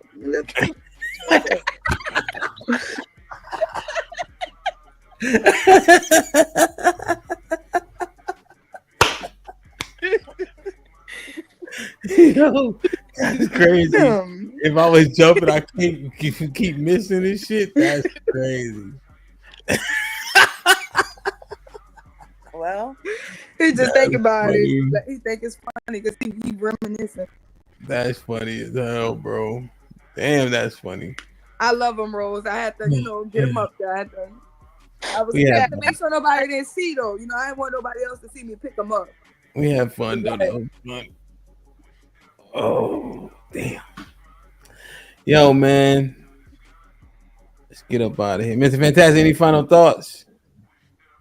No, man. Hey, see y'all in about a week. Yo, man, you got a fist fight, bro. Hey, can't wait, man. Cannot wait. God damn, yo, that shit is yo. Damn, yo. I wish I had a fist fight. Damn. Remy, any final thought? You coming to the fist? Oh, you can't come. I'm being Jamaica. Word. Make sure you stream it, man. Crazy. Sherelle, any final thoughts? Thank you, Ham, for having me. It was nice talking to you guys. Nice talking to you, girls. CJ, you're dumb. You're a dummy. And I feel like sometimes people just need to tell you the truth, and your brothers ain't gonna be willing enough to tell you that you're a dummy. But on the behalf of all the women in Discord, CJ, you're a dummy. On the behalf of all the women in the chat, CJ, you be on some stuff sometimes. You're a dummy. Like what you said about you're amazing. We love you. Thank you for creating this community. We can come and chill and have fun. We love it here. Yes, ma'am. I got you. CJ, you must have been talking crazy. Sometimes I think, Hamp, you need to tell CJ he's a dummy. Oh my God. That boy said he could debate me. Yo, man. How you doing with your final thoughts? Go ahead, CJ. Is it my turn or what? It's your turn, CJ. All right. Good night, y'all, man. It was a good show. As y'all can see, Sherelle is in love with me. Feel me? She might have a chance. I don't like aggressive women like that. And my girl cooked for me right now, so I'm finna go get some steak and shrimp, I think. Feel me? Damn, it's late. It's 10 o'clock. I'm on the West Coast. That's still late. Kind of late, but fuck it, I ain't tripping. All right, but good night, y'all. Good night. Good night. Nay, any final thoughts, Nay? I enjoyed the show tonight. I learned a lot. Man, thank you, man. I thank you for listening. I think it was good overall for sure. See, this pals, my brother. Any final thoughts? I just say I expect to see 3-on-3 basketball next go round. It's lit. It's lit. Yo, I don't care what you do next time. Just make sure I'm able to come. What you mean? Because I need my job. And they is not trying to get nobody off. Oh, yeah, because it's so-called holidays, right? It's peak season. No, we're going to do it again. I'm just telling you, when we play ball, I might just bring my own team. He said I'm going to bring my own team. Are you bringing your own team? Too many people. Well, we got to put our team together when we get there. This nigga would show up with LeBron and Kevin Durant. He knows too many people. This nigga would show up. This nigga used to live in DC. He would show up with Kevin Durant and them telling you don't do it. Yo. Rose, you can still come, Rose. Yeah, but I think we're going to do DC for sure. DC is my stomping ground, so. DC? Good. Why you don't want to go to Connecticut? DC is so much fun, bro. Connecticut ain't fun. Wisconsin. Who? Wisconsin. No. Wisconsin? No. Wisconsin. Cheese state? The what state? Cheese. Wisconsin is cheese state. The cheese. They be wearing the cheese hats. Mm-hmm. Hey man, everybody who was here tonight, I hope that we were able to build and learn together. I hope that you had a takeaway. Fellas, remember you have an obligation to be that man, to be godly, right? So you can get what you deserve, right? Understand that we are under curses, that we have to overcome them. At least 1/3 of us need to overcome them. Ladies, you can control your destiny. You can be Isaiah 3, you can be Sirach 26, or you can be Proverbs 31. Make a decision and work towards it. All right, everybody continue to improve. When you talking to each other, let's talk. Not at, but to. All right, let's continue to progress. We understand the why nots, but let's continue to explore the whys even more. Why we want to be with each other, not the reasons why it's hard to. So let's keep grinding, man. I love y'all. I appreciate y'all. Be safe and do the right thing. Be cool. Don't do nothing I wouldn't do. I will see y'all on Friday. Good night. Like, share, subscribe. Tell a friend to tell a friend. And we out.